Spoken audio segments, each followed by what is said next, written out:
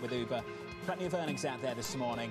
Uber is doing okay, at least better than expected. People looking at fourth quarter earnings coming in, or bookings, I should say, coming in higher than expected. 여러분 안녕하세요. This is our first annual 안녕하세요. 뉴스 읽어주는 여자입니다. I wonder if this is a ride-hailing story or if this is a consolidation of the behemoth story, because Uber certainly is seeing growth that maybe some of the competitors are not. That stock is unchanged. 오늘도 매매를 좀 해볼까나.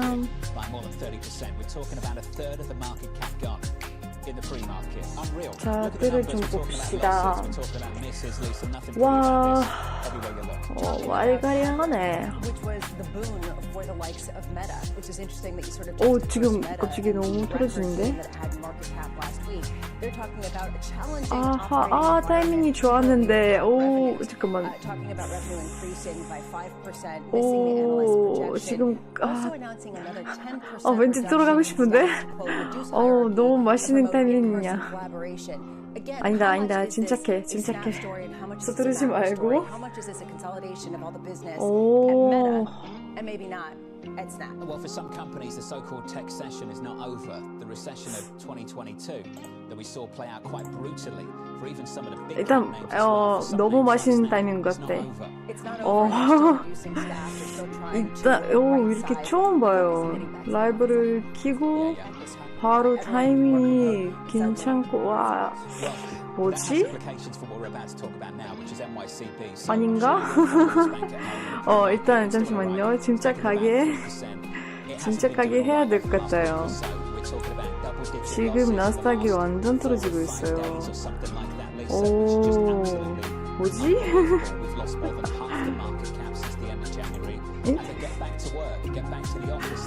일단 맛보기 성공. 오, 괜찮네요. 오, 갑자기 너무 놀랐어. 타이밍이 괜찮은 것 같아서 꼭 들어갔어.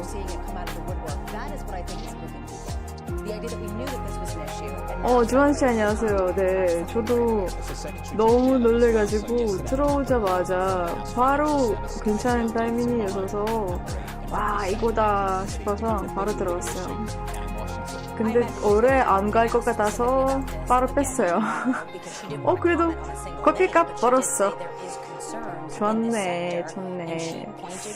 오케이, 봅시다.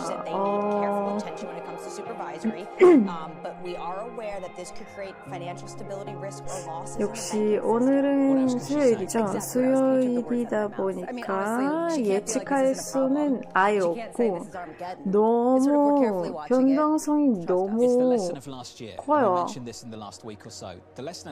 천천히 내려갔다가 유지하고 또 엄청 갑자기 너무 내려갔고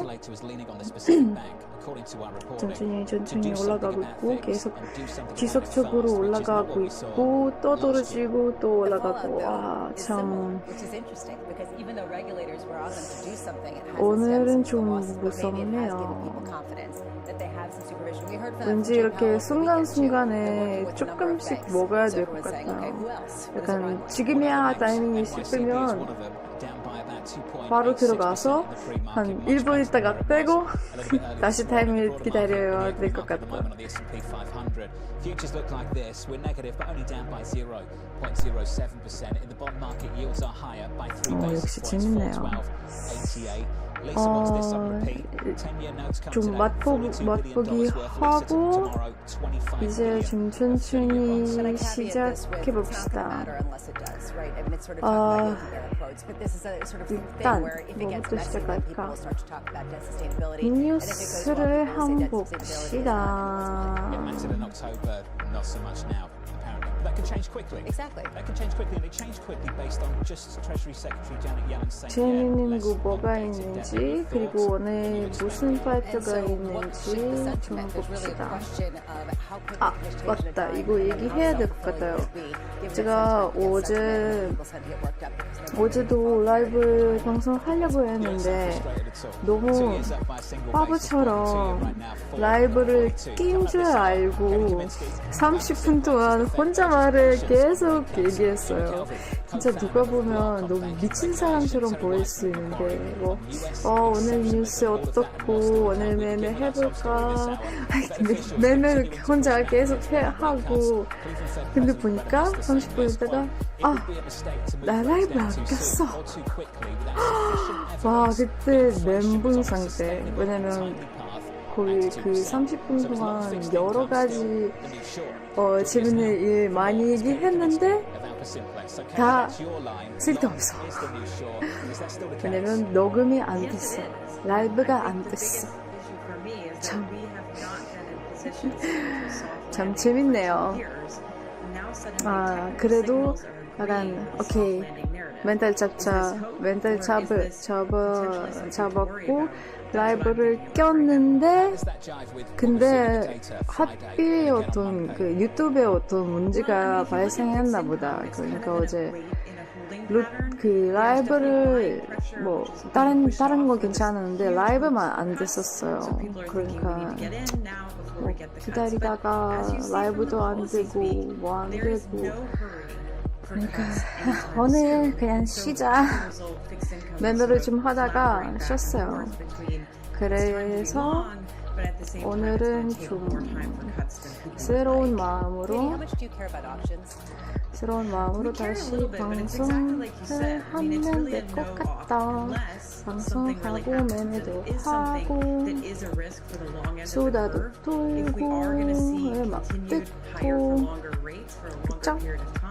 Should we see that weakness in the long end of the curve, we might see the steepener without the cuts. So I think that's why people are watching it, just to see if that could show signs of some fragility in the system. I was talking earlier about how I feel like it's getting over again. We kind of feel like Back to the Future with this idea of the no landing or soft landing and what we're going to do with a reaccelerating U.S. economy. If the Fed remains 그리고 결과적으로 제가 어제 얼마 벌었나? 한 20만 원 정도? 23만 원인가? Well, I think bonds have gone through their cycle. We've seen an inversion, we've seen a flattening, and frankly, the next step is a steeper yield curve. And so if we do stay higher for longer, then, there could be weakness in the long end of the curve where people kind of lose some faith, which you have to watch for. I think for us, the biggest thing that is a concern is if you have upside risk in inflation that people are really hoping against. That's something that I think we worry about for this year. So, Kelly, let's drill deeper.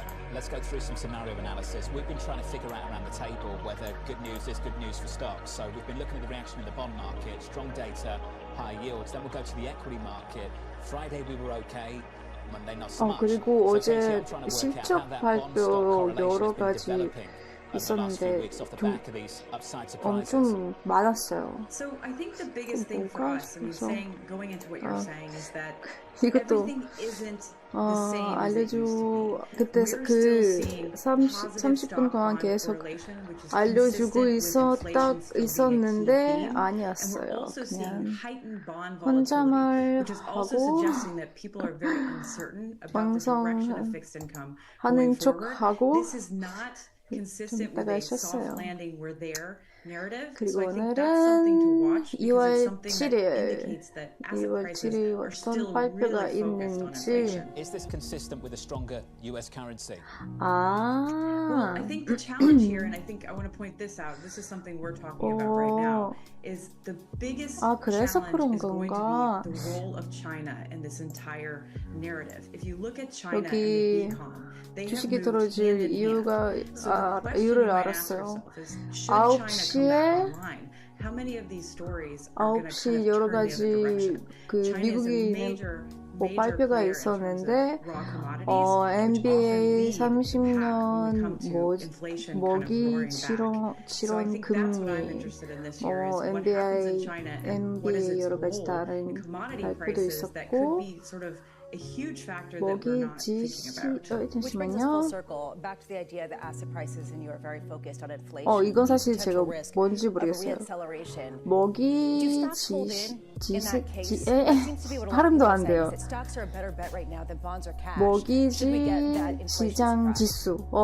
I'm gonna think about it. I mean, I agree because when you have an 하나, 둘, inflation 셋, surprise, it goes 다섯 straight to bonds. Those are 개 long-term 발표가 cash flows. 있었는데 Inflation, especially in the 보니까 short run, 결과가 isn't 좋지 so bad 않았어요. for equity markets. I think the challenge is when you hit more restrictive financial conditions, which frankly the 그리고 data is not 오늘 suggesting yet. 10시 So as a result, 30분에 equities are still looking 미국 relatively good, 무역 and the 수지 US is really looking 발표 ahead of other regions. So I think that I would agree with that. 여러 가지 좀 발표가 All over again. Katie, 있는데 thank you. Katie Kaminsky of Alpha Simplex. We'll catch up with Terry 그때쯤 White 좀 from Macquarie 주의해야 about 될 것 that later 같아요. this hour. Your equity market on the S&P 500 is totally unchanged. Let's give you an update on stories elsewhere this morning. Here's your Bloomberg brief with Danny Berger. Hey, Danny. 그리고 12시에 미국 IBG 경제 낙관 지수 발표 있어요. 일단 10시 반과 12시쯤에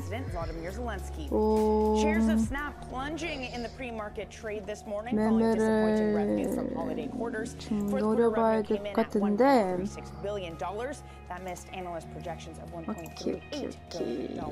The parent company of Snapchat has been restructuring over the past 2 years and announced that they'll cut workforces by another 10%. Nearly 68 million Americans are expected to place a bet on this year's Super Bowl. That's according to the gambling industry's National Trade Association. 너무 잘 And that's 받았어요. a 35% jump from last year. The total value of bets is estimated to surpass $23 billion, but of that, just $1.5 billion is projected to be with legal outlets.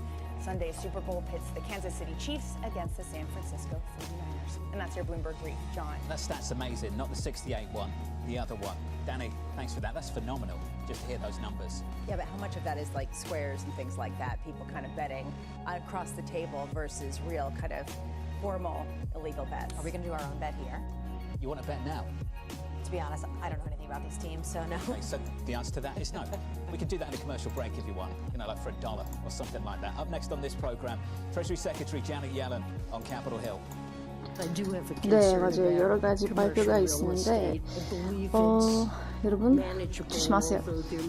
조심하시고 천천히 조심스럽게 매매를 했으면 좋겠어요.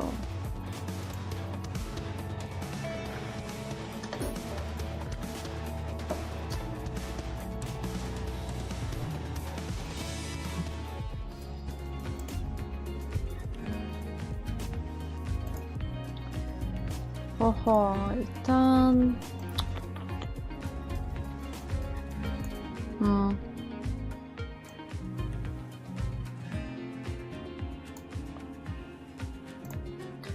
타이밍을 좀 기다려 봐야 될 것 같아요. 뉴스 봅시다. 뭐가 오, 어머나, 역시 수요일은 다르죠. 지금 뉴스 보니까 주식은 지금 계속 다 떨어지고 있고, 나스닥, 의외네? 나스닥은, 물론 차트에서 지금 보고 있는데, 나스닥은 지금 0.07% 정도 올라가고 있어요. 그리고 가격은 17,672원. 뭐 어제랑 좀 비슷해요. 어제 한 17,680만원 정도였어요.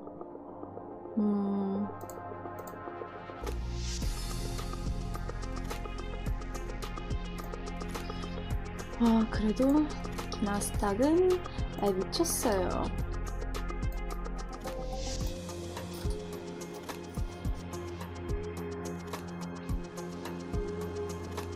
맞아요. 좋은 시간 감사합니다.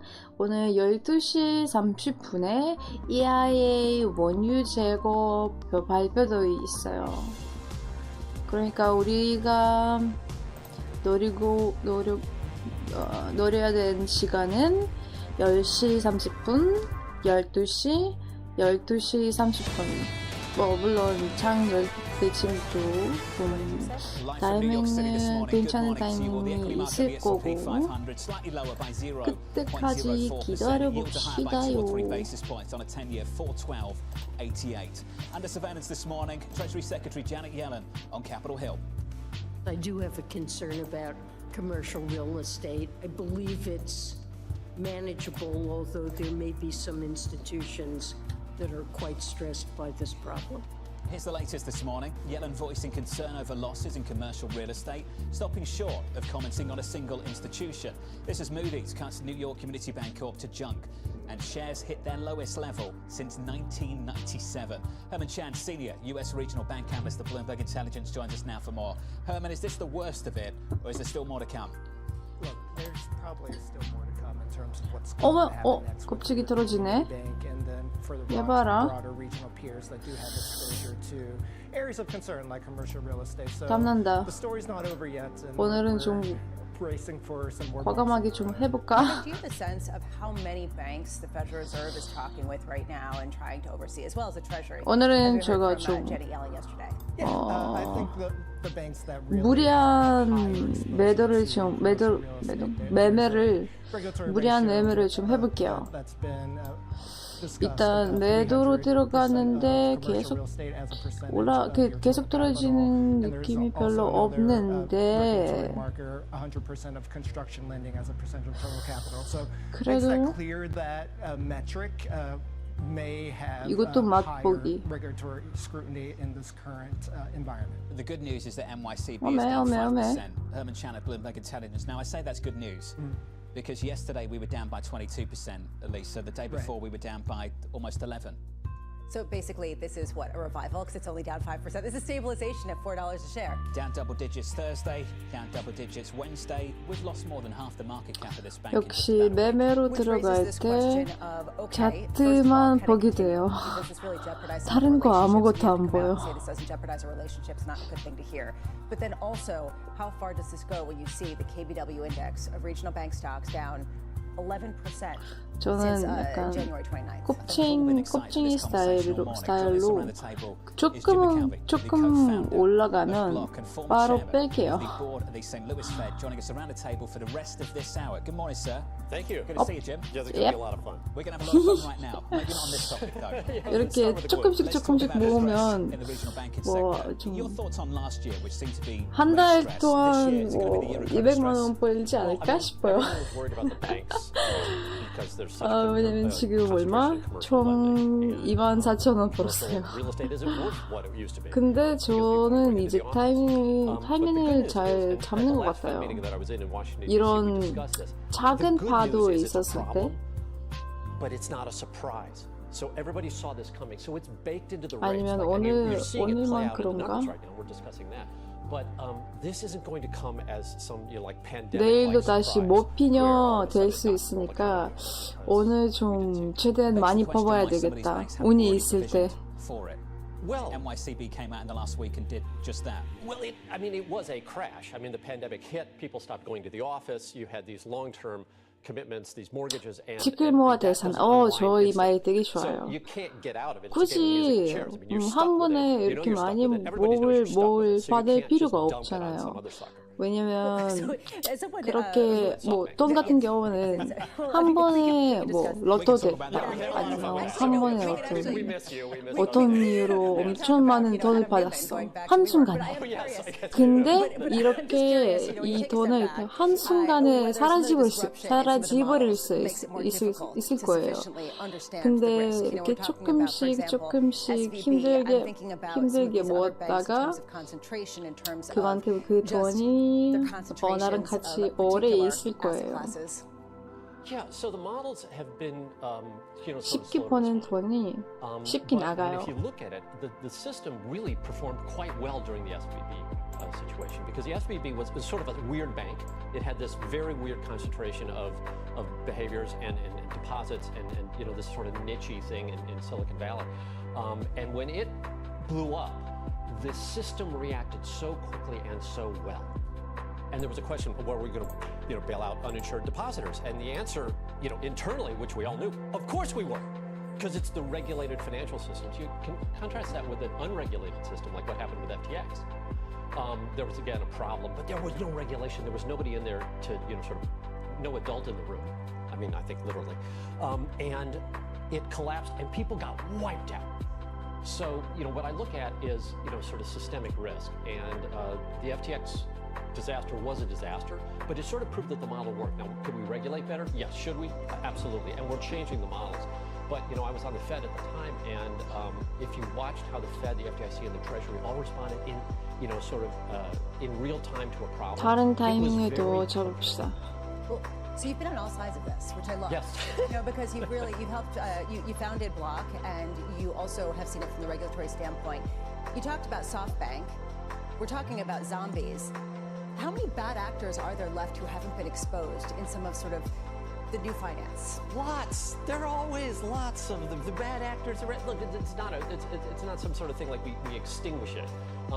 These people move from thing to thing, and a lot of them get to find the next thing. I don't know what it is. I'm sure there's going to be a lot of fraud in AI.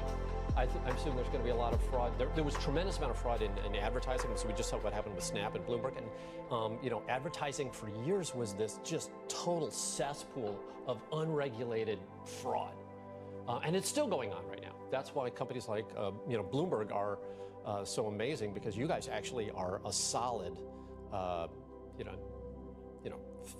fact-creating, fact-reporting company. Whereas most of them, you look at what's happening with Dow Jones, look at what's happening, sort of the news world, it's just imploding. Because of AI. And you think there needs to be actual regulation for that? No, it's not. It's not AI that's killing news. It's the fact that, basically the platforms 갑자기 또 떨어지네. 이거는 못 잡았어요. Bloomberg being the exception. How are we going to confront an era of disinformation and potential of that coming from AI in the years to come? What's the best way of doing that? Nobody knows right now. I mean, I think in the world of AI, we absolutely need to start thinking about regulation quickly.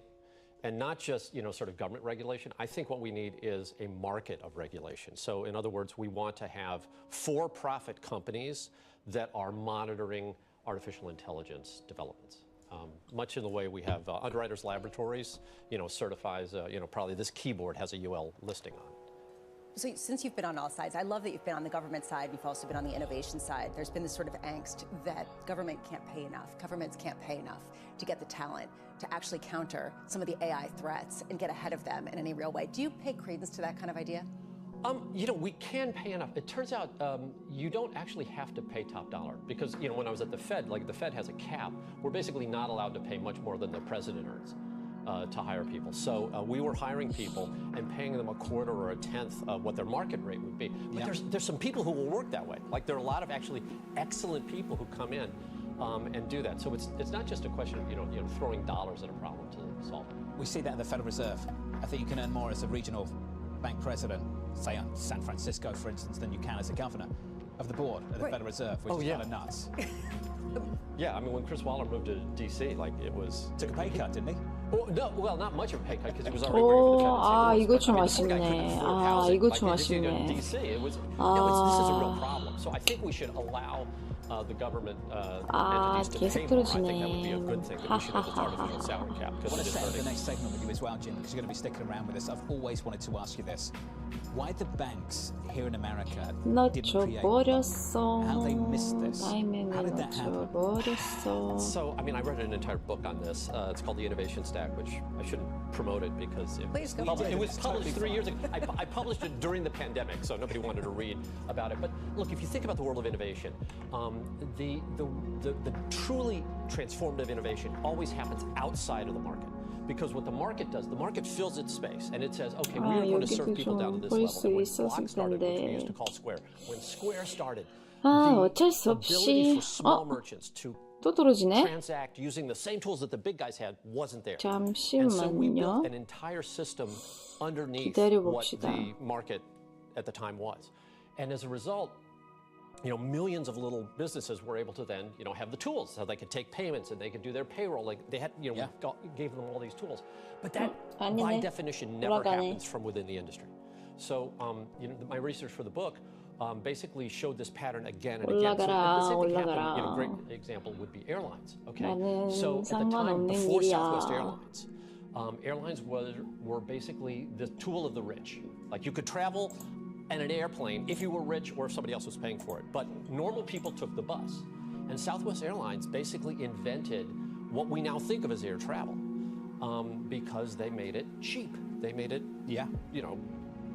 affordable to everybody.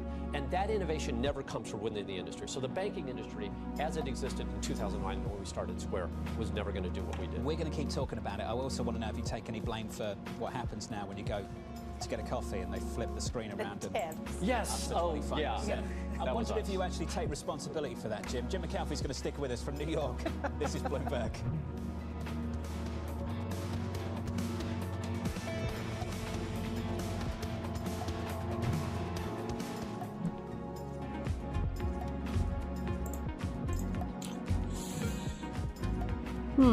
설마 계속 올라가고 있진 않겠지?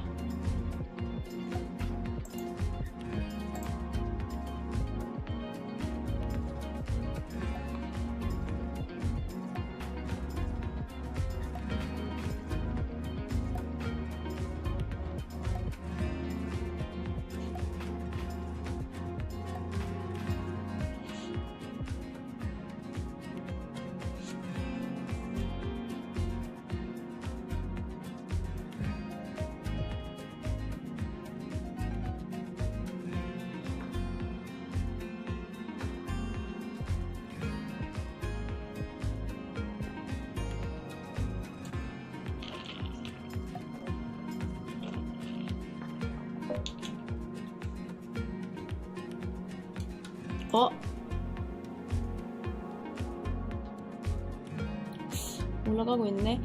아니, 사실 오늘 어떤 한 포지션을 잡고 유지하고 싶었는데 근데 도저히 예측이 안 돼. 나서 계속 뉴스 보니까 계속 올라가고 있는데 어떻게 해야 될지는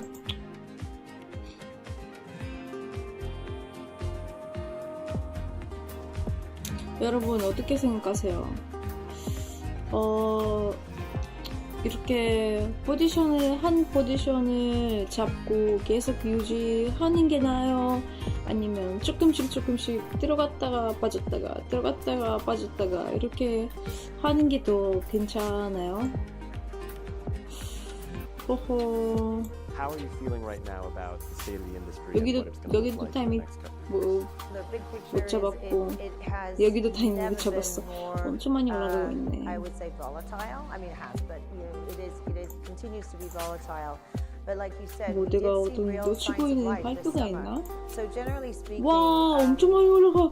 box 갑자기. office is down globally around 20% to 2019. 이런 거 못 봐. 이런 거 못 봐. 여러분 일단 들어갑시다. 들어가보고 이씨 또 일찍 들어갔을 거예요. 오늘은 좀 욕심을 좀 부리고 싶어요. 아니야 여기 떨어지면 안 돼.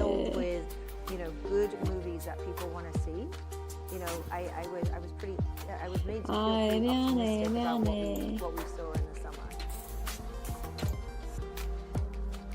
Bloomberg has enhanced search on the terminal to deliver what you need. 뭐 9시 30분에 어딘 할 거다 없겠죠? 지금 나달이 되면 얼마 아실 것 같은데. Compare financials. 아하. 10시에 어떤 발표가 또 있는데 근데 브라질에 있는 발표예요. 근데 보니까 브라질은 속 중요하지 않을 것 같고 아마 주식 영향을 줄 수 있는 발표는 뭐 아무래도 미국 그리고 중국 이런 나라인 것 같아요. 브라질, 영국, 이탈리아 이런 발표가 별로 중요하지 않을 것 같아요. 우와 뭐지? 뭐지? 엄청 많이 올라가고 있네.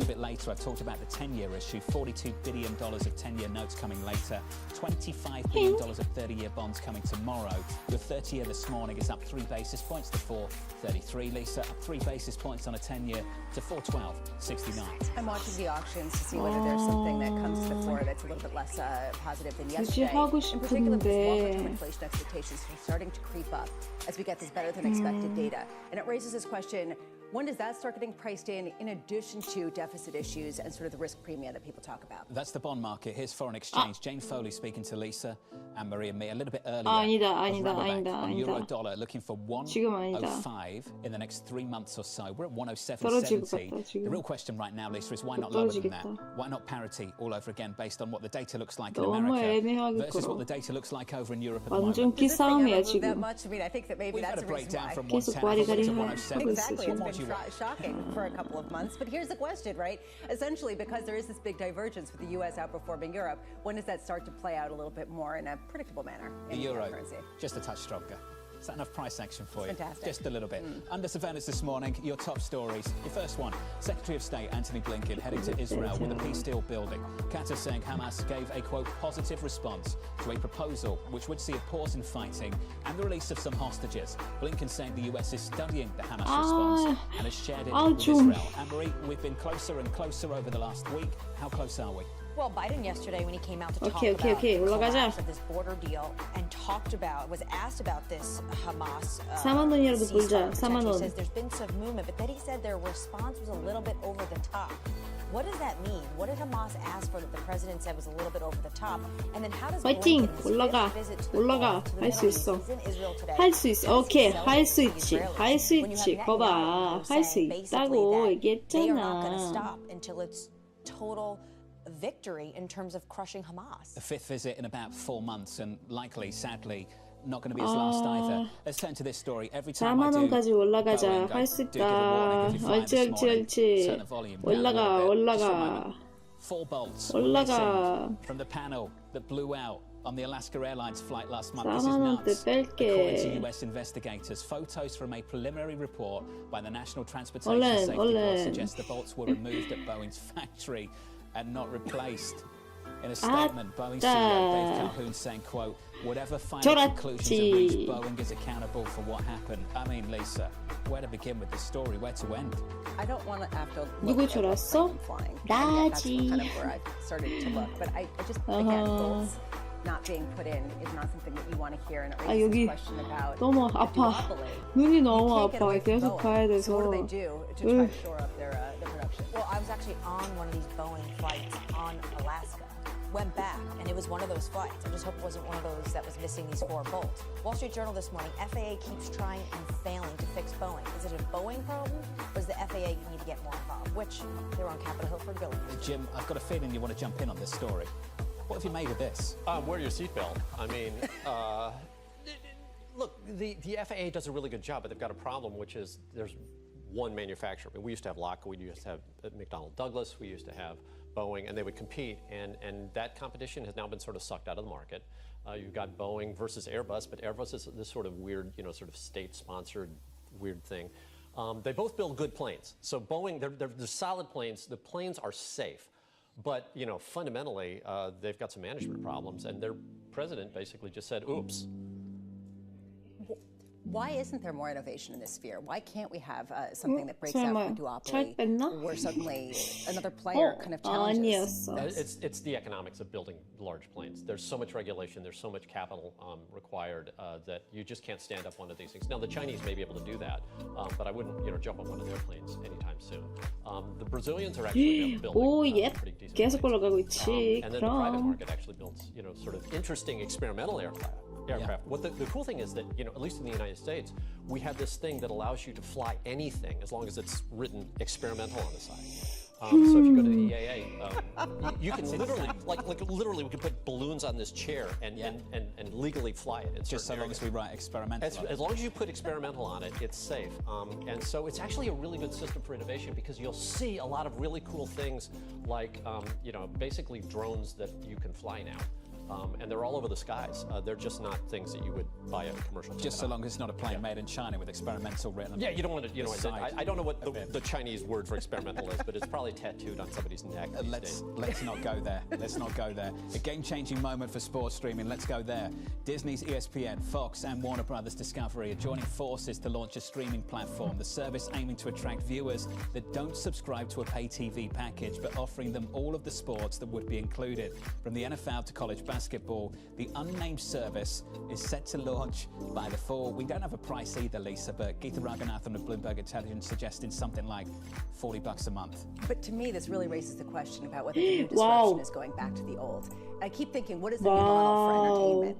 I'd love to actually hear Jim's thoughts on this. What's the new model for entertainment at a time where streaming is kind of coming full circle and there are these disparate services? And how do you consolidate enough eyeballs and capital to really make it work? Jim, thoughts?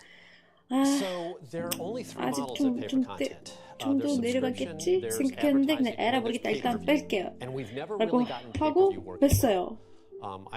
근데 이게 무슨 일이야. 계속 올라가고 있는데 그래도 여태쯤 들어가서 여태쯤 뺐어요.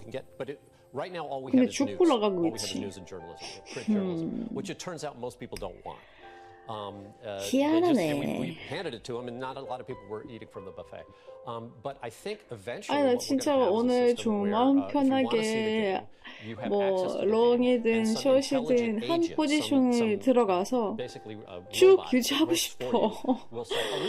너무 이렇게 눈치 보다가 계속 그 차트 보느라 진짜 눈이 아파요. The solution to this, because it's bundling and unbundling and signing up and where's the game and I have to sign up for Peacock in order to watch the game. 근데 진짜 오늘은 예측이 아예 안 돼. It's nuts and it's frustrating.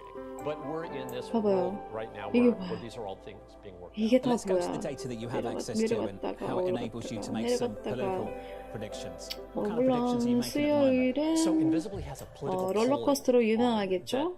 weirdly has been calling the elections correctly. So we called the Trump-Clinton, or sorry, the Trump-Clinton election correctly, and called the last ones. The data right now is really interesting. The Democrats are likely to run the only person who could lose to Trump. And the Republicans are about to run the only person who could lose to Biden. And if either side would pick a different candidate, at least from what we've seen, 시력이 더 나빠질 수 있어요. 진짜. sort of the 요만한 안경 써야겠다, 진짜. least likely candidate in both sides. What is the data telling you on who would win this rematch? Right now, Trump. Yeah, that's that. I mean, but look, so early to tell. And look, And what's the spread? 일단 지금 계속 올라가고 있고 it's, a couple of points. It's because what happens 난 is you 좀 have these 오늘 weird voters who don't 매도를 좀 노려볼게요. 진짜 왠지 떨어져야 될 것 같기도 하고 아니야 떨어질 거야. And it turns out that actually predicted 나는 기다리자. the elections in the past. So 기다리고 we hope it's going to still 조금 work. 있다가 과감 So when 확인하도록 people aren't honest 들어가면 with them, 돼요. is that basically what we find? Yes, if I stand there with a clipboard and I say, John, who are you going to vote with? You tell I'm me. here for Bloomberg Morning Consult, and we're not telling the truth. Is that basically? No, but it? in terms of, you just had the conversation with the cameras off. We had a very frank conversation, which none of you guys got to hear. 역시는 this is 나스닥은 the fact. 쉽지 When 않죠. you poll somebody as controversial as Donald Trump, a lot of people tell you what they think you want to hear, and they don't honestly answer. So we get them where they really are, and they answer honestly. And that's, Honestly, what are the worst parts of the internet? I mean, there's a lot of bad. That's oh, pretty there's obvious. so much. Right. 감사합니다, 조한 씨. 저도 조한 씨를 한 잔 응원할게요. 같이 I 선거합시다. think we saw a similar I forgot to thing. say it's called surveillance. Like I think we saw a similar thing with Brexit back in 2016. Yeah. The people were polled, and it was the difference between a telephone interview versus an in-person polling, and all of that stuff as well. Is that what you're finding then? Yeah, what we find is that if you ask them the question on the page and you don't pull them off the page so that they trigger into this, oh, I need to answer correctly, then, or I should say honestly, they will answer honestly if you don't disturb them from the cat videos or people in Walmart or whatever else This they're brings doing. up quite a philosophical question. It's who monopolized the moral high ground for the public to believe there was an answer to the question that you wanted, and the answer they did have, they felt like they had to keep in private. And it makes me wonder whether we've sort of lost where the country is actually in reality, and that the leadership is out there trying to please maybe the fringes of society without really directing it down the middle. Have we lost track of where this country is? We have, I think, because a lot of the leadership is on the coasts, and a lot of the energy is in the Midwest and in farm states and in places where, you know, normal people feel like they don't have a voice. And I live in St. Louis, Missouri. I'm from St. Louis, and this is the spirit out there. And I've watched this develop over the last 15, 20 years. We're not properly connected to the center part of the country. We've already seen AI play out in this election, deep fakes on people's voices. How concerned are you 어허, about that? 오늘 지금 Terrifying. 기사음에 Terrifying. 기사음을 And impressed, 들어갔어. like it's gotten really cool. But Spoken like a true You're innovator. impressed because it's so good, and that is scary. it's fantastic, and it's going to be the tool that changes lives and changes the way we work and changes the way we think. But right now, it is so dangerous to use the old system. So we used to say, oh, if you had something that was typed, it was legit because it cost money to have a printing press. So if it was handwritten, it was possibly fake. But you couldn't fake type. And then we got laser printers, so everybody could fake type. And then we got the internet, so everyone could fake news. And now we have AI, so anyone can fake video. Like, I might not be saying this. He is. Thanks, Anne-Marie.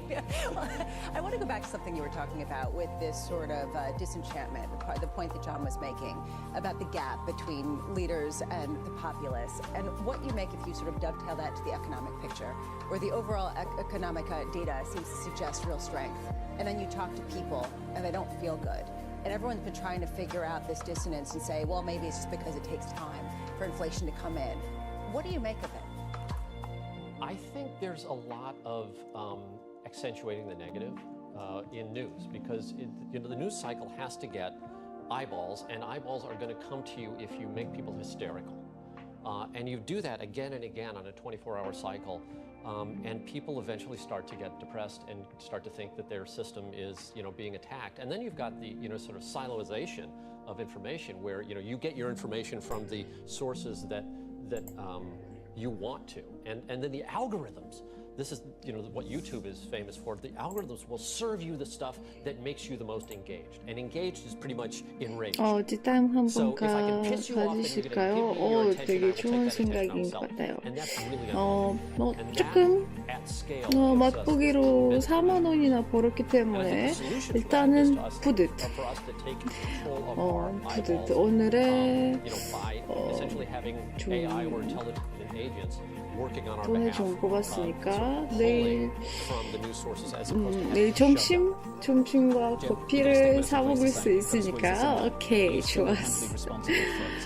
그럼 제가 좀 이따가 다시 한 10시 15분? 20분쯤에 거기 발표 시작하기 전에 그때쯤 다시 다시 오고 그리고 다시 타이밍을 좀 해자는 타이밍을 노려봅시다. 좀 이따가 다시 올게요. And has it gone too far? Sure, because everybody's copied what we were doing, you know. But is it appropriate that we treat the people who serve us well? Yes, I think it is. And I think they've been unappreciated for a long time. Couldn't agree more, Jim. You're going to stick with us. Thank you, sir. Let's get you an update on stories elsewhere this morning. Here's your Bloomberg Brief with Danny Berger. Hey, Danny. Hey, John. PIMCO says the Bank of Japan may scrap its negative interest rate policy as soon as March and hike multiple times this year. The firm predicts the central bank will raise its benchmark rate to 0% in April or March before hiking by a quarter point by the year's end. PIMCO says quickening wage growth will likely create persistent inflation, allowing the BOJ to exit negative rates. House Republicans are vowing to bring back articles of impeachment for Homeland Security Secretary Alejandro Mayorkas to the floor. The initial vote failed 214 to 216 after 4 GOP members sided with Democrats. But the Republican majority expects to hold another vote once House Speaker Steve Scalise returns from cancer treatments. Republicans charged Mayorkas with refusal to enforce immigration laws and failing to secure the border. Donald Trump, meanwhile, has been denied immunity in his case surrounding the efforts to overturn the 2020 election. He attempted to claim that a sitting or former president is immune from criminal charges. The ruling was unanimous from a Washington, D.C. federal appeals court. It now moves Trump closer to the possibility of facing a trial ahead of November's election. The Republican frontrunner has until Feb 12th to appeal the ruling to the Supreme Court. That's your Bloomberg Brief. John. Hey, Danny, thank you. Up next on the program, another round of U.S. exceptionalism.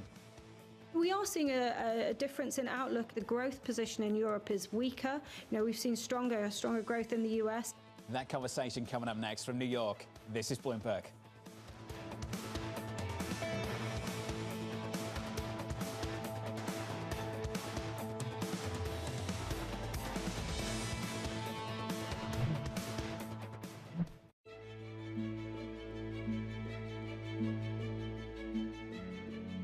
Timelessness and sustainability go together, right? You can't expect to be timeless if we're run out of resources. So for me, sustainability is not a side activity.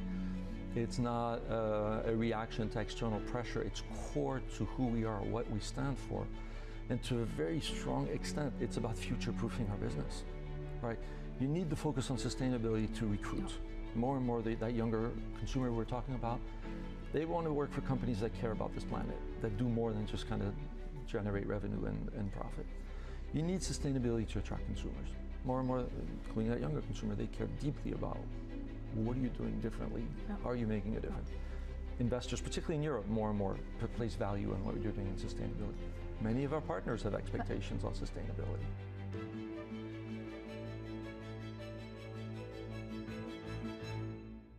From our studios in New York and San Francisco, our expert hosts have the data and analysis about the companies you know and the startups to watch, plus the interviews you don't want to miss. Watch Caroline Hyde and Ed Ludlow on Bloomberg Technology, the only daily business show dedicated to tech, right in the middle of the trading action. 11 a.m. on the East Coast, 8 a.m. in the West. Only on Bloomberg Television. Context changes everything. DOJ or other authorities could face bigger challenges next. It was going to keep reading World Cup. This is a three. As the economic picture. Covering the intersections of Hollywood, Silicon Valley, and beyond.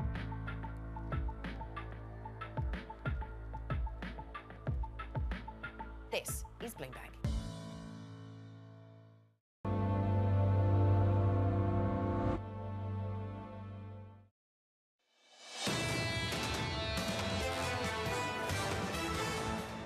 Stocks on the S&P 500 doing okay here, positive by 0.1%. If you're following the fate of NYCB in the pre-market, that stock is now higher by around about 10%, 462 in the pre-market right now. Under surveillance this morning, another round of US exceptionalism. We are seeing a difference in outlook. The growth position in Europe is weaker. We've seen stronger growth in the US, and the European economies have taken a much bigger hit on inflation because of their exposure through the energy price. So, they've had a more difficult, challenging period over the last couple of years, and the growth outlook is a bit weaker, including because of actually an aging workforce in the euro area as well, compared to the US, where we've seen some remarkable strength in the last couple of years. Here's the latest this morning. US economic data continuing to surprise to the upside. Macquarie's Terry Wiseman writing this. When and if the US is no longer surprising positively versus the rest of the world, the dollar will weaken. For now, over the last week, the dollar has been stronger. Terry joins us around the table for more. Morning, Terry. Good morning, John. Any reason to believe this won't continue? Just how good are things in the States and how bad are they everywhere else? Things are pretty good in the States, but you can point to a few excesses in the States as well. And when we look forward, I think as economists, we should ask ourselves, where are the excesses and can they last? I'll point out one. The personal savings rate in the U.S. is 3.7% as per the last month of data. That's low compared to historic norms. We're used to having in the United States a savings rate that is, around 5%. And just prior to the pandemic, we had a savings rate of 7%. Are people saving enough for retirement? Probably not. Are they going to wake up to this fact? At some point, they might. At that point, they're going to start to reduce their consumption. And at that point, we might see that consumption-driven slowdown. Has it happened yet? Absolutely not. And it's very difficult to predict when it's going to happen. You can make a case that it can happen organically. People just wake up and say, hey, I'm not saving enough. Or they're shocked into saving more. It could be a stock market crash. It could be a sense from just reading the headlines that there's a problem in the commercial real estate sector. Something might cause that. When that happens, you'll see the economy slow, but it doesn't have to happen in the next few months. There's nothing that is militating for that to happen immediately. It feels like we're putting a bunch of previous years on repeat this year. And I was just thinking that all morning. I feel like the same stories are coming up again and again, and this is one of them. Soft landing, no landing, we can just push it out. We're going to get the weakness. It's just going to happen later. How do you sort of factor in some of the data that's highlighting a lot more strength than people expected into this? It's going to come. Just wait. You'll see. Look, some people are momentum people. They look at the trend and they simply extrapolate it. I'm not that kind of person. I don't care about the past. I just care about the future. But there's some validity to saying that, hey, if things are going well, they're just going to continue to do so because, on a short-term basis, that usually works. And if all you have to do is predict what's going to happen in the next month or two, then saying, look, the economy's strong, going to be strong in the next 2 months because it's strong today is not a bad approach, okay? Given that the probability of these shocks coming in any given month is low, okay? But when you extend the horizon to a year or two, well, that probably goes up, okay? And it all depends on what your investment horizon is. If it's 1 or 2 months, yeah, probably nothing's going to happen. If it's a year, you've got these worries, right? Is the personal savings rate going to stay as low as it is? More importantly, are we going to have a problem in commercial real estate, right? That's the other excess. There's plenty. Terry Wiseman of Macquarie around the table with us, together with Block co-founder Jim McCalvey. Jim, you're affiliated with Emerson Electric as well. Yeah, I just joined the board last June. What are you finding they're telling you about the global economy right now? So normally I'm not allowed to share this, but we just released earnings like an hour before this program started. So I bring to you good news from the world economy. So this is really cool. Emerson Electric, nobody's heard of them, but they've been around for over 100 years, and they make the stuff that makes the stuff. So they make valves and control systems and industrial automation. So if you're building a plant anywhere in the world, you're probably using Emerson equipment. So their sales basically show us if the world is optimistic. And I have the numbers here, hot off the press. America's up 8%, Asia and MEA up 15%, Europe up 10%. It's up worldwide. And we have not seen something like this in many years. Now, part of this is just Emerson's a pretty well-run company, so these are their numbers. So you have to take out the sort of well-run part of Emerson. But even if you just look at the broad sectors, the world economy is doing really well. And so this is data that I think it should be very encouraging for everybody, because the world economy is really the thing that keeps us all together as a planet. And if everyone's making money, we don't have as many wars, we don't have as much problems. And this is very, very good news. It just came out. Terry, does that make you feel good? It does, but at the same time, I have to wonder about what the role of China is going to be in this story this year. There's a lot of excess manufacturing capacity in China these days, and if they do not get aggregate demand to pick up and households to start to buy, yes, manufacturing would do okay, but it'll be led by China. China may dump those goods on Western markets, barring tariffs and non-tariff barriers. And then you'll see manufacturers, outside of China feel the pressure. And to some extent, that's already happening with electric vehicles. It's happening to some extent in the U.S. as well. Maybe we haven't seen as much of it because the consumer has stayed strong, has continued to buy goods pretty rapidly, pretty aggressively.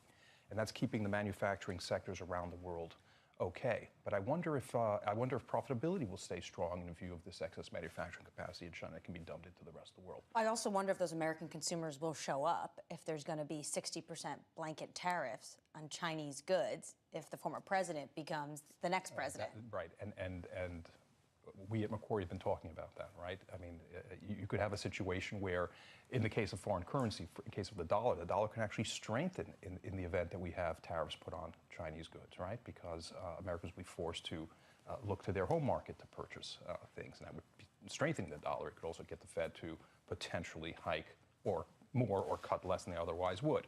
So yes, if the point is that politics is very important with respect to whether this how the pie is divided around the world with respect to this manufacturing boom, I would agree with that. And I think the next few months in particular, because of the elections around the world, not just in the U.S., is going to be very important to determining how that pie is sliced. You've both touched on the same topic, so let's go there. Jim, if things are so good, why are we talking about trade wars still? Why are we seeing wars take place in places like Ukraine and the Middle East as well? Why are we seeing heightened tension? To your point, if things are playing out quite nicely. Well, I mean, look, it's a big world and people get along and don't get along, and I can't explain war. Thanks for the softball question, but like I got nothing to add. But look, generally, if you look at the trends that we're looking at, you have things like decarbonization. We've recognized that the planet is heating up, and we've taken meaningful steps to build technologies that are going to address that. And this is one of the things that Emerson does. They build the things that give us green energy. They build us things that that are helping that transition. And those factors are worldwide and very positive. Now, are there going to be wars and problems? Absolutely. But the fact that we're looking at these sort of global supply chains, and everybody kind of has to get along, because you're just not going to work as any single entity. I mean, even if China decides to sort of go rogue, they can't. Nobody. The U.S. can't. Like, we're all connected, and that just makes it better. I think ultimately this is what we're getting at. We used to think that trade relationships prevented conflict, and then we've seen what's taken place between Russia, Ukraine and Europe. It hasn't played out that way at all. We had a massive trade relationship between the US and China, and yet we've still got tension on that front as well, Lisa. Yeah, this is true, which is the reason why people haven't bought into this tone shift that we've heard from Xi Jinping in response to the lack of direct investment. This is one of the key questions. When does it become a real problem? Terry Wiseman of Macquarie. Terry, good to catch up. Jim, we could speak to you all morning. This was awesome. Let's do this again soon. Thank you, sir. So much fun. Jim McAfee there, the Block co-founder. Coming up, Republican Senator Rick Scott of Florida, Keith Lerner of Truist, Kathy Bosjancic of Nationwide, and Michael Nathan. Step into Wix Studio, the web creation platform built for agencies.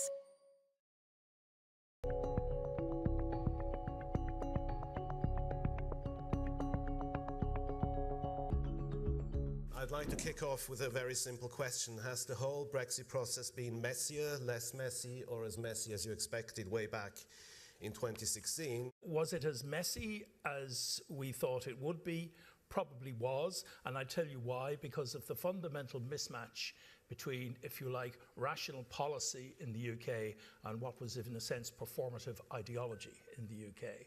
And I think that was the problem. We could have had the deal, the so-called Windsor deal, several years ago, but the Johnson government simply did not want a deal on those terms. But I think for the short to medium term, the next 3 to 5 years, the Brexit will be net negative on the UK economy, no question about it. What happens over the longer term depends on what the British establishment or the future UK governments do. One, I do think ultimately they will finish up in the next 10 or 15 years putting some kind of, I call it a trade deal with Europe similar to Norway or Switzerland. I disagree with Declan. I think they will pay into a European budget. I think they will have no choice. It is too big. The fundamental strength of the single market is something that is too attractive for the UK economy to be excluded from. Maybe the messier part is yet to come. Welcome to the world of decentralized finance. You can see the massive gains for the OG crypto coin. The breakout we have all perhaps long awaited finally realized. We'll see if it sticks. Bloomberg's covering all things crypto, the people, There's no question its industry is composed of some bad actors and some good actors. the transactions, Volumes have surpassed $24 billion per day. and the technology. Stop talking about the technology, start demonstrating the utility. Bloomberg Crypto, Tuesdays. I think this will probably go down in history as one of, if not the largest financial crime ever. I cannot imagine a scenario where $8 billion just disappears. Bankman-Fried has pled not guilty to multiple fraud charges. Sam was just too important in the crypto community. When someone says, I'm going to give $1 billion in the next 2 years, like that catches everybody's attention. As time went on, their ideas got like weirder and weirder. I don't think he even had almost a conception at some points that it was wrong or right. I think he just had the mentality that he has to win. This committee will not stop until we uncover the full truth behind the collapse of FTX. Sue, Mark. Are you in? I'm in. I'm in. We're in. Will this be the last of its kind? No. This is the nature of capitalism. Get over it.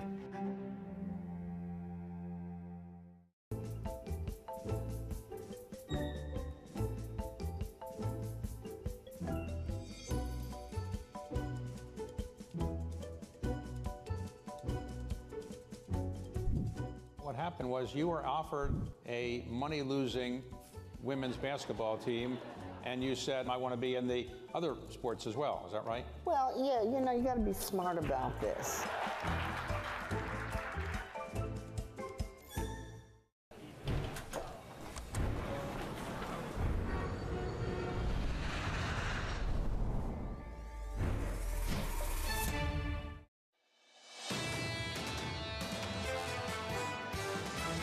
It seems like the stage is set for the Fed to have a slow decline in rates. If you continue to see that strong growth, you could actually get that soft landing that we had been looking for. It does seem ultimately growth is going to have to slow. If the economy slows more than sort of a Goldilocks landing, the Fed has room to cut rates maybe a little bit more. I do believe in Goldilocks. Productivity is higher, and these trade-offs are going to continue to be the Fed's dream come true. This is Bloomberg Surveillance with Jonathan Ferro, Lisa Abramowitz, and Anne-Marie Hordern.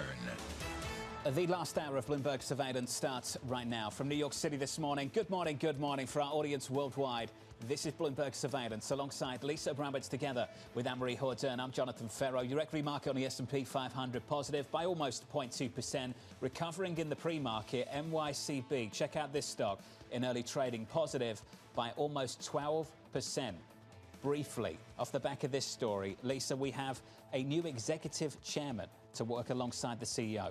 Again, this takes me back a year or 11 months. The fact that we're even talking about incredible volatility in a name, understand that it is trading below $5 per share. So you're talking about a lot of volatility with a lot less potential market capitalization. But how do you right-size the ship when you've lost credibility? How do you right-size the ship in the face of more zombies in the form of commercial real estate that still have yet to rear their head? Just to share the name with you, Alessandro Dinello, who had been the non-executive chairman and previously ran Flagstar Bancorp, which NYCB had actually bought back in 2022. So that's a name for you, Executive Chairman Alessandro Dinello, to work alongside the CEO to improve all aspects of the bank's operations. Just off the back of that news, the story pushing higher, the stock pushing higher. But to Lisa's point, this one has been absolutely pummeled over the last week, losing more than half of its market cap. Yesterday, we heard from Secretary Yellen on Capitol Hill in front of the House Financial Services Committee. Tomorrow, Secretary Yellen in front of the Senate Banking Committee. I imagine this is going to come up all over again. And given the fact that now this stock, which she didn't want to talk about a specific company, but now it's a penny stock, she might have to say a little bit more. Yesterday, her quote was,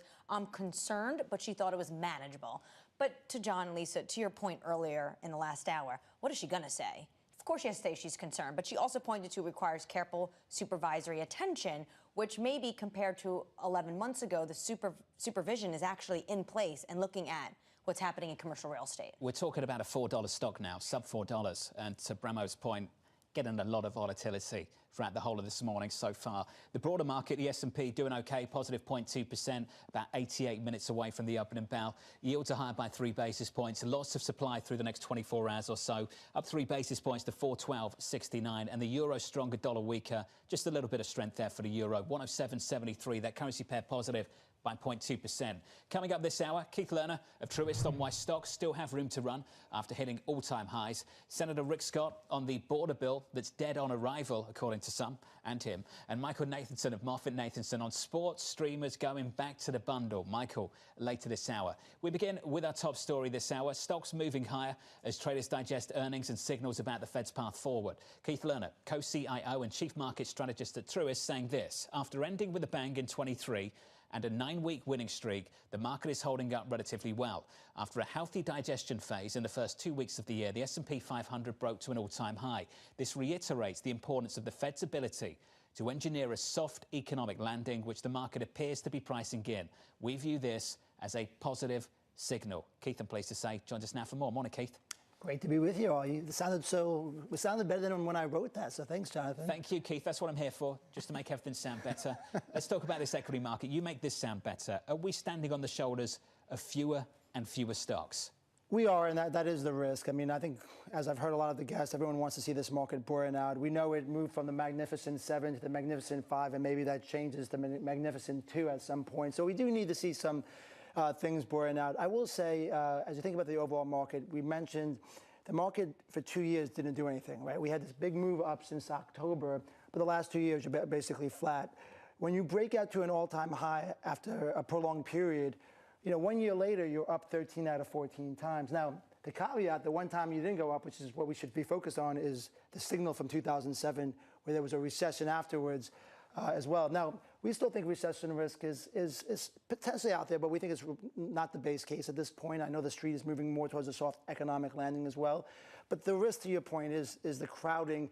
The equal weight index has underperformed the market cap by almost 20% over the last year. It's only happened, the extreme that we've seen is back during coming out of COVID and then back to 1999 as well. So we certainly need to see some better action from the broader market. Last time I looked, I think we were seeing 9 points of outperformance for the Mag 7 versus the equal weight S&P 500 already this year. Yeah. What's the recipe for better breadth, improving breadth? Well, I think it's partly the economy. I think the economy actually surprising somewhat to the upside, but also more like Goldilocks scenario where inflation stays, somewhat constrained, and the 10-year stays below 430 or so. I think we go back above 430. I think that's going to be a risk to the overall market.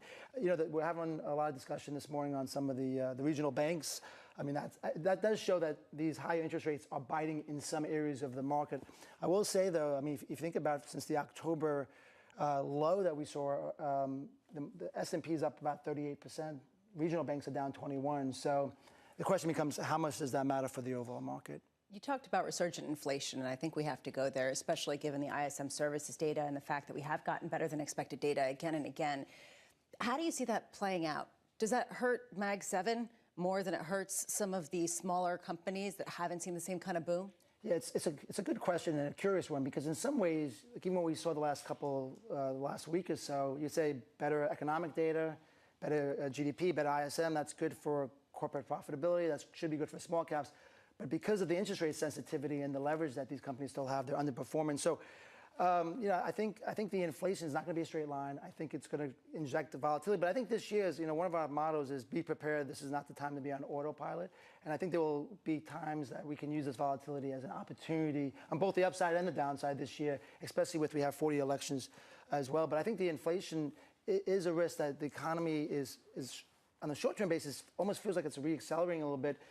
The PMIs have been low for so long, they can't really be down forever. Inventories are actually very low as well. So I think that's the risk, and that's why the Fed's pushed back. I think they have scar tissue from this inflation of the last couple of years, and I think it makes sense that they push back on the rate cuts. So we haven't heard a lot of conviction from pretty much anyone this year. It seems like everyone comes out and they're saying, we'll have to wait and see. We'll look at the data. We'll try to figure out where things are. Can you take us on a tour kind of your view and how it's shifted over the first, say, 45 days of the year as you take a look out and say, okay, we're pricing in a soft landing. It still looks like a base case.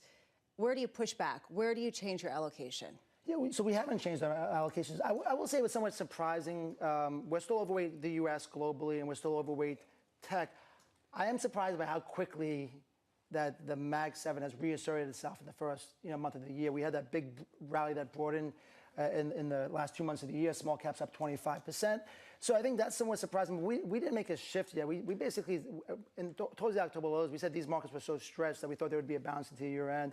So at this point, I mean, I think the one thing that the economy is a bit stronger, we were already saying that we thought the Fed was going to only cut 3 or 4 cuts because of that scar tissue. So not a lot has changed, and we haven't made any significant asset allocation decisions yet. We're still waiting for more confirmation on a shift to the average stock. We're just not seeing it yet, and we're going to be a little bit late, but we want to see more of a sustainable turn. In the meantime, people are taking a look at the data and saying, what data do we trust? And we keep hearing that again and again. The latest data coming out of Citigroup's Andrew Hollenhorst pushes against some of the headline data, talking about delinquencies now on credit cards surpassing pre-pandemic levels. You're seeing this in anecdotal data. How much do you trust some of the jobs figures, the other information that suggests things are reaccelerating? Yeah, well, I mean, I think there's some challenges with some of the seasonality issues, but across the board, if you look at job openings, quit rates, initial jobs claims, even if we say that Friday's jobless employment number was 200,000 instead of 350 or 175, that's still very healthy and actually above trend as a whole. So I still say the economy we think there's going to be a step down in growth. The labor market should cool somewhat, but it's still relatively healthy from what we see at this point. But the main thing we're looking at, too, is obviously the weekly initial claims every week. We're looking at the credit markets. Those are things that we're seeing is, are we starting to see some cracks, even with some of the issues in commercial real estate? Are we seeing it manifest itself more broadly? We're not seeing it yet, but that's where we're attuned to at this point. Keith, before you go, favorite sector right now, what is it? Only one. You got 2? I got 3. Give me 3. I'm going to give you 3. Well, we still like tech, but I do think tech's going to consolidate here a bit. Okay. We like consumer discretionary, which is a mix of growth and kind of that cyclical play. And believe it or not, we do like financials, but we like the larger cap financials as well, based on the more resilient economy. So hopefully I can get 1 of the 3 right, so I can come back and say I was right. Just on number 3, which is what we'll follow up on, no doubt, in a few months' time when you come back. Okay. Number 3, the financials. Yep. Do you think that this will be an isolated issue for a small number of small banks in this country? If I say that and I'm wrong, you'll replay that in like 6 months. Without a doubt, obviously. So, but I'm trying to find out how you think about it right now. At this point, I think the Fed, the Treasury are very attuned to this. They have a playbook on this as well. So listen, I think it's going to hurt the economy. I think we're going to see a maturity wall that picks up this year hurt. But at this point, I think the larger banks are very well capitalized, and I think the regulators are on top of it. So at this point, it doesn't seem like this is going to be systemic. But again, you got to watch to see if this starts to manifest in credit markets. We're not seeing it as of yet. You sound like Secretary Yellen, which may or may not be a good thing in 3 months' time. Keith, it's good to see you. Great to see you all. Thank you, sir. Keith Lerner there of Truist. Let's get you an update on stories elsewhere this morning. Here's your Bloomberg Brief with Danny Berger. Hey, Danny. Hey, John. The troubles in the U.S. commercial property market, which have hit banks in New York and Japan, is spreading to Europe. German real estate financer Deutsche Pfandbriefbank has seen its bond slump on concerns about its exposure to the sector. The bank responded with an unscheduled statement saying it has increased provisions because of the sector's persistent weakness. Shares of New York Community Bank have reversed in the pre-market trade. They're now higher. The bank named Alessandro Dinello as executive chairman effective immediately. The CEO is pledging to bring in new executives after Moody's cut the bank's rating to junk yesterday. The bank has lost nearly half of its market cap in a week after hoarding cash and slashing its dividend. The bank took on assets from Signature Bank last year, including 2 risky loans and commercial real estate. Uber has delivered a beat on bookings in earnings this morning.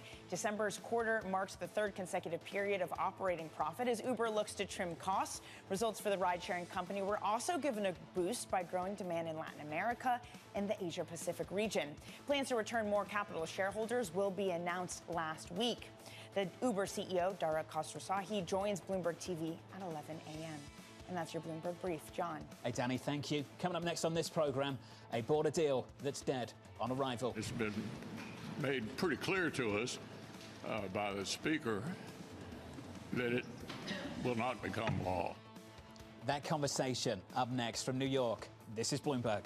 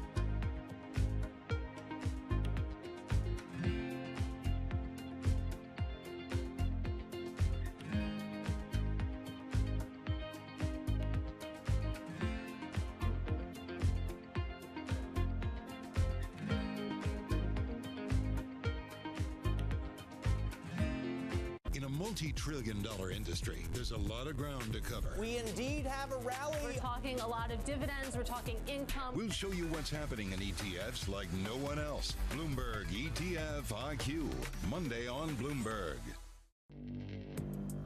Access the financial world on demand. Hear from leading economists, policymakers, and industry experts via live and on-demand webinars, only from Bloomberg. Start exploring to see what's moving the markets. Visit Bloomberg.com/webinars. Bloomberg covers the world with unmatched reach and resources. From more than 120 countries, the moment news breaks, 24 hours a day. Bloomberg, context changes everything.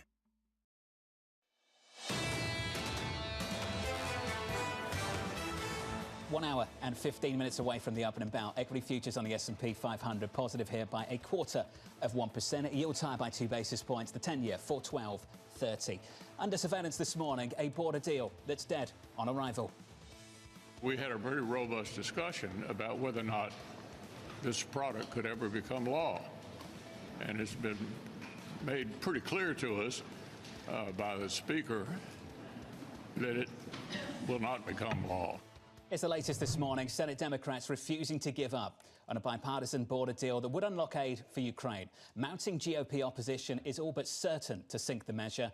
Senator Rick Scott writing this: our lawless southern border poses a huge threat. The Schumer-McConnell-Biden deal still allows criminals and terrorists to continue to pour into our country. We need actual border security. Senator Scott, I'm pleased to say, joins us now for more. Senator, I'm just going to start the conversation by sharing 2 quotes with you, and you can help me understand who's got this right. The first quote is from House Majority Leader Steve Scalise, who says, here's what people pushing this deal aren't telling you. It accepts 5,000 illegal immigrants a day. The bill, as you know, sir, because you've read it, specifically refers to 5,000 encounters.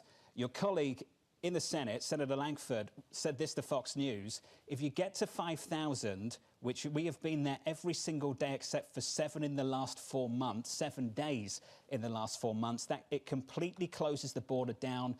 It deports everyone. Senator, why are Republicans struggling to get on the same page on this bill? Well, the problem is this is not a border security bill. It's an immigration bill. When you go back home to my state of Florida, what people want is they want a border to be secured. Chris Murphy, who is the Democrat leading the negotiations on the Democrat side, said the border will never be closed. So even when you hit that 5,000, all that has to happen is all those individuals get shipped to a port of entry, and they can still come through. So it's not, unfortunately, it's not a border security bill. It's an immigration bill, and that's why it's not going to happen. It was, unfortunately, just they did it behind closed doors. They didn't ask for people's input. They sprung it on us Sunday night, and it's not something that we want to do. We don't want an immigration bill. We want a border security bill. That's why it's not going to pass today. Senator, how are you left behind in negotiations, though? In December, in the Wall Street Journal, you, along with your colleagues like Mike Lee, were quoted as saying one of the proposals is that this would reduce illegal crossings, and that number of illegal crossings reduced by about 20,000 from the prior month's level. That's what you were looking for, those reductions of those crossings. And you said, quote, we've been told that that's part of the conversation. So you've known about some of these conversations from December. Why are you shocked now? Oh, I'm not shocked. It was clear, Mitch McConnell made the decision that we would not hold a lawless Biden administration to secure the border. The only way we could do that is say, we will not give you Ukraine aid on a monthly basis unless the number of people crossing the border and staying here comes down. So I've always had a concern about the bill. There's a lot of other concerns about the bill, but my biggest concern never was addressed. We have a lawless administration that could secure the border today. Trump secured it with the existing law, and there's nothing in here that would make Biden secure the border today. And then Chris Murphy said, he was clear, the border will never be closed. Does this bill, what you see, and you've read through the 300 pages, weaken any immigration law we currently have? Well, I think a lot of concerns is that it will prevent a Republican president that does want to secure the border because it'll have some limitations on their ability to actually close the border, which the president has the ability to close the border today. So there's a lot of concern that through the court system that people that want to completely open the border like Joe Biden does will be able to go to the courts and forever keep the border open. As Chris Murphy said, the border will never be closed. That was their plan. So here's the problem. James Lankford is a good person, trying hard, knows the issue, but he was negotiating with somebody that didn't want to have a secure border. And he was hamstrung by Mitch McConnell, who said, we're not going to tie Biden's hands and force him to secure the border today. That's what Floridians want. They want a secure border today. Biden says that he would close 와, the border 여기서 if this bill 계속 became 매수로 law. 들어갔었으면 So why not put 진짜 it in his 와. hands and see if he does it? He can do it today. He hasn't done it 이런 today. 사람이 있겠죠? The day he came in office, 여기서 매수로 들어가고 에라 모르겠다 계속 기지하고 이런 사람이 분명히 있을 것 같아요. 지금 좀 떨어지는 건가?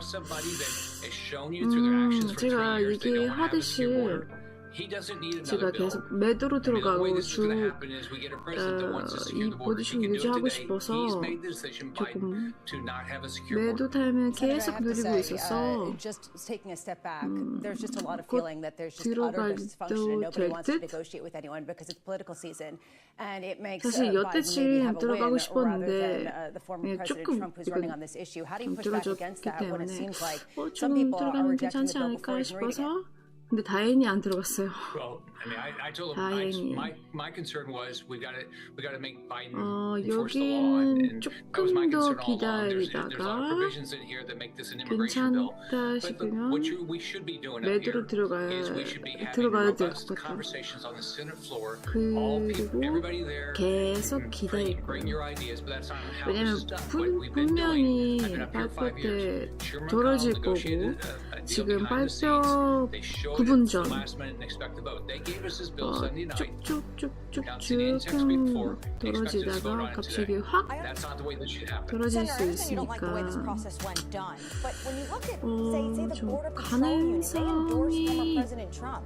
좀 가능성이 없지 않아요. You look at the numbers in December, more than 300,000 migrants along the southwest border. That's nearly 10,000 a day. I've read the text, and it says if this deal was in place in December, 5,000 encounters, the border automatically shuts. At that, if you look at those numbers, at minimum then, this would be cutting December in half. How is that not better than what you have today? Well, it doesn't say the border closes. What it says is you have to go to a port of entry. So the border does not close. So here, why don't we go back and secure the border with the existing law? I mean, we have a lawless president. It doesn't matter what bill we pass. He's not going to enforce it. 오케이, 여기는 파란색이면 매도로 들어가고 빨간색일 거면 기다려.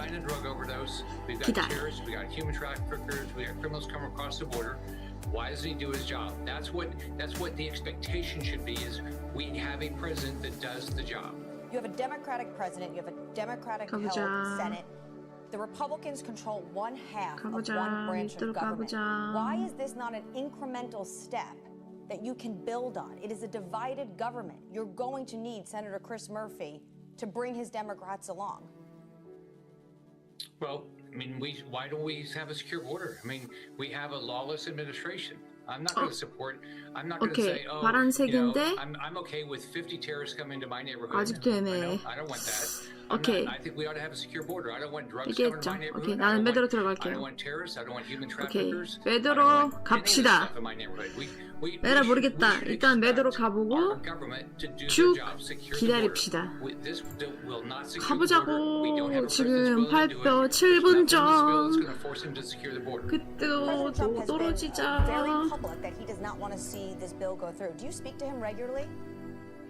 I do. And is your sense that this is the top issue he wants to run on, and that is why it's become politicized in Washington, D.C.? He's not talking to me about it. He's not asked me not to support it. I've been clear all along. I want a secure border. We've been having the same conversation for months.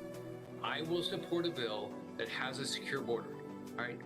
But we have to remember, the only way that's going to happen is we have something in here that forces Biden to do his job. He could secure the border today. He is elected not to secure the border.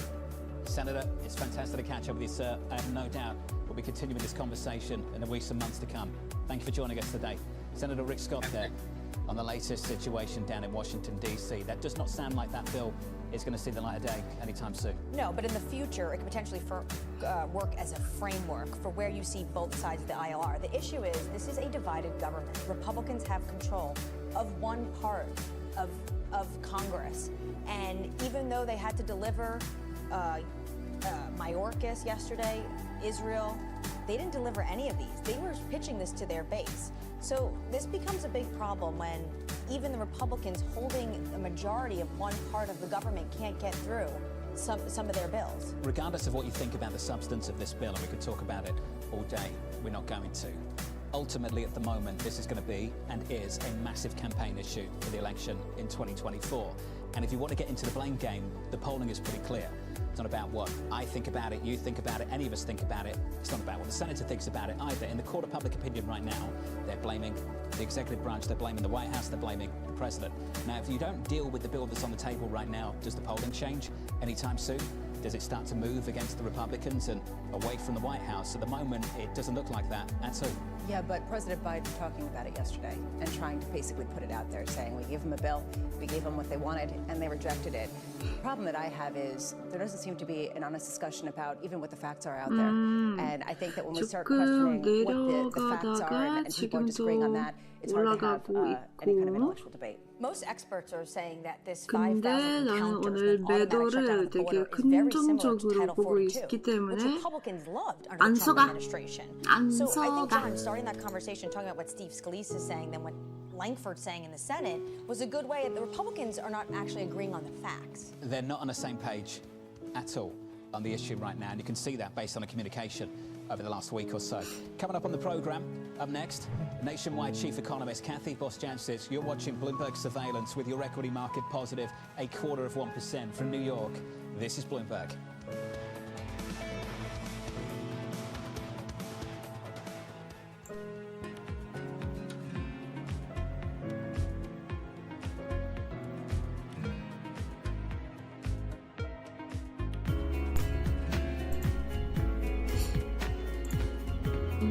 뉴스에 나오는 내용이 니케이와 한승이 떨어지고 있고 코스피 올라가고 있고 코스피는 1.30% 정도 올라가고 있고 나는 지금 매도로 마이너스로 가고 있고 왜냐면 나스닥은 아마 지금 올라가고 있겠죠? 좀 기다려봅시다.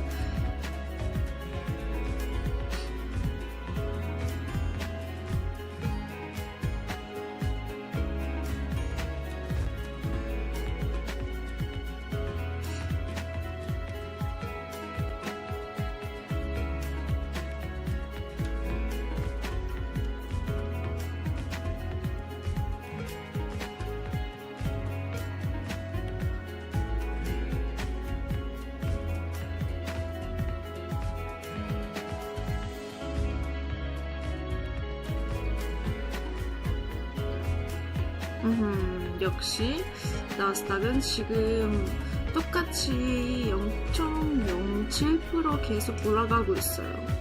근데 신기하네. 계속 그 똑같은 퍼센테이지가 유지하고 있는데 와우, 역시 계속 올라가고 있네. 아니 이거 맞아? 왜 이렇게 많이 올라가고 있어? 지금 발표 2분 전. 그때쯤 좀 떨어져야 되는데.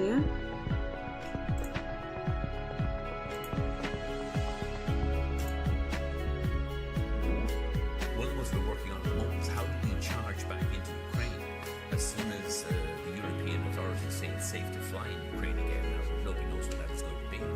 But we were Ukraine's second largest airline when the the Russians invaded on the 24th of February last year. We would be Ukraine's biggest ally. But we can't, they tell us it's safe to go back in there because we're going to charge back in there. Initially, we were planning on 30 from Ukraine airports back into the European Union.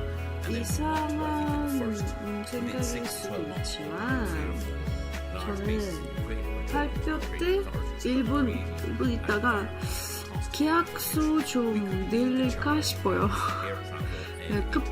급하게 떨어지면 좀 많이 벌 수 있지 않을까 싶어.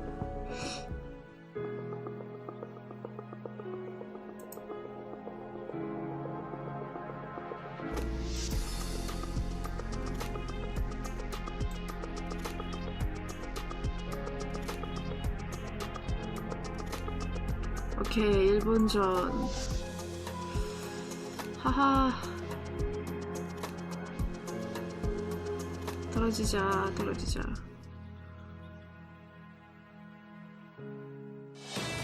제발. 30분. We are 60 minutes away from the opening bout. Stocks are higher by a third of 1% on the S&P 500, up by almost a half of 1% on the Nasdaq, positive by 0.3 on the Russell. The small caps doing okay this morning. In the bond market, 2-year, 10-year, 30-year, for those of you that missed it, 계속 올라가면 내가 큰 실수 $42 billion of 10-year notes. After that tomorrow, $25 billion of 30-year bonds. That's a lot of supply, Lisa, going into a bond market that's repriced yields higher over the last week. Up another basis point this morning, 411.53 on a 10-year, on a 2-year, 441.83. Our regular viewers have heard me talk about options too much, so I'm going to channel somebody else. Michael Kudzel, portfolio manager over at PIMCO, saying the auction will certainly get absorbed, so that's perhaps a news killer. Supply can tell a story that matters at any given moment, but bigger picture, if you look at just what supply meant for yields, it hasn't meant very much. And that basically is just the story, that basically we can paint a story and sound sensational about it, record auction, wow, so much debt, so much interest, dozens unsustainable, and it will all get absorbed. This is quite a mood this morning that you're running with. Quite a mood. I thought you were in supply. I am into supply, but it's just a frustrating story because I'm into it over the longer term and it can shatter market sentiment. But the problem is that some of the logical connections don't work when it comes to the market reality. And that's frustrating. It has been frustrating, yes. I get it, okay.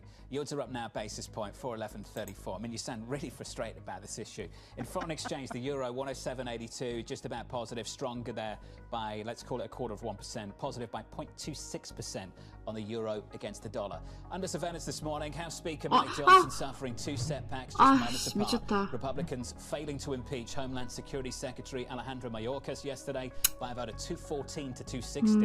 Speaker Johnson vowing to bring back articles of impeachment against Secretary Mayorkas in the coming days. Just moments later, a standalone bill providing aid to Israel without funding for Ukraine also failed, raising questions here, MH, as to why this bill was even put out there to vote. If you knew that it was going to fail, well, that's why Principal this morning is calling this embarrassing. You put bills on the floor and you know they're going to fail, and you have the majority. It's concerning. And the bill is coming back. And yes, and that is why Politico this morning says that the biggest factor tamping down talk about another motion to vacate for this new speaker could be the fact that they don't really have anyone else. But if he has any more days like yesterday, that might change fast. 들어줘야 되는데 이 타이밍에. You cannot get even sometimes simple rules through. I'm not even going to turn to Lisa to get any thoughts on procedural issues down in Washington because her head might explode. So let's talk about this instead. You hate that story. I do hate it. Do you like it? No, I hate it too. Okay. New York Community Bank rising this morning.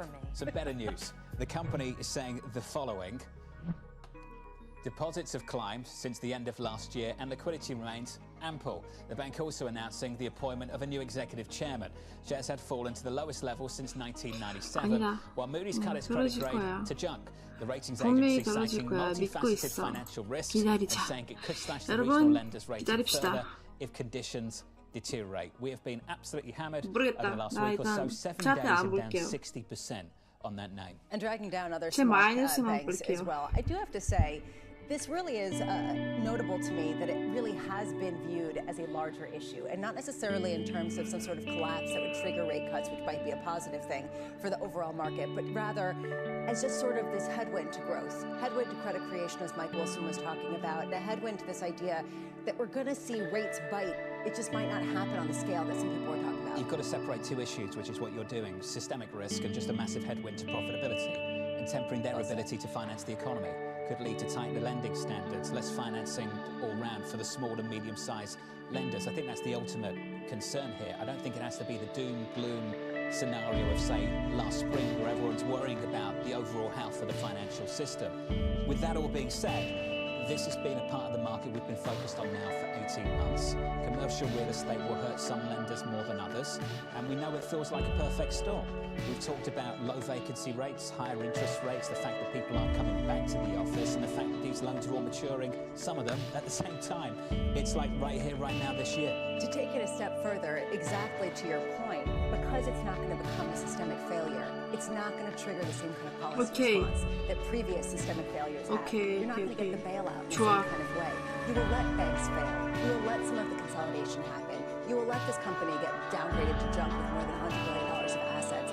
And that, I think, is the difference that people are trying to grapple with. What is the broader market implication of that there isn't that relief valve in the same way? Watch this space. We'll see how it develops. Let's finish on the Fed. The Fed speak parade continues. Cleveland Fed President Loretta Mester saying policymakers will likely gain confidence to cut quote later this year, adding it would be a mistake to move rates down too soon or too quickly without sufficient evidence that inflation was on a sustainable and timely path back to 2%. The Minneapolis Fed President Neil Kashkari saying, quote, we're not all the way there yet. Collins, Barkin, Bauman on deck a little bit later today. Kathy Bosch-Janssen, Chief Economist at Nationwide, joins us now for more. So, Kathy, we've had some pushback over the last week from Chairman Powell and others too, and the data has reinforced that. Payrolls on Friday really strong. ISM services this week, Monday, was just tremendous, and throw-in prices picking up as well. Kathy, have you changed your view, your base case on that first move from this Fed? Hey, John, good morning. Well, it does seem like it's lining up that you're going to get a later move from the Fed. We had been looking for a move, a rate cut in May, but said June was possible. And it does look like it's lining up to be either May or June.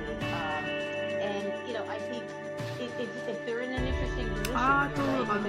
I think what Chairman Powell told us was that a strong labor market, strong economy would preclude them from cutting rates, and I think that's still the case. But as you said, we're actually seeing some signs of a reacceleration in economic activity. So we need more data. I guess we're in the same camp as the Federal Reserve.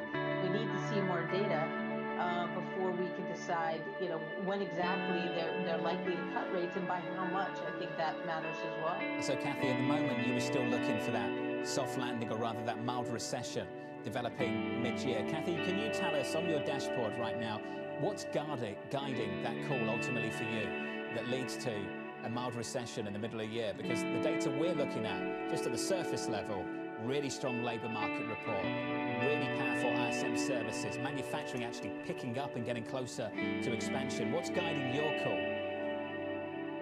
Yeah, no, I think there's definitely upside potential for our call here, and the recent data do give us some pause.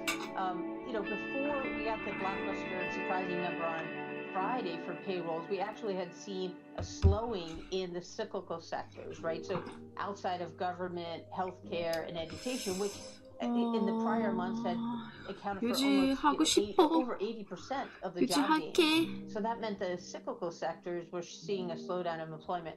Friday's number changed that, right? Not only did we get that strong January number, but we got the upper revision to December. Where we were scratching our heads a little bit, and why we haven't yet thrown in the towel, is that we see the work week continue to decline. And that just stands out as an aberration to everything else, but maybe it's a warning sign. Again, I think we need a little more data to be really confident ourselves that, you know, we're going to avoid this recession. The other thing is the pop in average hourly earnings standing out in a very odd way as well. And maybe there's some seasonal problems, right, with the data. We know December, January, there's a lot of seasonal adjustment factors. And the fact that the work week fell, it artificially could push up average hourly earnings. So just more clarity. The one thing I would also add is we want 일단 여러분 좀 유지하면서 등판만 좀 나갔다 해야 될 것 같아요. 잠시만 기다려주세요. Delinquency for payments of credit cards to a degree that's consistent with recessionary conditions. So if things are so good for the consumer and the labor market, why are we seeing that? And to me and to our team, it really shows that consumers overextended themselves. And at some point, we need to see consumer spending rein in. This is something that I know Andrew Hollenhorst also pointed to in a report this morning, that credit card delinquency data. I am wondering if it's normal, if you can point to another time when we've had this sort of no man's land, this lack of clarity, this conflicting data that people parse through and tell the story they want to tell. Is there any analog to this? Each business cycle is unique. This one is extremely unique because of the pandemic. There is a degree of the rebound in usage of credit card that we saw, I would say, through the halfway point of last year, which just was getting back to kind of trend, right? When we couldn't travel, couldn't dine out, credit card usage plummeted. And then it's come back. Consumers started to embrace credit. And that is all good. And I think it was healthy to a degree. But then when we saw the pandemic savings be, almost fully depleted, 2.1 trillion, you see the savings rate fall, to 3% handle, and that's less than half of what we saw pre-pandemic. And then you see this increase in delinquencies. To me, that's a consumer who's run too hot and has to pare things back. Unless somehow we get an increase in supply of labor and we could continue to churn out these really strong labor numbers. That's why I think we need a little bit more clarity to see how this plays out. As you're talking, I'm just thinking about John's question to so many different people, which is how does buy now, pay later change some of the data and sort of change the landscape in terms of understanding the consumer? Does that factor in that some of this debt isn't really even materializing in the same kind of traditional ways because the ways that people are paying for things has shifted so much? That's a great point. We did see the consumer, and we'll get consumer credit, I think either today or in the next day or so. We'll get the latest consumer credit numbers. What we saw in December is that it picked up quite sharply, and the prior months had been trending lower. So what we know is probably that buy now, pay later was used pretty extensively during the holiday season. Now that's okay if when the bill comes due, you pay it off in full. But we suspect that that's not the case, especially for younger people. We see a reliance on that. And when you see those delinquency numbers, no one really wants to be more than 90 days late on their credit cards, right? The interest rate penalty is so high. So to me, it just shows us a consumer that is strained. And unless, let's put it this way, the consumer is not prepared for a slowdown in the labor market. That's where we're concerned. Kathy, great to get your thoughts, an update on them after the data we've seen over the last week. Kathy Bosch-Janschid there of Nationwide. Let's get NYCB up on the screen. Check out the share price. Alessandra Dinello named as the exec chair a little bit earlier on this morning. The stock positive now by 1.2%. Speaking on a call in the last few minutes, giving you a little bit of an update on what's happening with the bank on the ground, just the inner workings of it, saying it has a strong liquidity and deposit base, virtually no deposit outflows from retail branches. I'll repeat that, virtually no deposit outflow from retail branches. Going on to say, focused on doing whatever it takes to build capital. If we need to shrink, sell assets, we will. We will reduce commercial real estate concentration, Lisa, as quickly as we can. And what you can see is the shares losing that gain that they had earlier, now up just 1.4%, including the potential for what she's now saying is loan sales as one of the options. The question I have is, if you get forced selling, when do you start getting a real-time pricing of a property that has otherwise been highly illiquid and not really market priced? That stock is up by about 1.4%. I think, to your point, there's always been this feeling that it's art, not science, when it comes to the pricing of some of these assets. 100%. A lot of these assets have mark-to-market prices that don't reflect a market that is not currently happening. Here's a key question. She tried saying that deposits are steady and saying we haven't seen any outflows. That hasn't moved the needle. What people are looking at is for forced sales in commercial real estate, and that, I think, is what's going to get people's attention. Credit risk, just a final headline for you, really curtailed commercial real estate origination in recent months. The communication from the bank there just a moment ago. Any more headlines there, we'll bring them to you. Let's get you an update on stories elsewhere this morning. Here's your Bloomberg Brief with Danny Berger. Hey, Danny. Hey, John. U.S. investigators confirmed that the Boeing jet involved in last month's Alaska Air incident was missing bolts on its door panel. Photos and other evidence from the report suggest that 4 bolts were removed at Boeing's factory in Washington and were never replaced. The full investigation into the incident remains ongoing, could take a year or longer to reach a conclusion. Boeing said it will review the report and continue to cooperate with U.S. investigators. Ford shares continue to gain after beating on earnings and boosting its outlook yesterday. The automaker is also the latest to lower expectations for electric vehicles. CFO John Lawler told analysts the company no longer expects to hit an 8% margin on EVs in the coming years. Instead, Lawler pointed to growing demand for hybrids, expecting sales to grow 40% this year. That's a jump from 25% in 2023. Nearly 68 million Americans are expected to place a bet on this year's Super Bowl. That's according to the Gambling Industry's National Trade Association. It's a 35% jump from last year, with the total value of bets placed to estimate surpassing $23 billion. But of that, just $1.5 billion is projected to be bet with legal outlets. Sunday's Super Bowl pits the Kansas City Chiefs against the San Francisco 49ers. That's your Bloomberg Brief. John. Hey, Danny, thank you. Just want to squeeze in this story from Tesla. Dana Ho and Ed Ladlow, our colleagues, writing this one up. Tesla staff bracing for potential job cuts after managers were asked to affirm whether each of their employees' positions are critical. According to our reporting, US managers had to make the binary assessment of their deputies' roles. In recent days, Tesla sent out the single-line query for each job after cancelling some employees' biannual performance reviews, according to the people behind this reporting. Lisa, the stock is higher by 2.5%. Is this from the playbook of McKinsey? How do you build staff morale? I mean, seriously, if you wonder how people would feel if you say, is your job critical? Can you justify it? A Tesla issue or sector issue? My first question, really. It's a great question. We just saw Ford, though, outperform with respect to their earnings. GM, the same thing. Maybe it's in terms of expectations that Tesla was something other than a car company, beating the reality of being a car manufacturer. The latest reporting from our colleagues this morning, as again, I say, the stock is up by 2.7% in the pre-market. Up next on this programme, we're going back to the bundle. Another core building opportunity is taking ESPN, which is already the world's leading sports brand, and turning it into the preeminent digital sports platform. Taking a step towards that conversation, up next.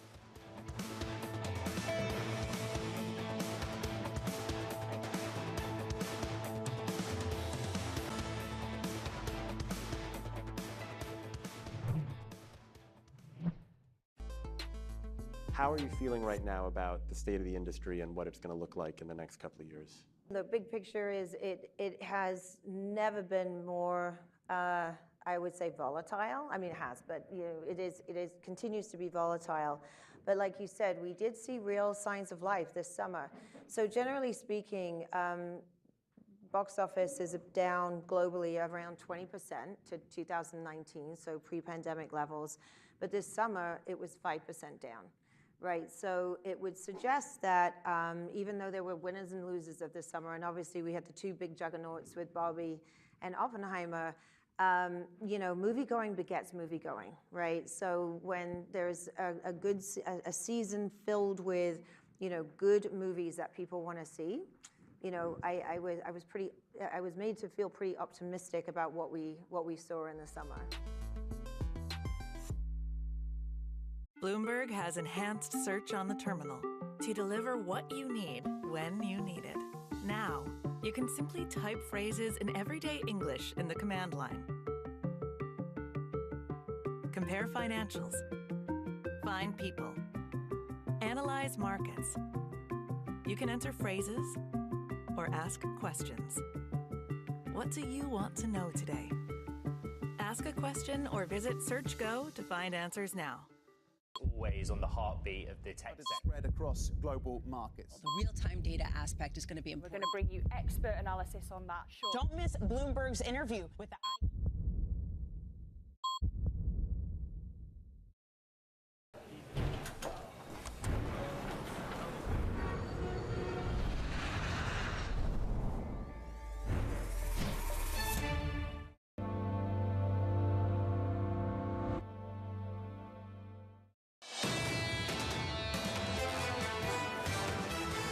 Live from New York City, counting you down to the opening bell, 42 minutes away. Equities doing okay. Session highs actually up 1/3% on the S&P. Yields up a single basis point, up 1 basis point to 411.34.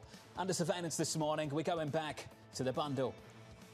Another core building opportunity is taking ESPN, which is already the world's leading sports brand, and turning it into the preeminent digital sports platform. We're already moving quickly down this path, and we are exploring strategic partnerships to help advance our efforts through marketing, technology, distribution, and additional content. And they are doing just that in the last 24 hours. Here's the latest this morning. Disney, Fox, Warner Brothers Discovery teaming up to launch a new sports streaming service here in the United States. The joint venture will include professional and college sports and is expected to roll out this fall. A name and price have yet to be announced. Michael Nathanson, senior research analyst at MoffettNathanson, predicted much of this and he joins us now. Michael, it's good to catch up with you, sir. You were looking for this to take place. Any surprises for you at all overnight?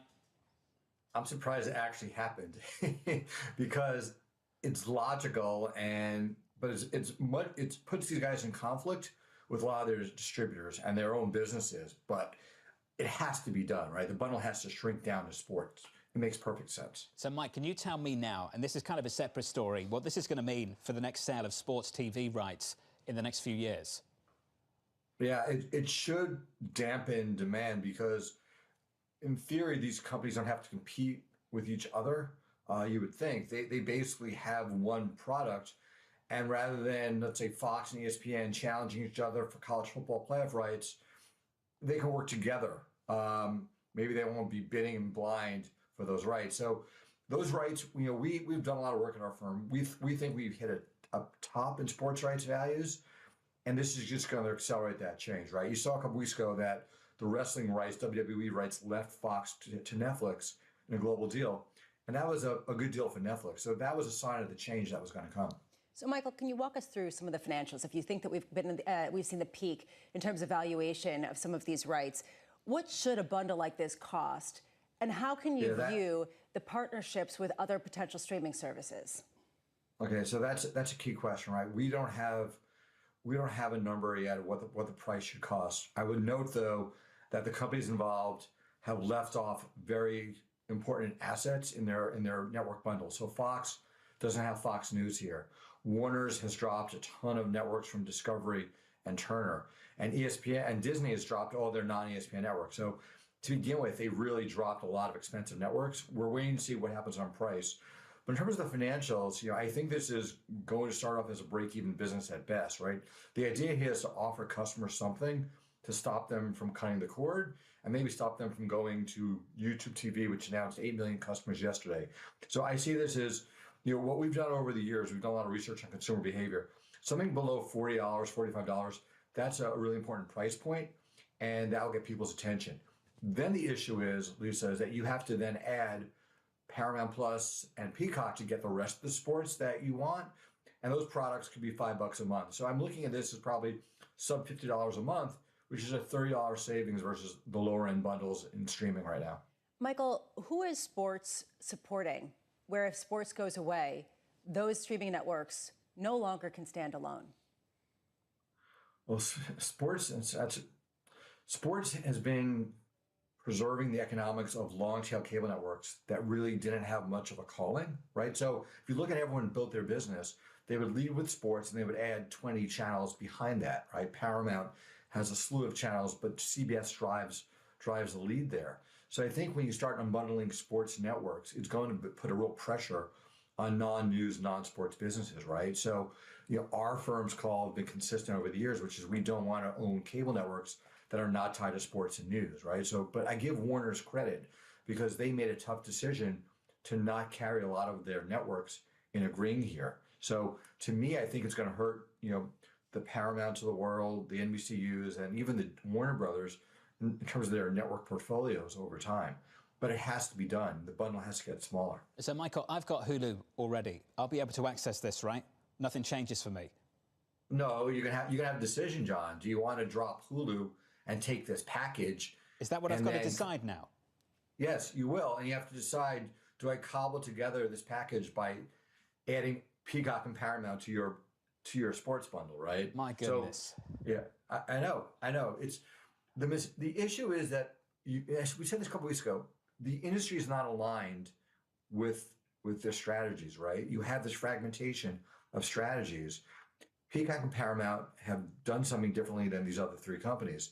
At some point, the world's got to come together and agree that a sports-led bundle at a certain price is the right way to go for everyone, right? Right now, you've got two outsiders who don't agree to that. It just feels like the consumer loses every time. Michael, I'm wondering now whether the sports content providers, NBA, NFL, Premier League in the UK, they just go their own way now and have their own streaming platform instead of trying to sell it directly to consumers through these guys.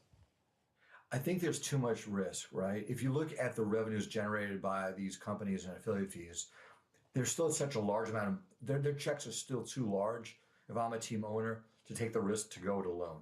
What we've learned, John, over the years is that streaming is a really hard business. As we talked about, it's at this point, except for Netflix, it's a no-profit business. Yeah. So I'm not sure the leagues want to take that risk. If the checks are still being cut by Disney, Fox, and Warner's, we'll take those checks as long as we can. Michael, I wanted to finish on this, just with regards to this topic. You remember Hulu was a joint venture. Disney took the whole thing over eventually. I wonder if this turns out to be like a reverse Hulu for Disney, that ultimately this becomes the vehicle to spin off ESPN. It's a good question. I think there's probably an intermediate step where you probably need more consolidation amongst the network owners. It's a good question. I think Disney, I can't answer it because I would think if you're Disney, there's value to your question about having Disney tied to the rest of ESPN tied to the rest of Disney, right? Right. So that is a big cut because Disney has used sports to drive value elsewhere in the enterprise. I don't think that leads to essentially Disney being spun, but probably more M&A within the sector. So I think your question's a great one, but probably 3 or 4 years down the line, I don't think this delivers Disney to spin out ESPN on this news. Disney reports after the market a little bit later. It feels ridiculous to talk about them after the fact that Meta added a Disney in terms of market cap on Friday. And you and I need to talk about Meta in the next couple of weeks, so let's do that. Michael Nathanson of MoffettNathanson there. He's had a buy on Meta, I think, since the summer of 2019. Just stuck with it. It's really picked up recently. He's been absolutely right. He's crushed it on that one. I do wonder, though, you talk about the consumer losing. Jim McKelvey had one of the most interesting ideas, I thought, about AI going out, finding what you want to watch, charging you whatever rate that is, and that's sort of the future of how this content should be delivered. Final thoughts this morning? I would just say there is a feeling of frustration in the market with me. It's not personal. Just because it feels like we're talking about a lot of the same stories and not making progress on them. And that's frustrating because whether it's the economic data that's uncertain or whether it's some of the congressional issues. I was going to say, there's the same frustrations of a lot of the same stories that are not having endings happening in Washington, D.C. Also, public service announcement. President Biden is in New York City today, so be careful on the traffic. There we go. Get home quickly, I think is the message there. Tomorrow, Richmond Fed President Tom Barkin, Disney CFO, Hugh Johnston, George Saravelos of Deutsche Bank, and Christina Company of Invesco. A lot more still to come tomorrow morning. From our studios in New York and San Francisco, our expert hosts have the data and analysis about the companies you know and the startups to watch, plus the interviews you don't want to miss.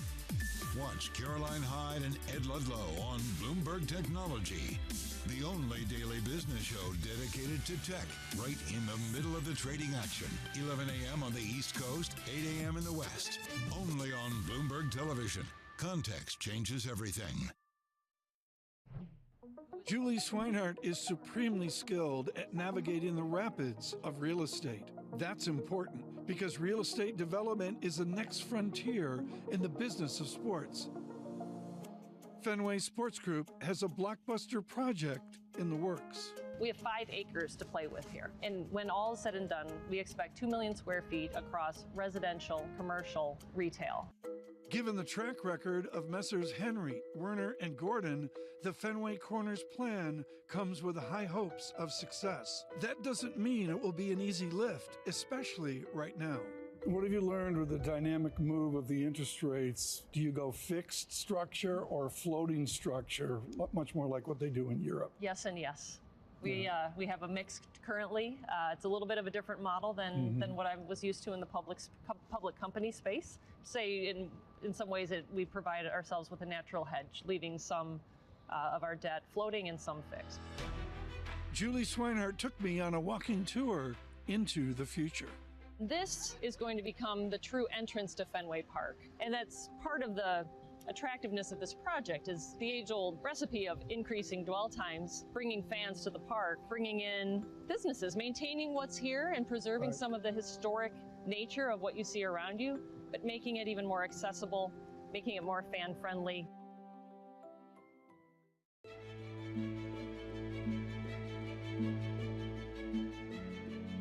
Timelessness and sustainability go together, right? You can't expect to be timeless if we're run out of resources. So for me, sustainability is not a side activity. It's not a reaction to external pressure. It's core to who we are, what we stand for. And to a very strong extent, it's about future-proofing our business, right? You need to focus on sustainability to recruit. More and more, that younger consumer we're talking about, they want to work for companies that care about this planet, that do more than just kind of generate revenue and profit. You need sustainability to attract consumers. More and more, including that younger consumer, they care deeply about what are you doing differently? How are you making a difference? Investors, particularly in Europe, more and more place value on what you're doing in sustainability. Many of our partners have expectations on sustainability.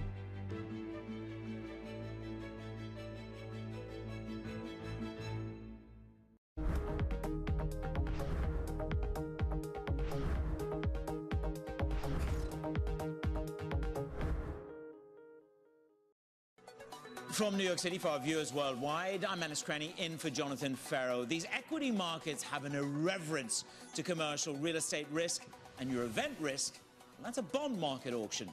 The countdown to the open kicks in right now. Everything you need to get set for the start of U.S. trading. This is Bloomberg, The Open, with Jonathan Farrow.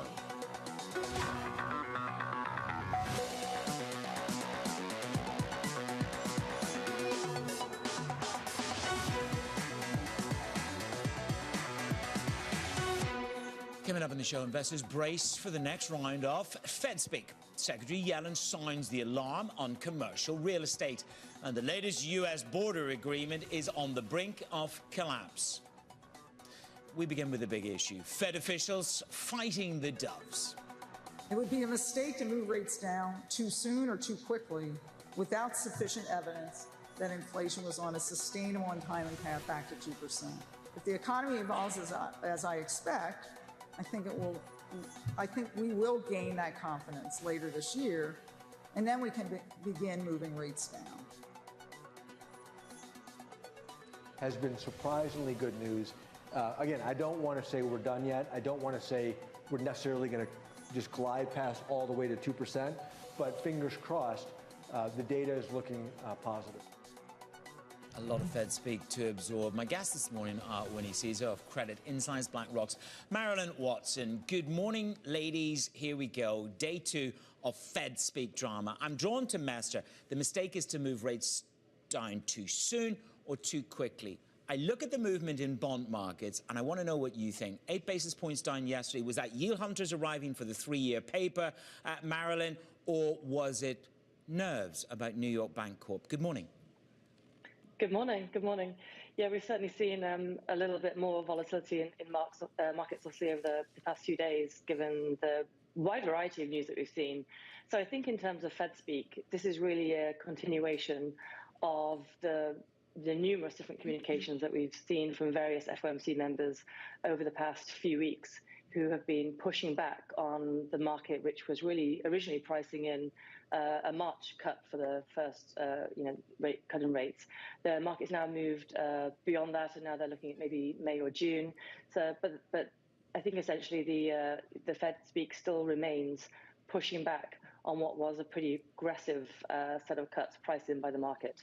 And I think overall, when we look at the data, the US economy remains very resilient. We've seen some pretty strong data coming out in the labour market in terms of activity in a range of different indicators.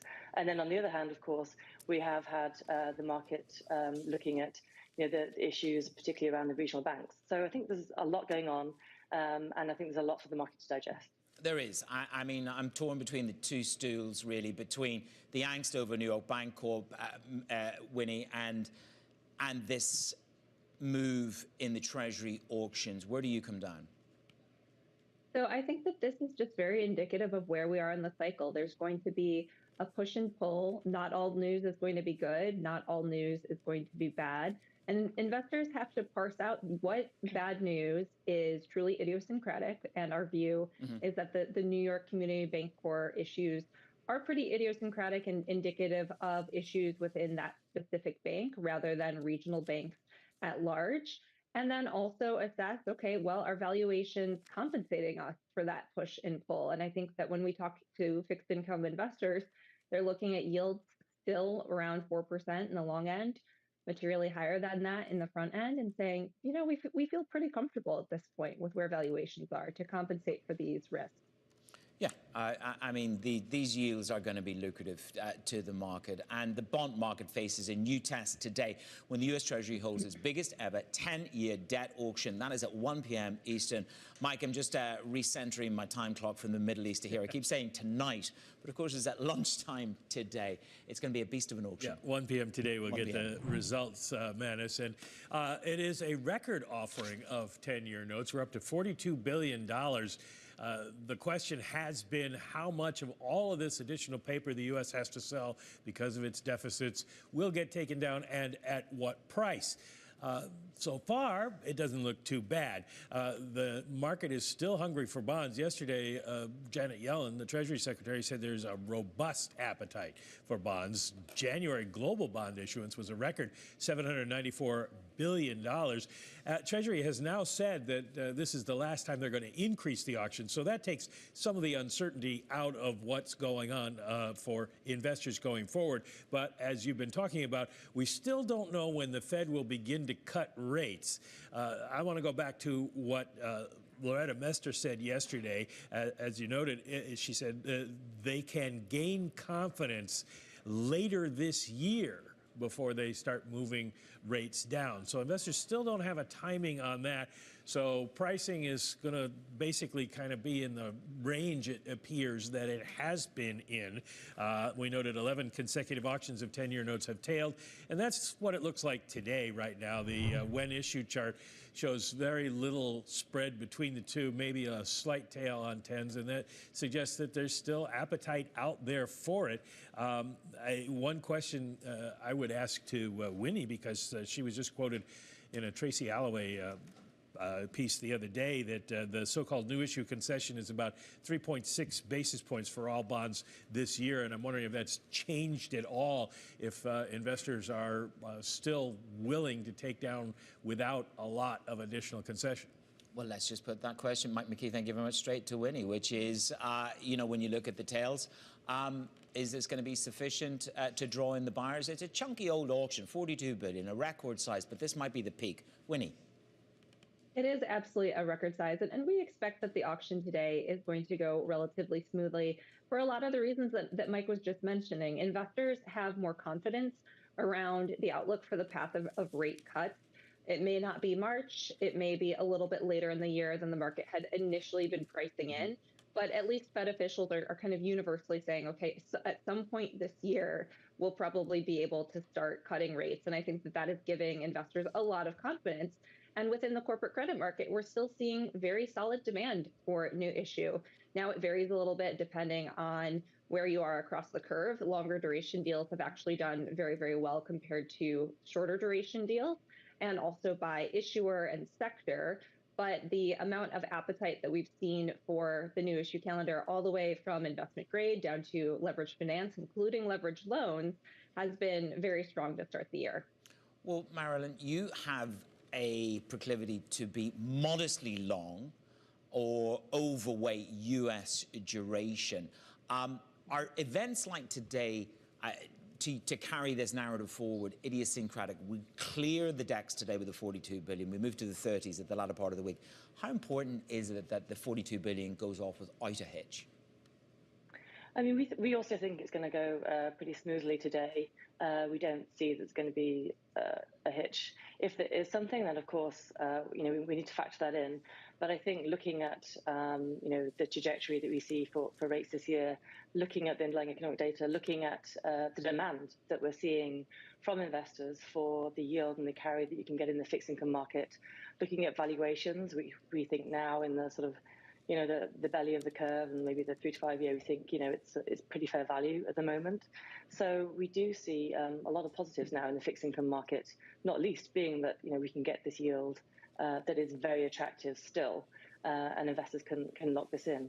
We also do, of course, acknowledge that there's going to be a lot more supply continuing this year from treasuries, and that's going to continue, we think, to obviously keep yields up somewhat. And we are positioned effectively for a steepener in the US. But yeah, we have a pretty positive view, I would say, of being invested in fixed income right now and being modestly long in US duration. Tell me this, I mean, we debate the same tumble dryer issue every day. 3 rate cuts, 6 rate cuts, 3 bid, 6 offered, 3 bid, 6 offered.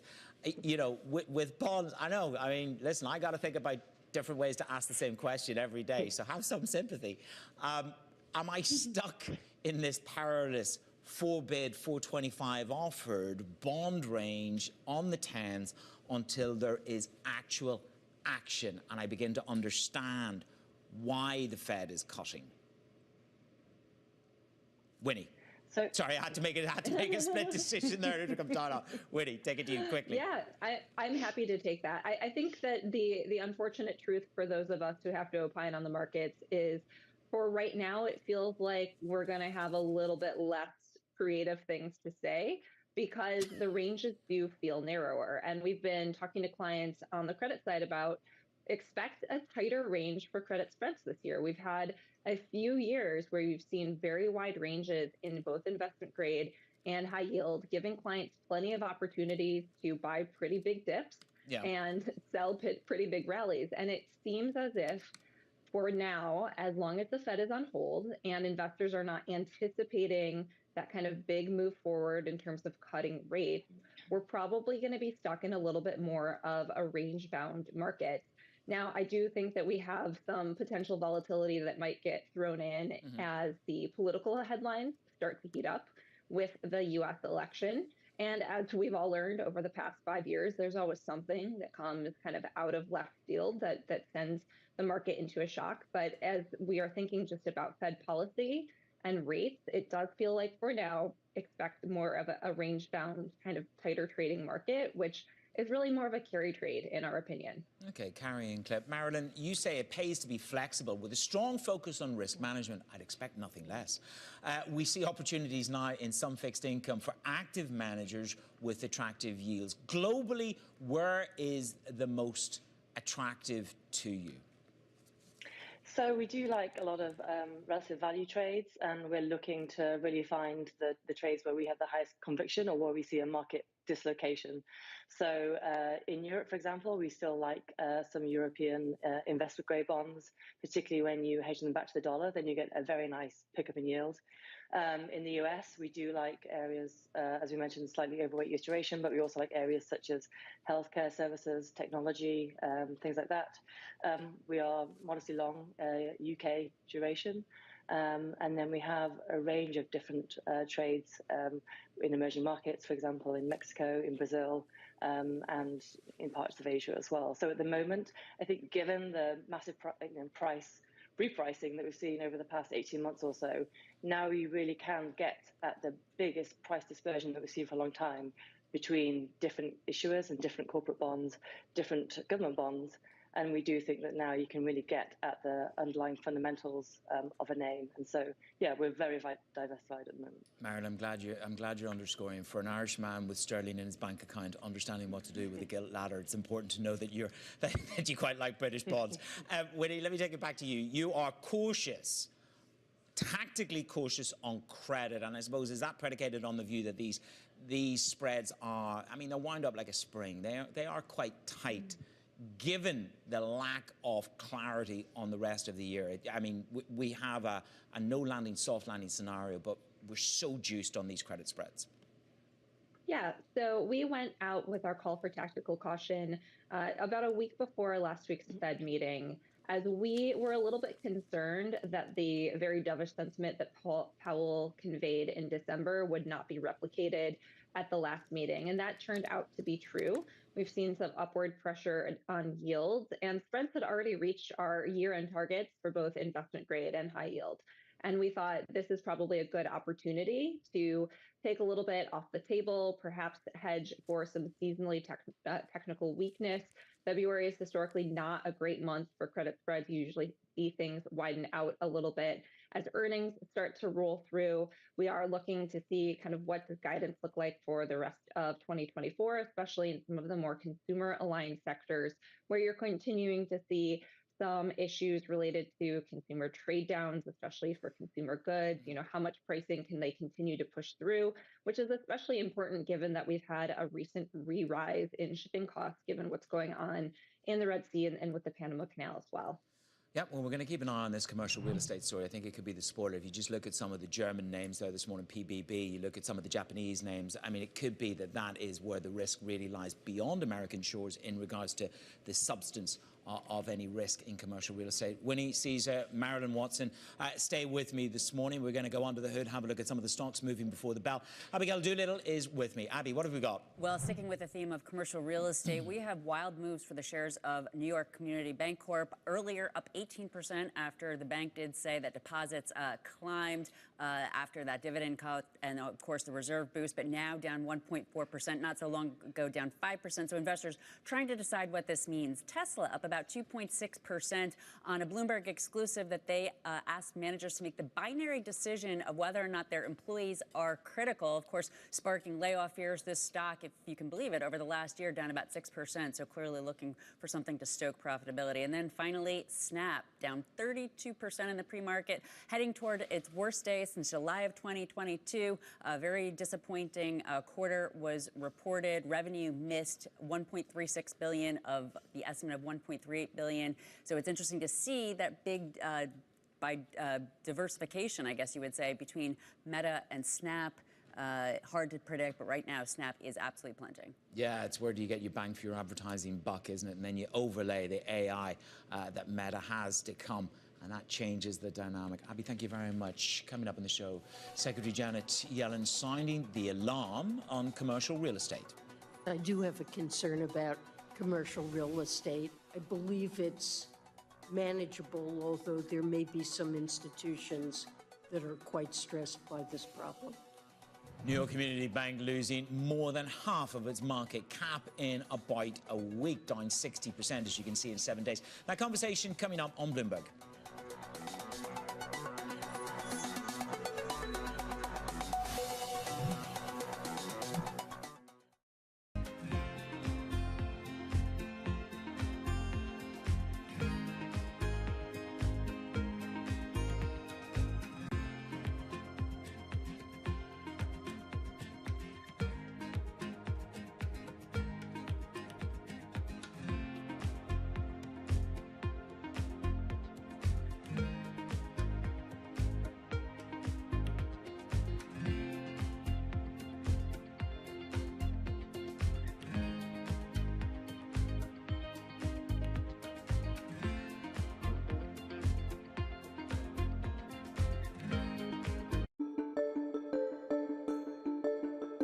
Would you say race relations in the United States are much better than when you were growing up in Mississippi, or do you think we've made less progress than you think we should have made?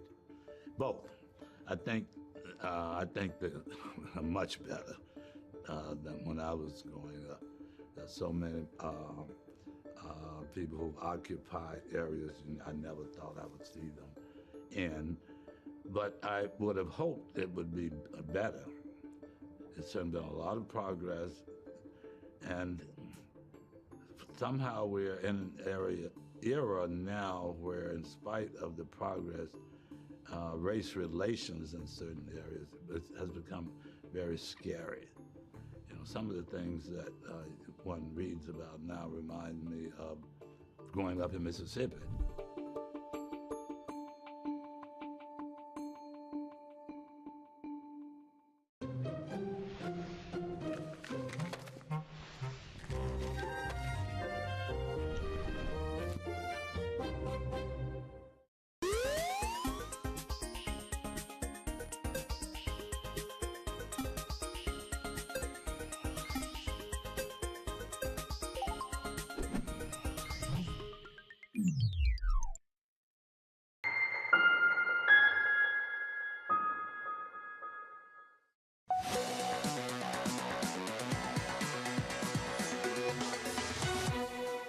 I do have a concern about commercial real estate. I believe it's manageable, although there may be some institutions that are quite stressed by this problem. I don't want to comment on the situation of an individual bank, but, you know, commercial real estate is an area that we've long been aware could create financial stability risks or losses in the banking system. And 잠깐 나가 있는 this is something that 동안 requires careful supervisory 나 attention. 여기 지금 망하고 있어요. US Treasury Secretary Janet Yellen there speaking 아, in front 이럴 of the 리가. House Financial Services Committee yesterday afternoon. That brings attention, of course, squarely back to New York Community Bank. 아니, Cut to jump by 왠지 Moody's less than a week after it 떨어진다고 announced a 생각했는데 surprise set of losses and 끝까지 cut the dividend. 올라오다니. Moody's writing this. The move reflects, quote, multifaceted financial risk 진짜 management and 나중에 governance 진짜 challenges facing NYCB. Meanwhile, the bank saying that deposits 어떡해. have climbed since the end of last year. Liquidity remains 꾸준히 올라가고 ample. 있는데 Has the assessment on the word 네, ample. 마이너스 Katie? 지금 Well, let's start with what, of course, we heard from Secretary Yellen yesterday, of course, telling lawmakers, rather, that losses in commercial real estate, they are worried that you have this combination, this toxic brew of higher interest rates, higher vacancy rates, and also a lot of loans that are coming due. That is going to put a lot of stress on the owners of these properties. But the Secretary, she did stress that regulators are on top of it. They're working with these banks to ensure that they have adequate loan loss reserves and also the adequate liquidity levels. Their comments, of course, come as that New York Community Bank drama continues to unfold. Just to go through the timeline briefly, last week, of course, the shock, the slashing of the dividend, the stockpiling of reserves, really surprising analysts and shareholders alike. Yesterday, the stock touching its lowest level since 1997, and its credit rating cut to junk by Moody's. Today, of course, the news being that deposits have increased since the end of last year. Total deposits, $83 billion. That represents an increase from the end of 2023. And you did have the likes of Piper Sandler analysts coming out and saying that the company's liquidity and deposit positions are markedly better than almost anybody thought just yesterday. There was also some C-suite news to get to, saying that it appointed Alessandro Di Nello as executive chairman. He's going to work with the current CEO. It's getting a mixed reception, I would say, in the market right now. The stock was higher. It's a bit lower right now. It really feels like investors are just trying to assess the situation, how strong this bank truly is when it comes to fundamentals before really stepping in front of that decline. Look, this is going to come down to how quickly deposits leave the bank and whether there's a liquidity issue. We're not there yet, is our understanding. Katie Dayfeld with the latest on New York Bank Corp, Winnie Caesar, Marion Watson, our guest, Winnie to you, Philip Hill on this. Everybody's saying it's idiosyncratic. Treasury Secretary's not that worried.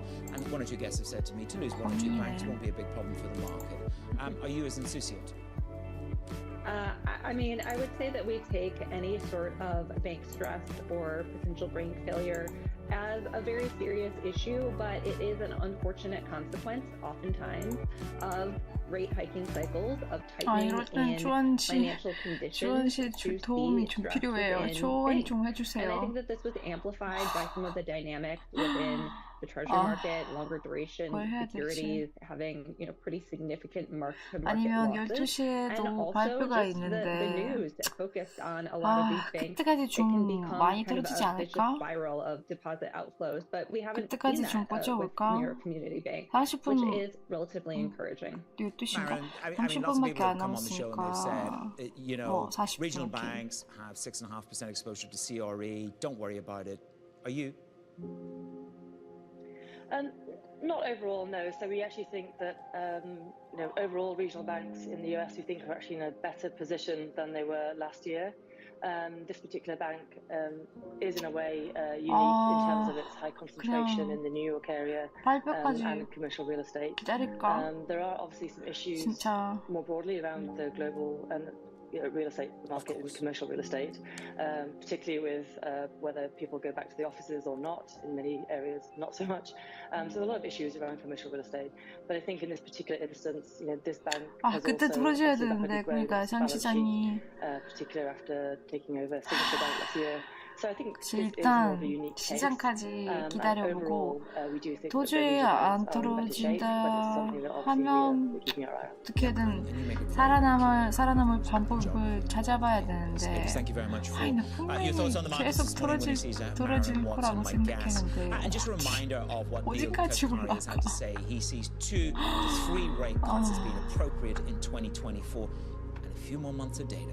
Now you got the qualification. 아니다. That gives them confidence. Coming up in the show, Morning Calls, Morgan Stanley's Andrew Slimmon joins me around the opening bell on why he 충분히 sees 떨어질 수 있을 것 gut 같아. checks ahead in equities. This is Bloomberg. 1700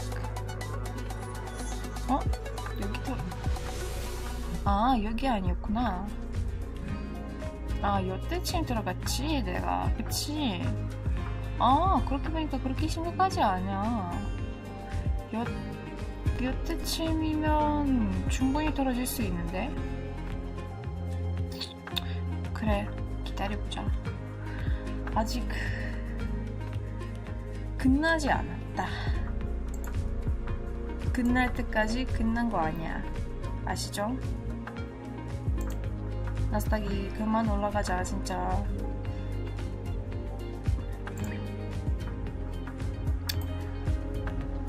장 시작은 5분 전. 오케이, 그때까지 붙여보자. Yeah, so when I was working at JLL, that we went through this real estate recession in the early 90s, and the senior people at the firm said, let's do a retrospective on all these different asset classes to see what happened, how we overpaid, why we ran into so much trouble, what really happened in the marketplace. And when I did that, I recognized, well, there were a lot of reasons why I liked the parking assets better than I did office and retail and industrial. And so I started really noodling on the differences between those asset classes and came up with a rationale to start a business in the parking space. But I crossed paths with Penny Pritzker, who later became our Secretary of Commerce. And she liked the idea, and she and I went off on this adventure together and built a real estate operating company in the parking space.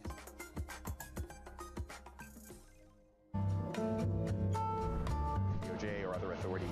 Could face bigger challenges next. It was going to keep winning World Cup. This is a 3 as the economic picture covering the intersections of Hollywood, Silicon Valley.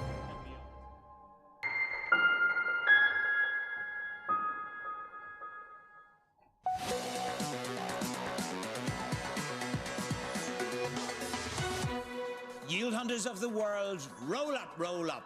I'm selling some 10-year paper, not me, the Treasury, of $42 billion worth of paper. It's history in the making. There was enough appetite to come in and pick up the short-dated paper there.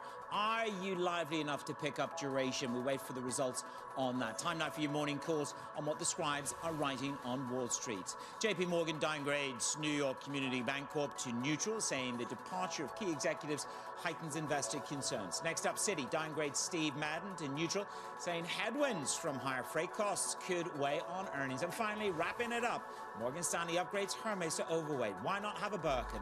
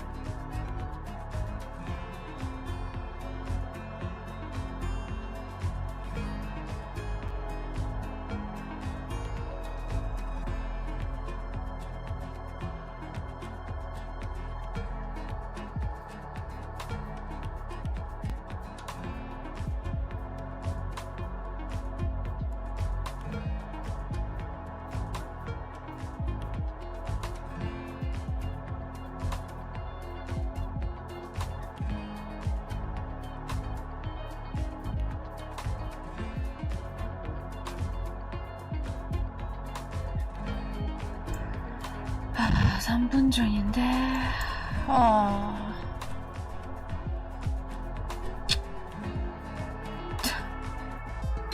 3분 전인데 아직 좀 마음이 안 좋아. 이건 전 제발 돌아줘야 되는데. 아니야, how do you see 떨어질 that 거야 shaking? 분명히. So I don't think I'm right on this, but my instincts keep telling me this is what's going to happen. Because if you remember the WWE, they launched their own network that had their own content, that had their own pay-per-views. And it was kind of a smart, bold, ahead of its time move. And then they pivoted at the perfect time and they sold their content to, what was it, Peacock? Yeah. And that was really smart too because they were able to leverage that number as high as possible. So they always zagged where the money was and the opportunity was. I think the opportunity for the NBA with the local teams would be to own all that themselves.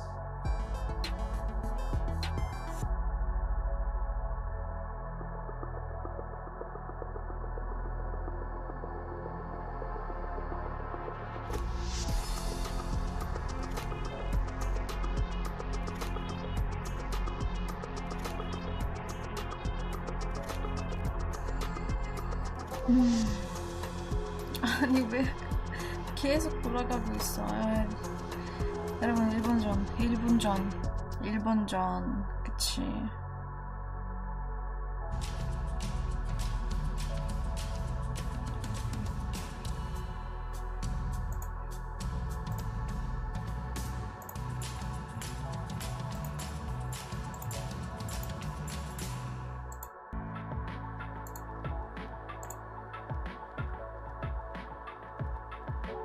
This is Bloomberg.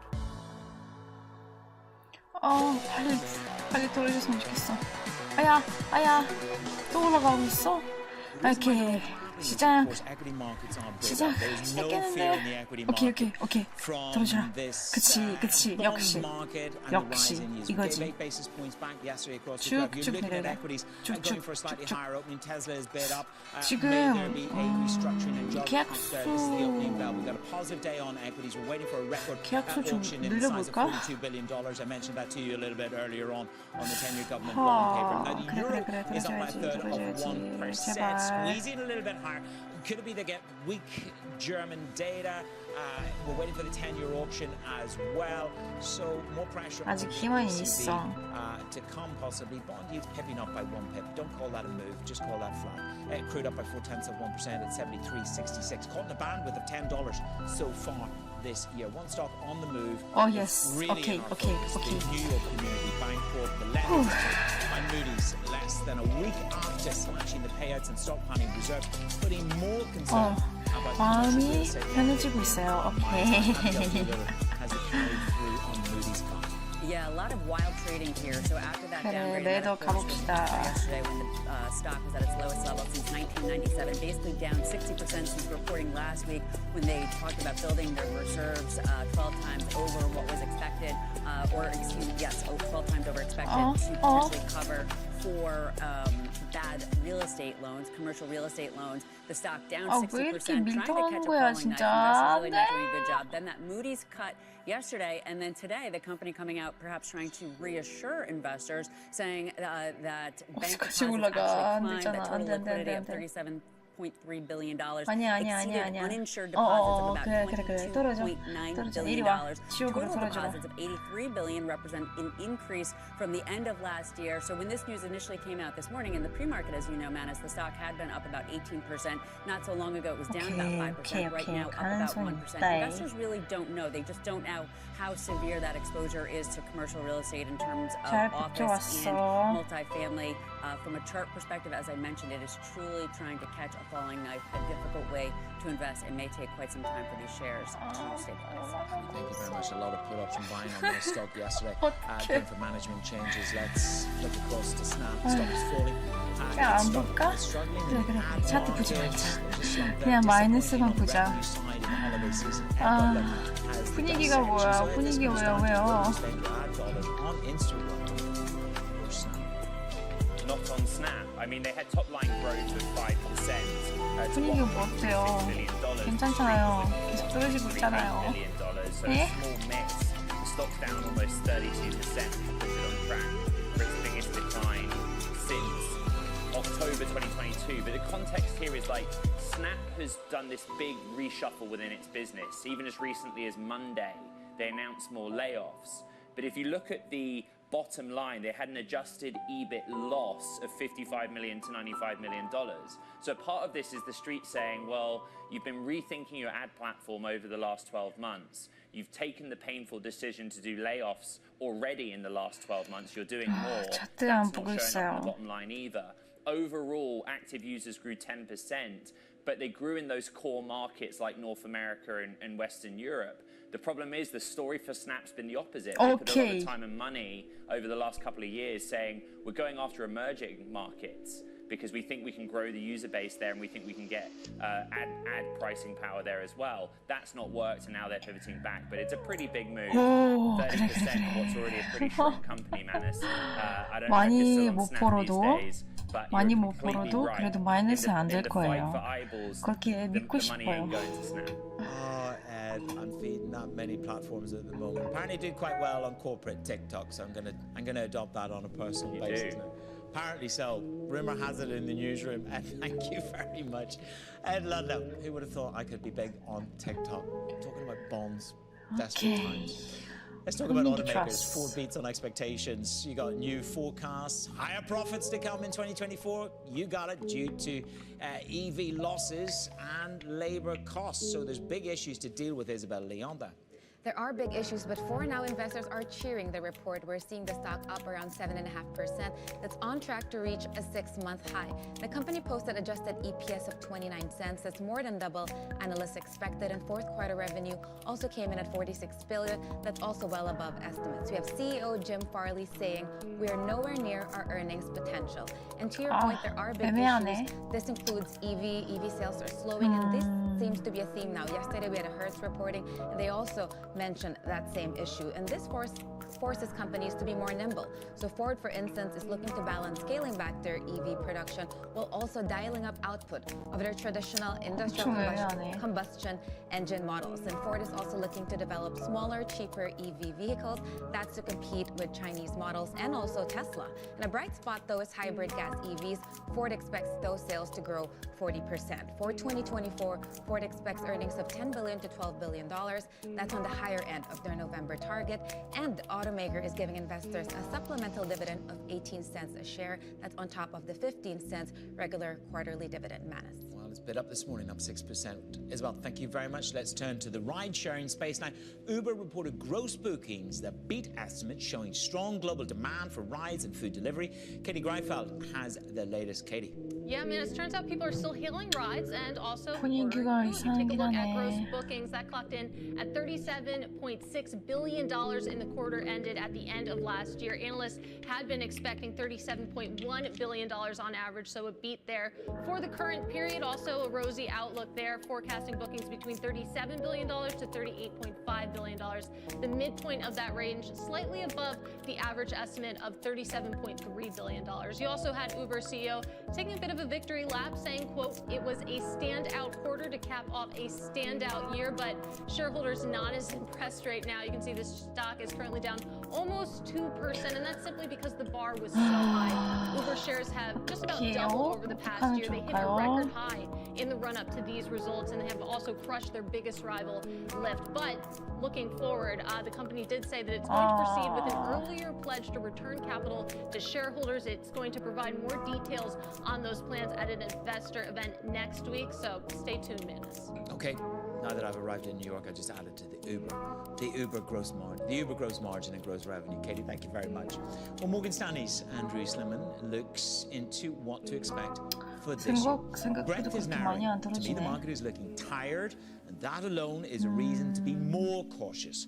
However, I don't expect more of a correction until later in the year. Good to see you this morning, Andrew. Cautious. What does cautious equate to in terms of action? What level or gravity of caution do you have? Good morning. Good morning. Yeah, look, I mean, the market has rallied 20% off the October low. It's been up 13 out of 14 weeks. And I think the market and the breadth is narrowing. It's a sign of the market tiring. So maybe when we hit 5,000, which is right around the corner, that the market takes a breather. Could we get, a 5 to 10% correction off that level? I think it's possible. But I expect 테슬라도 올라가고 more of a 있어? pullback later in this year, 진짜 in the 오늘 year, 왜 because I 이래? don't see kind of the fundamental framework to cause a bigger pullback right now than just we've had a very good run, and investors might be looking to cash in a little bit. Now look, I mean, it's an old saying, a man that tires of London is tired of life, but a man that tires of big tech must surely be challenged. Now, you're not exactly tiring on big tech, 총전에 4만 원 벌고 나서 되게 신났는데 근데 지금 마이너스 17만 원이야. If you were to take a traffic light system to that, where are you? Still full green, quasi-amber, but certainly not red. Yeah, I mean, I think it's important to take a step back. I mean, what drives stocks is earnings and earnings revisions. That's the important thing. Where are the positive revisions coming? And boy, oh boy, they're coming in a lot of different industries right now. And one of them is in tech. Now, as we all, lots been, discussed. It's no longer the magnificent seven. There is bifurcation going on, but largely 가능성이 있어. 아직 가능성이 있다이. a lot of cash flow. So I don't think it makes sense to sell them and look elsewhere. I think it's been a mistake until companies really express more cautious, and we're just not seeing it. So my correction is maybe you trade, take a little bit off these positions, but I think they'll be higher by year-end. When you look at so much of this risk, proclivity for risk, we started with one of the worst years for risk across assets since like the late 1990s. Here we are, we're a month into 2024. When you stand back and you look at risk, do you just incrementally deploy because to fight this momentum in the market is perhaps fun? Yeah, no, well, it depends. I mean, it depends really what the time frame you're talking. Look, okay. The time I was very convinced and articulated on these shows that the market was going to rally in the fourth quarter because it takes a year of investors selling off the low until they flip and they start buying. And that's always been the case. And last year, the bears, kept fighting it. People kept selling. The market rallied because companies were buying back stock, and they flipped in the fourth quarter. So it was a time to add a lot of risk. It was really going into October of last year on a short-term basis. I think now it is a time to be short-term cautious on risk. So I would look at the high beta stocks that have done very well and maybe take some money out of them. But to your question, look, investors only started buying into the market in the fourth quarter, I believe, and that's going to continue this year. Sentiment is going to, cash is going to follow sentiment, and I think it's going to be a good year for markets. 그래. 나도 한번 가야 되는데.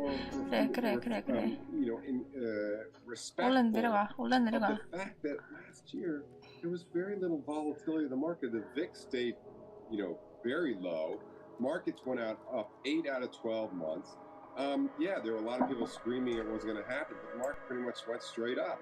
And so I think, reversion to the mean means more volatility this year. Tell me, the bear will have a better day at times, but it will be a higher by year-end.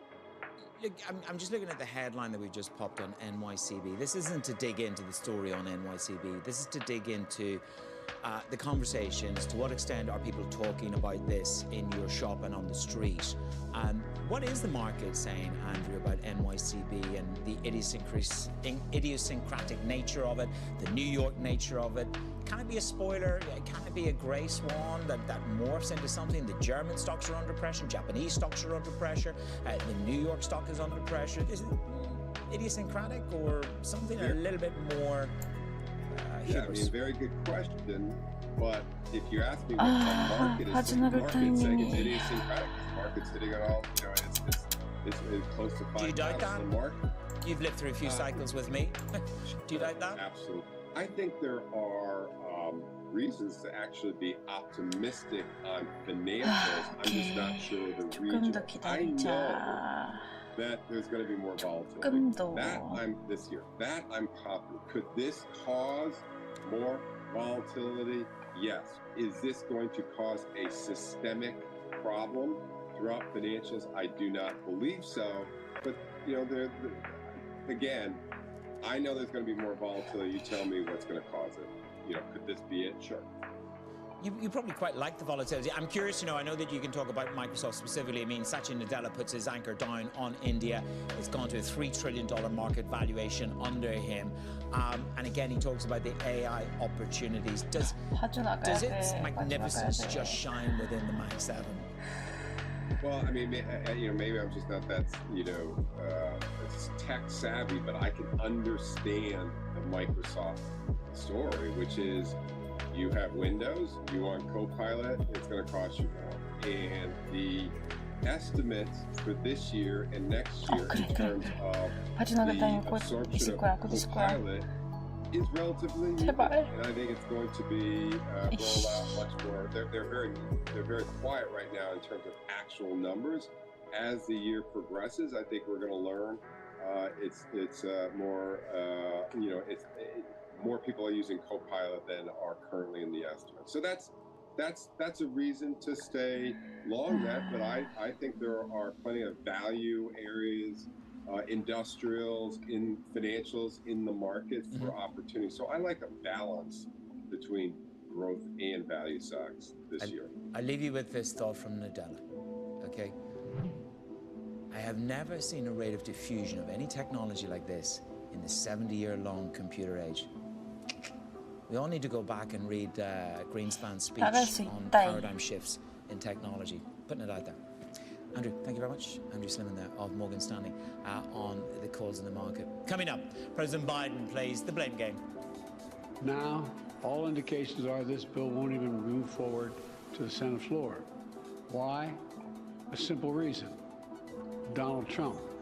The bipartisan bill on the border security and aid for Ukraine set to fail. The conversation with Amy Hordan. 그래. 내려가자. 제발 좀. 답답해 죽겠어. 내려가자.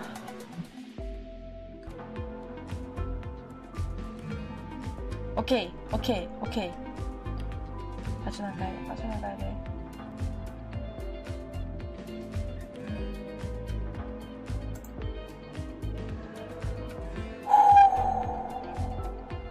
예스. 일단 빠져나갔어. 드디어. 와, 진짜 수요일이 어렵다. 진짜 짜증나 죽겠어. 다행히 잘 빠져나갔어. 왜냐면 따로 다시 보세요. 다시 올라가겠지. 고생 많았다. Compare financials, find people, analyze markets. You can enter phrases or ask questions. What do you want to know today? 아니 지금 어떻게 해야 돼? Ask a question or 아니 visit 감사합니다. to find answers now. Sports and money. They've always gone 47,000원. 너무 행복해. 너무 so 행복해. massively influential and as lucrative as they are today. NFL, NBA, none of them were what they are today when they were born. There's leagues that are being thought of and built every day. New teams, new leagues, new business models, even entirely new sports. I never in a million years would have thought this is what my life would be like. Cornhole's one of the only sports in the world 당분간 좀 쉴게요. 이거는 또 다시 안 들어갈게요. 당분간 진짜 방금 너무 힘들었어요. 그러니까요. 거의 큰일 날 뻔했어요. 지금 와 마지막 이거 진짜 마지막 타이밍이었어요. 여기 아니었으면 진짜 저 완전 긋고 봐요. 계속 올라가겠지. Let's do it. Well, you ready? Phew. We set out to find what's happening and what's about to happen at the nexus of business, sports, and culture. 진짜 잘 빠져나갔어. I got a point. 역시 우는 아직 From the pickleball courts of Arizona 배신하지 To the 않았어. kabaddi tournaments in India. to the cornhole boards at your local tailgate. This is what's next in sports.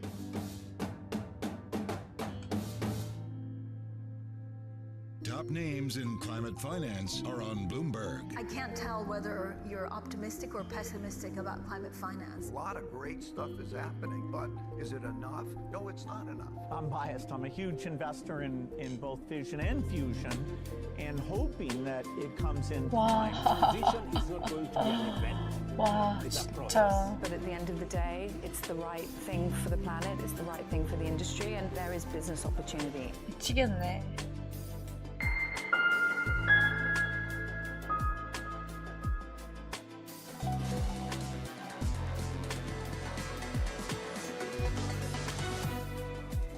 The result of all this hard work is a bipartisan agreement that represents the most fair, humane reforms in our immigration system in a long time, and the toughest set of reforms to secure the border ever.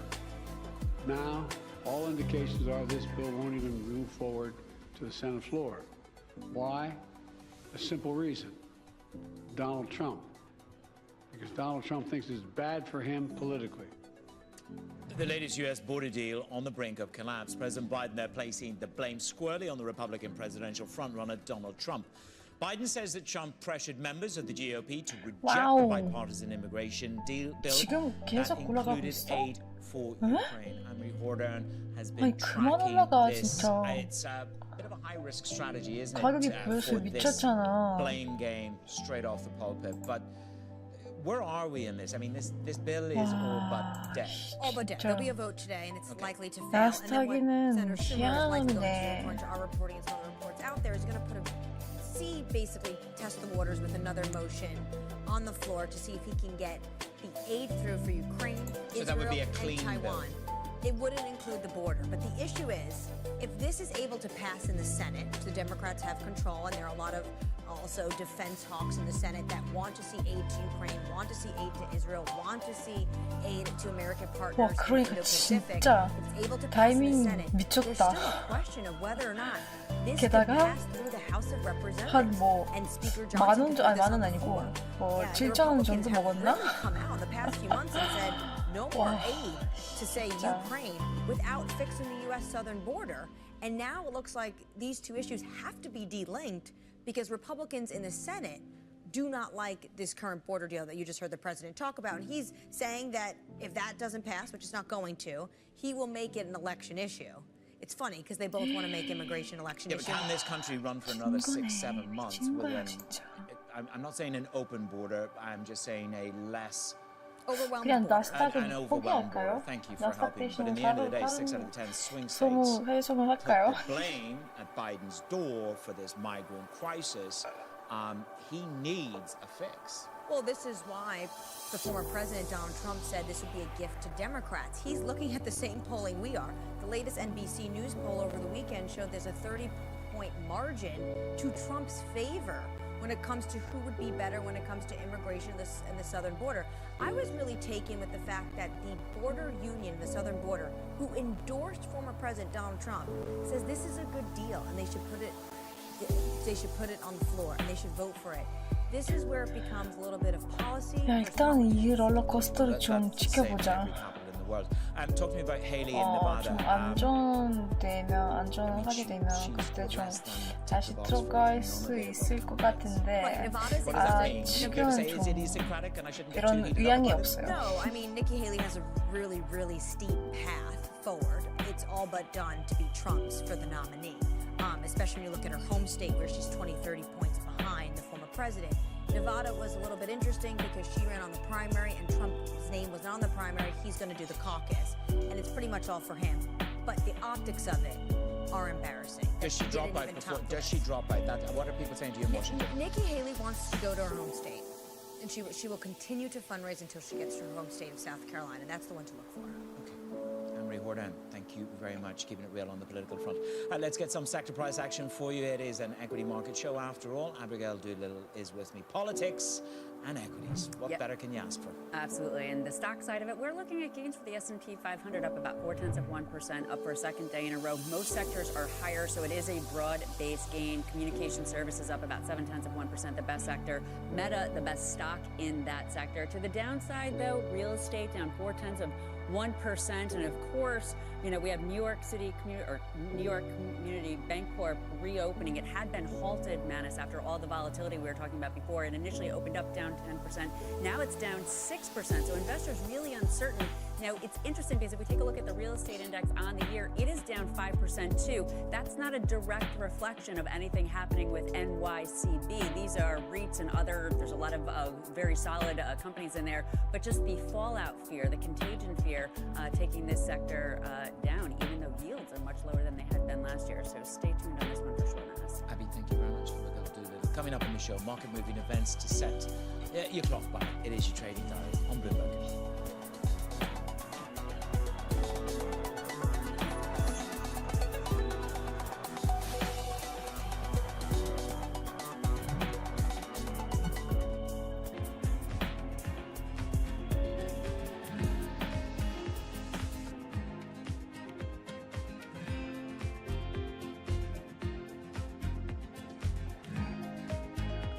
진짜로 컸다네.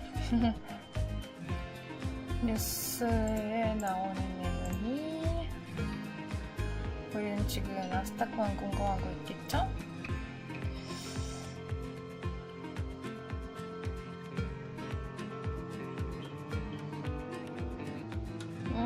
나스닥은 올라가고 있는 상태에 0.40%로 올라가고 있어요.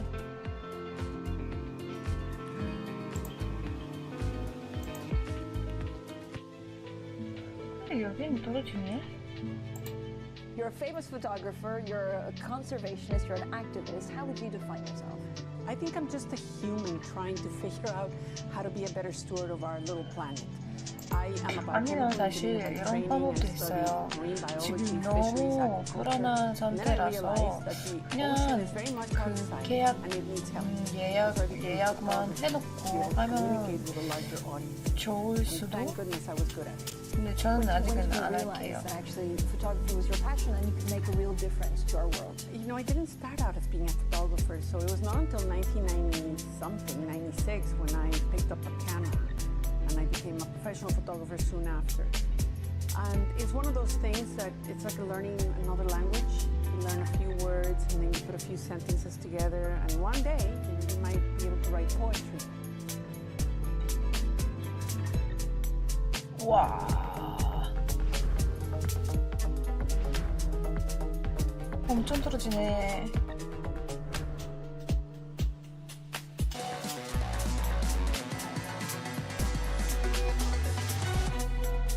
There are no nerves in this equity market. You've got the Russell down by 0.6%. We're waiting for the biggest 10-year bond auction ever.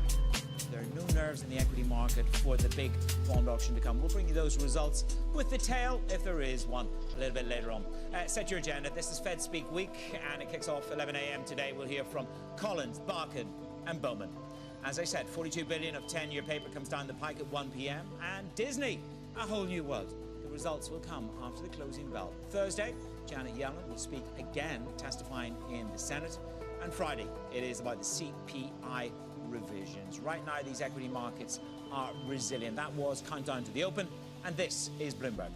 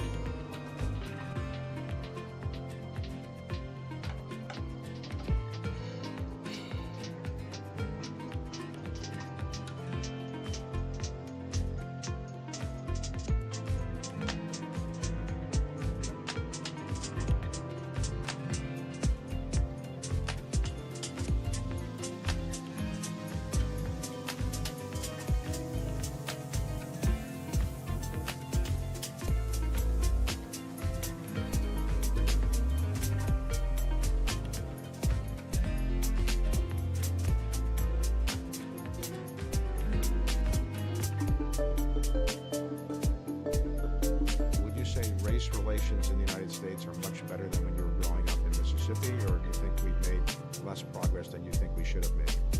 Both. I think that much better than when I was growing up. So many people occupied areas that I never thought I would see. But I would have hoped it would be better. It's been a lot of progress, and somehow we're in an era now where, in spite of the progress, race relations in certain areas has become very scary. You know, some of the things that one reads about now remind me of growing up in Mississippi.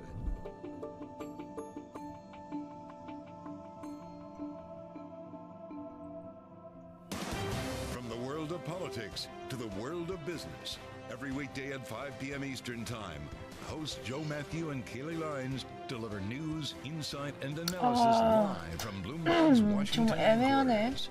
Get the latest from 지금 12시에 발표가 있는데 일단 발표에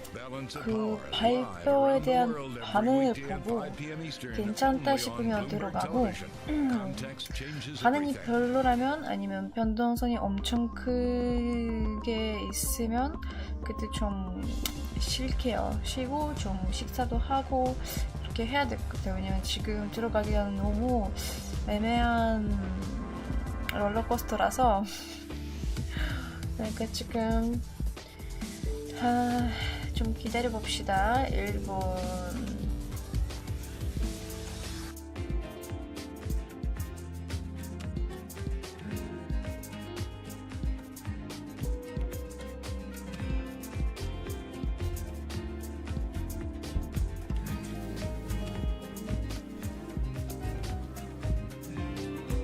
오케이, 12시 봅시다. Some people wake up and check their phones. Check the weather, check the news, check their stocks. I check SEMrush. With more than 55 digital marketing tools, I get all the data I need to jumpstart my day. I use the SEMrush. These lean enough? Have they trimmed all the fat? The semiconductor business is a really cyclical business. Breaking market headlines and corporate news from across the globe. Do investors like the M&A that we've seen? These are two big-time blue-chip companies. The window between the peak and cut changing super fast. Bloomberg Intelligence with Alex Steele and Paul Sweeney on Bloomberg Radio. Good Wednesday morning from the Bloomberg Interactive Broker Studio in New York City to our worldwide audience. You're listening and watching Bloomberg Intelligence. Alex Steele, Paul Sweeney here with you. We focus on the research, the investment research coming out of Bloomberg Intelligence, which is Bloomberg's investment research arm. We got 400 professionals around the world covering 1,200 companies, 200 industries, equities, 발표 반응이 별로 없는 것 같아요. 12시 맞겠지? 맞아요. 12시 지금 발표가 있고 다음 발표가 여러 가지 발표가 12시 30분에 있는데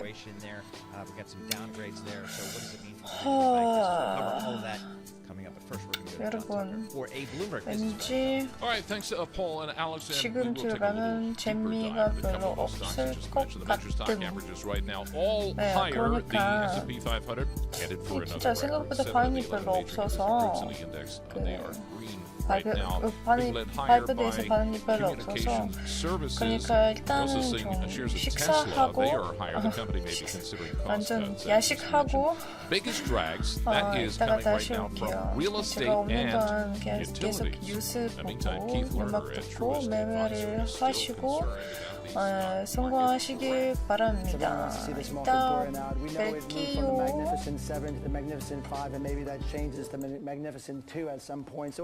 See some things borne out. And then in company news, New York Community Bancorp's credit grade rating has been cut to junk at Moody's. Moody's saying the bank facing multifaceted financial risks and governance challenges. As a result of that, New York Community Bank shares, they are down again today, down 7.5%. Overall, the S&P 500, 20 points higher. That is up 0.4%, 49.73 on the index. Again, if we close there, that'll be another record high. The Dow Jones Industrial Average, 96 points higher. That's up 0.25% right now. The NASDAQ 100, 84 points higher. That is up 0.5%. 2-year yield, 3 basis points lower. That's at 3.72 right now. The 10-year, 1 basis point lower. That's 4.08% there. And we check the markets for you all day long right here on Bloomberg Radio. I'm John Tucker. Is this in my face? It's just not enough. I had it coming to me. Yes, Not enough. I hope it's your face. Exactly. Whose face would it be? No, I mean the microphone. I don't want it blocking my No, face. we need to make sure that we see all the beauty. Okay, so Yes. we're on YouTube. Yeah. We're streaming on YouTube. Hey That's guys, the video you can thing. get makeup just like me. That's all I'm saying, There's all right? nothing they can do back there for us, John. You'd be surprised. They just say They do good They stuff. do have extra paper bags, I'm told. Exactly. All right, John Tucker, thank you so much. We appreciate it. You're listening and watching Bloomberg Intelligence. Alex Steele, Paul Sweeney live here in our Bloomberg Interactive Broker Studio. We're also streaming on YouTube, so you can head over to youtube.com and search Bloomberg Radio. We're also in your dashboard. Get the Bloomberg Business app. We're right there. You can click on and get all the stuff you need here for Bloomberg Radio, TV, Bloomberg News. It's all right there on the app in your car. Looking at the markets here, a little bit of a lift to the market. We'll take it. A little bit of green on the screen, as John was just telling us. Let's see what's happening with some of the specific names in the equity markets. For that, we turn to Nora Melinda. She covers markets for Bloomberg News. Nora, what do you have for us? Taking a look at Snapchat this morning, those shares are plunging as much as 32%. That's the most since 2022. Essentially, the company reported that its holiday sales have disappointed. It's just a week after its much larger rival, Meta Platforms, posted the best sales growth in 2 years.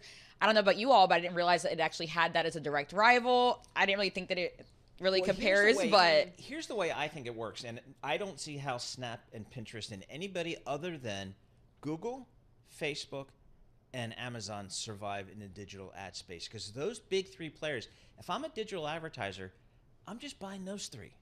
Right. Why do I have to get super smart and try to figure out, do I want to allocate money to Pinterest or Snap? Yeah, do they have a little bit different demo? Yeah, maybe. I don't know. You have to do it if they have a user engagement and daily active users that are growing, and they didn't. So They it was didn't. the user Okay, engagement well, there you go. concerns that were weaker. So Okay. you can make an argument that if they did have that, that would be something, and they didn't. Yep. So then you're absolutely right. Why would they go I there? think as an Right. advertiser, I'd just be lazy and say, just buy the big and just three. do them all. Yeah. But I mean, I think the other issue here is that, back in 2021, that's when Apple came out with some of these extra privacy protections and settings for users.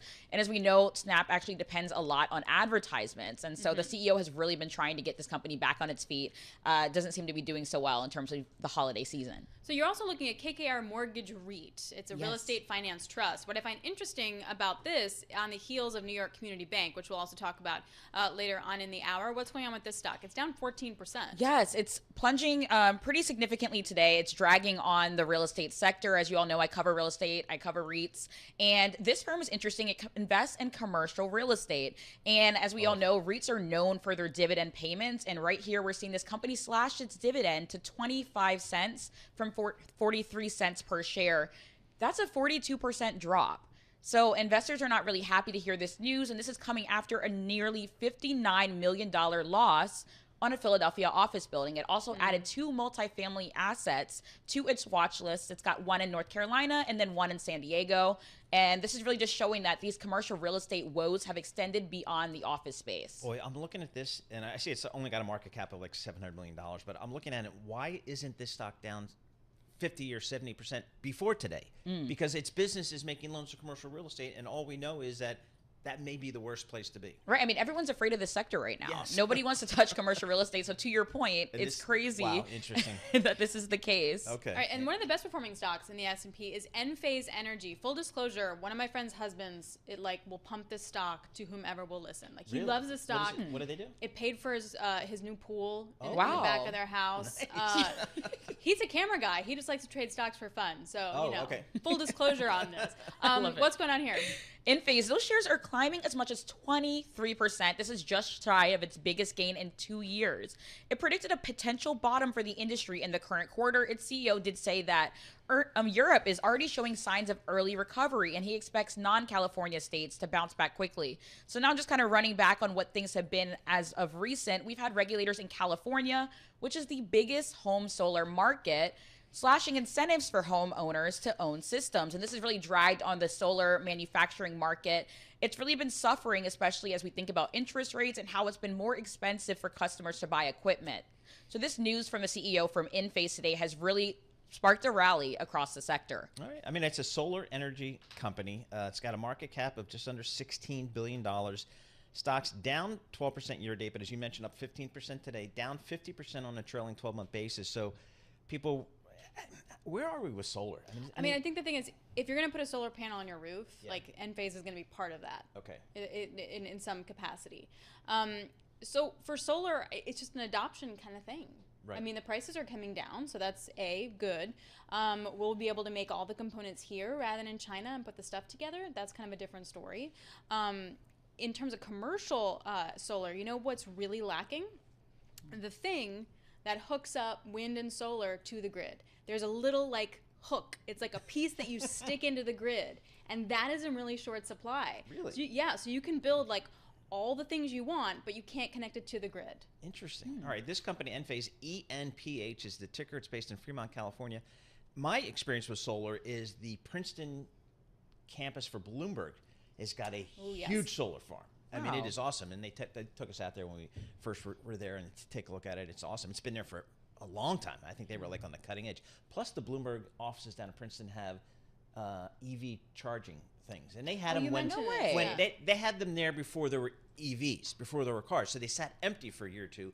Now there's this huge, and everybody just kind of, when their car's charged, they take off the charger and somebody else moves their car in. So that's how the good folks at Bloomberg down in Princeton doing the EV thing. The more you know. That's how it works. All right, good stuff. I gotta go there. It's awesome. Take me with you. They renovated. Great food down there. I mean, you think our food's good here? Food in Princeton is world class. We've got competition. I didn't say that. Yes. Oh, you don't. Oh, we have good please. food here. We What have are you good talking food. about? We're plenty. I The got quiche a yesterday bag was of awesome. peanuts and a Danish. The quiche yesterday was Danish. Banana pudding yesterday. I guess I should. We have He it was very, long very, gone at that point. very I guess well if here. I'm going to complain, I shouldn't do it on the radio. You're lucky It's, you're it's not. probably a really good point. Exactly. Yeah. All right, Norma, Linda, thanks so much for joining us there. Appreciate that. All right, let's get a sense of what we're doing here with this markets. We're about halfway through the earnings for the quarter. We've got a Fed that presumably is in the mood of rate cutting. So what do we do here? Carol Schleif joins us. She's a chief investment officer at BMO Family Offices. I remember when they were Bank of Montreal, but consultant came in and said BMO. Let's shorten it to BMO. Yep. So, but Bank of Montreal bought a lot of my loans that I originated at Chase, so we love those folks. Carol, what are we doing with this market here? I had a great November and December. I'm not sure if everybody else did, but I had a great period there. I'm wondering, what do I do now in 2024?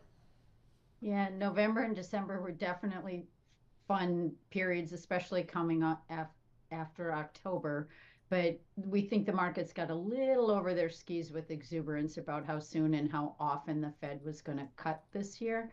And so some rationalization of that coming into this year's actually makes a lot of sense. But our approach really hasn't changed much. We actually were in the soft landing camp all of last year from the beginning of the year on, thinking the Fed was going to be able to navigate both keeping the employment and the economy humming along while we were seeing inflation straighten itself out. Mm-hmm. But coming into this year, keeping that balanced approach to risk where you're getting paid to invest in some bonds, so having that portion of your portfolio maybe out of cash into some of those higher yielding short and intermediate term bonds, but then also not wanting to back away from a growth oriented sort of, we think the economy's in decent shape. We think you'll see a broadening like you saw in November and December last year. The most encouraging thing about that period was seeing that broadening of the market, the participation. You narrowed it up on the good days here as we've had earnings from the Magnificent 7 or 5 or 2, as you were talking earlier, but really be necessary. And we think So Carol, but I guess I wonder when we get there, because it doesn't seem like no one's going to sell right now. Like, that feels clear, right? The hurdle to sell feels really high.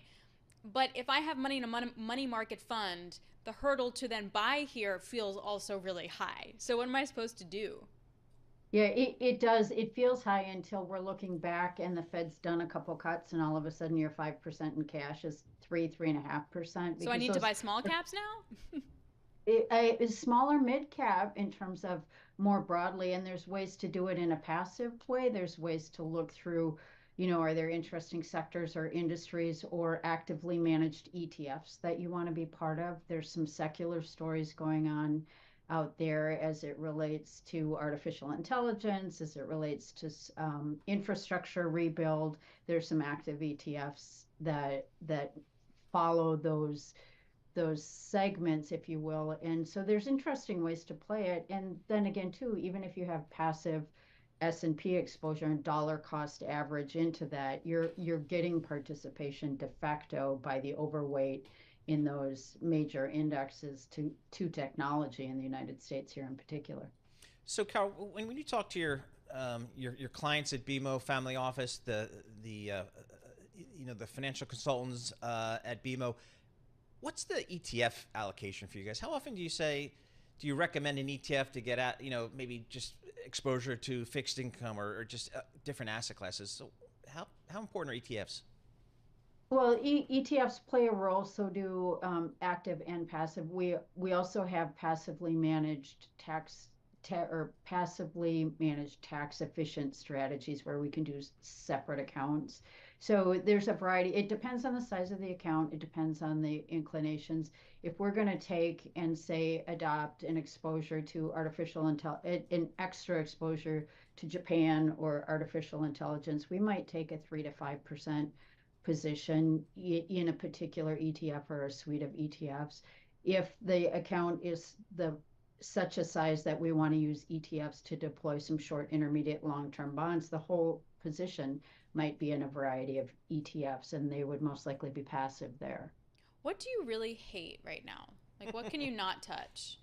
What could we not touch? Yeah. I'm not sure, depending on the client, that there's anything we really hate, if you will. That's part of being balanced. We're going to be underweight some certain things. Emerging markets, developed markets in Europe, we're underweight those relative to the overweight we've had in the United States.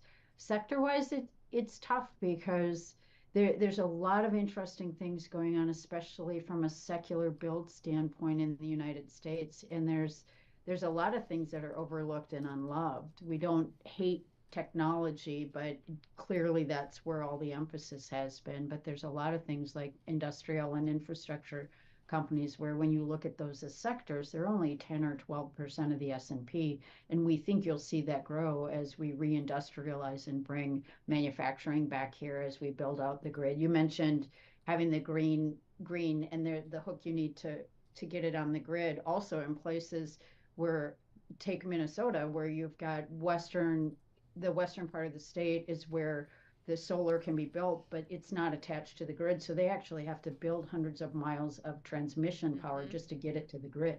To be fair, there is like a name for that thing. That thingy? But I just know it is the thing that you need to plug into the grid. Right. But there is an That's official all we name. need to know. The pluggy thing. It's the pluggy thing. We'll just coin that right here. So, Carol, we're about halfway through earnings here. Is anything kind of jumping out at you here? Are you okay with the earnings? Do you think we're seeing some cracks maybe in the earnings power out there? I think the thing that jumps out at me on earnings is that you can't broad brush stroke even an entire sector. There's been a lot of dispersion in those sectors about the haves and the have-nots. There's also been a lot of dispersion in how investors are treating them, because a company might beat on the top and the bottom line and they nail the stock because they don't like what the CFO said in the conference call. And so it's really, it feels and smells like we're back into a stock picker's market, where we're actively managed should have an advantage if they've got deep and broad research. And so that's one of the things that strikes me, because overall earnings are pretty reasonable. They're not as exuberant on the beats on the top and bottom line as they have been in prior quarters, but they're reasonable and they're consistent with this economy. The other thing that's really notable is companies are seeing from the reaction in other stock prices that if they announce, oh, we're trimming heads over here and we're cutting costs over here, the stock prices go up, sort of no matter what the numbers are, because it looks like management teams are staying really focused to be laser precise in how they're running their business. And the street likes that. It does, absolutely. We saw that with Meta last year. Just amazing. Carol Schleif, Chief Investment Officer for BMO Family Office. Thanks so much for joining us. Based out there in Minneapolis, St. Paul. I happen to be a St. Paul fan versus Minneapolis. That's just my I thought the architecture in St. Paul is really cool. I've never been to St. Paul. Is that the airport that has a plane hanging from the ceiling? I think so. I don't know. It's just, I've been to so many airports in the Midwest. I can't help you out with this one. Yeah, I got great nothing for hotel. I forget the name of the hotel that I like staying at in St. Paul. It's just awesome. Really old school. Kind of feel like it was the first thing built in the state of Minnesota back in the day. Pretty cool. S&P 500 up 0.7%. This is Bloomberg.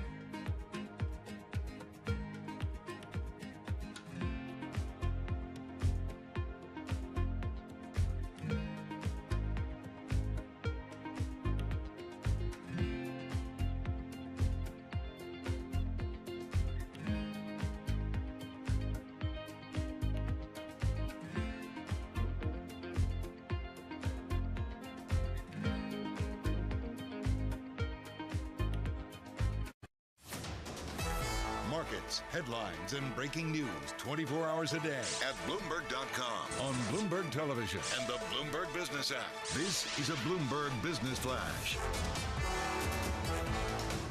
And I'm John Tucker in the Bloomberg News, Bloomberg Business Flash. We are brought to you by IBKR Investment Advisors. Switch to Interactive Brokers for lowest cost global trading and turnkey custody solutions.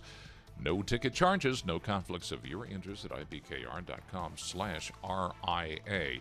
We have the tech mega caps helping lift the S&P 500. Now, the index right now on track for a record close if it keeps to these levels. And also 10-year Treasury yields, they are below 4.1%, just barely, as we wait for a Treasury auction today, the 10 years. S&P 500, 32 points higher, up 0.7%, 49.86 on the index. The Dow Jones Industrial Average up 152 points. The NASDAQ 100 up 151 points. That's up 0.9%.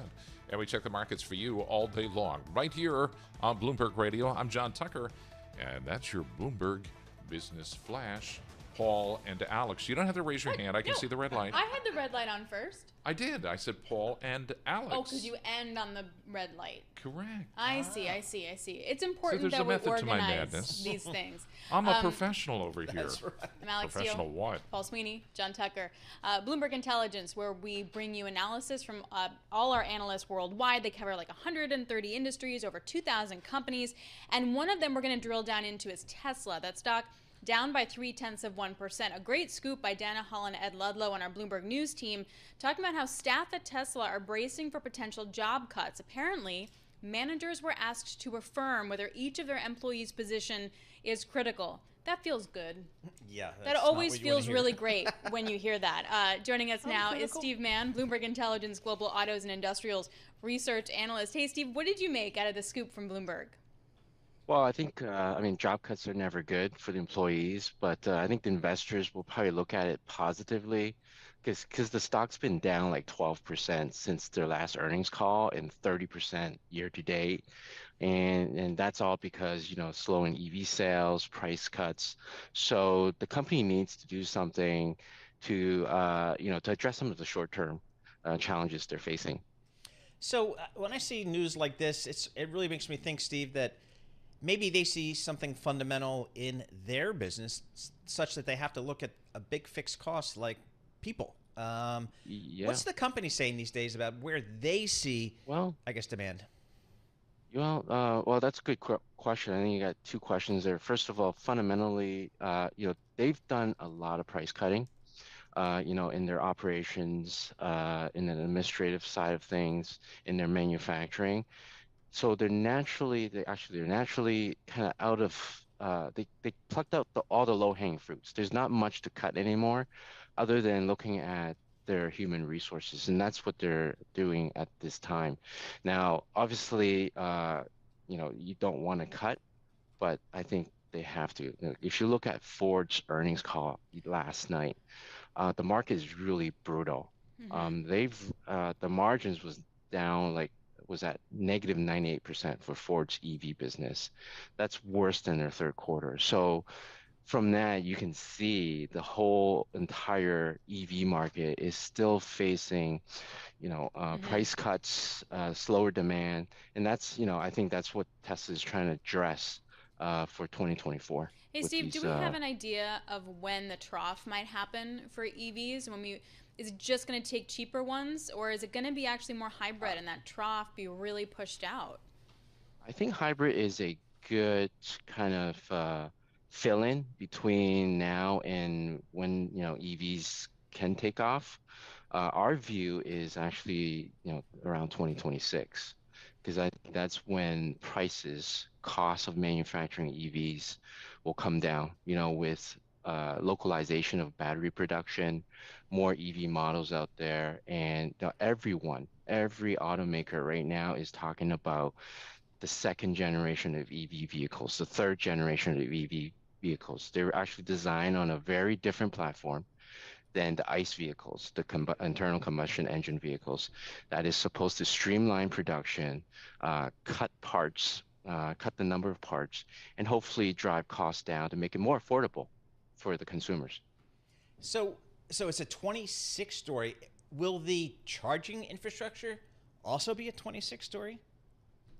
Well, no, there are some spending at the moment to increase charging infrastructure, but that's another bottleneck that the industry is facing. I think out in the West Coast, out in the East Coast, charging infrastructure are not of a big concern, but Central America is. So that's where the focus is, I think, in the next couple of years, to really build up the charging infrastructure in that part of the country. How many charging units do you have at the Princeton campus at Bloomberg right now? Oh, it's interesting. If you go out to the parking lot here, you think it's a Tesla dealership out here. There's probably 50, 40 to 50 charging stations. Do people have the cars? Are the Teslas actually being plugged in, or EVs? Oh yeah. Oh yeah, You'll see mostly Tesla. You'll see a couple of Volkswagen, a couple of Volvos, but because when that's why it's. When I was at the Princeton campus, Steve, I guess I haven't been there since before the pandemic. Let's call it 5 years. 5 years ago, we had 2. Now you're telling me we have 50. That is a good barometer, I think. Now, I think Bloomberg is usually on the cutting edge of this stuff, but still interesting. Yeah, and I wonder, did you get the idea that the charging was there, therefore you brought the EVs? Or it's just a clientele that has the EVs? Unfair question, but, what do you think? That's a good question. It's all about the cost of ownership. I think you're right, Alex. Having the charging stations here, make it convenient for people to charge and really cut their monthly costs. Right, there's no fuel costs anymore with the EVs, but it's all about the cost of ownership. It's free. The energy's free. We should be charging you people down there. I'm not going for this. Nah, they got the solar panels out back. They got got free lunch. Literally a free lunch. It's awesome down there. All right, Steve, thanks so much for joining us. Great. Steve Mann, he's a global autos industrials research. He's down there in Bloomberg in our Princeton office, which is really cool. That was one of the Bloomberg's first offices down there. They had the global data folks. And I don't know how many people we have down there, 3,000, maybe more. Do some awesome work down there, and that's where a lot of the BI folks and are also there. all the EVs, apparently. Apparently all the EVs 50. That's pretty cool. All right, coming up, we're going to have a great conversation. Carlyle CEO Harvey Schwartz is going to speak with Bloomberg's Sonali Basak. So we'll talk about global Wall Street. S&P 500 up 0.8%. The Dow up 0.5%. NASDAQ up 0.9% here. So we'll keep an eye on those earnings. 10-year Treasury 4.09%. Right now, let's get to that big Wall Street discussion. Carlyle CEO Harvey Schwartz. He speaks with Bloomberg's Sonali Basak. Talk about the future of Carlyle, the future of private equity from the source. Let's go right now to Sonali Basak. Welcome to our Bloomberg television and radio audiences. I'm sitting here with an exclusive interview in Washington, D.C. at Carlyle's headquarters with the CEO of Carlyle, Harvey Schwartz, in his first interview since joining a year ago as CEO. Harvey, today you announced a number of strategic updates to investors. Your stock is up, the most it's been since 2022. What is the biggest change that investors need to know about the future of Carlyle today? So, great to see you, Sonali. I think the movement in the stock, which you point out, is much more about seeing the momentum in the franchise. So coming into the fourth quarter, the team really came together. And whether it was record FRE, fundraising, the momentum coming into 2024, and then, of course, on the call, we outlined some strategic initiatives and, for the first time, financial targets for 2024, which, have very significant upward trajectory. We'll talk about those initiatives, but we can also say you passed your first year on the job. The grace period is over. What's the biggest? It's my anniversary yesterday. Yeah, and what is now? You're looking into year 2, and a lot of people think of this as a make or break year. What is the biggest challenge for you as you enter this year? So 2023, as a new CEO coming in, it really was about investing time with my teams and spending time with our investing clients around the world. I think I met with over 300 LPs in the first year that I was here. And with respect to my teams, it was really about me getting to know them, but more importantly, them getting to know me.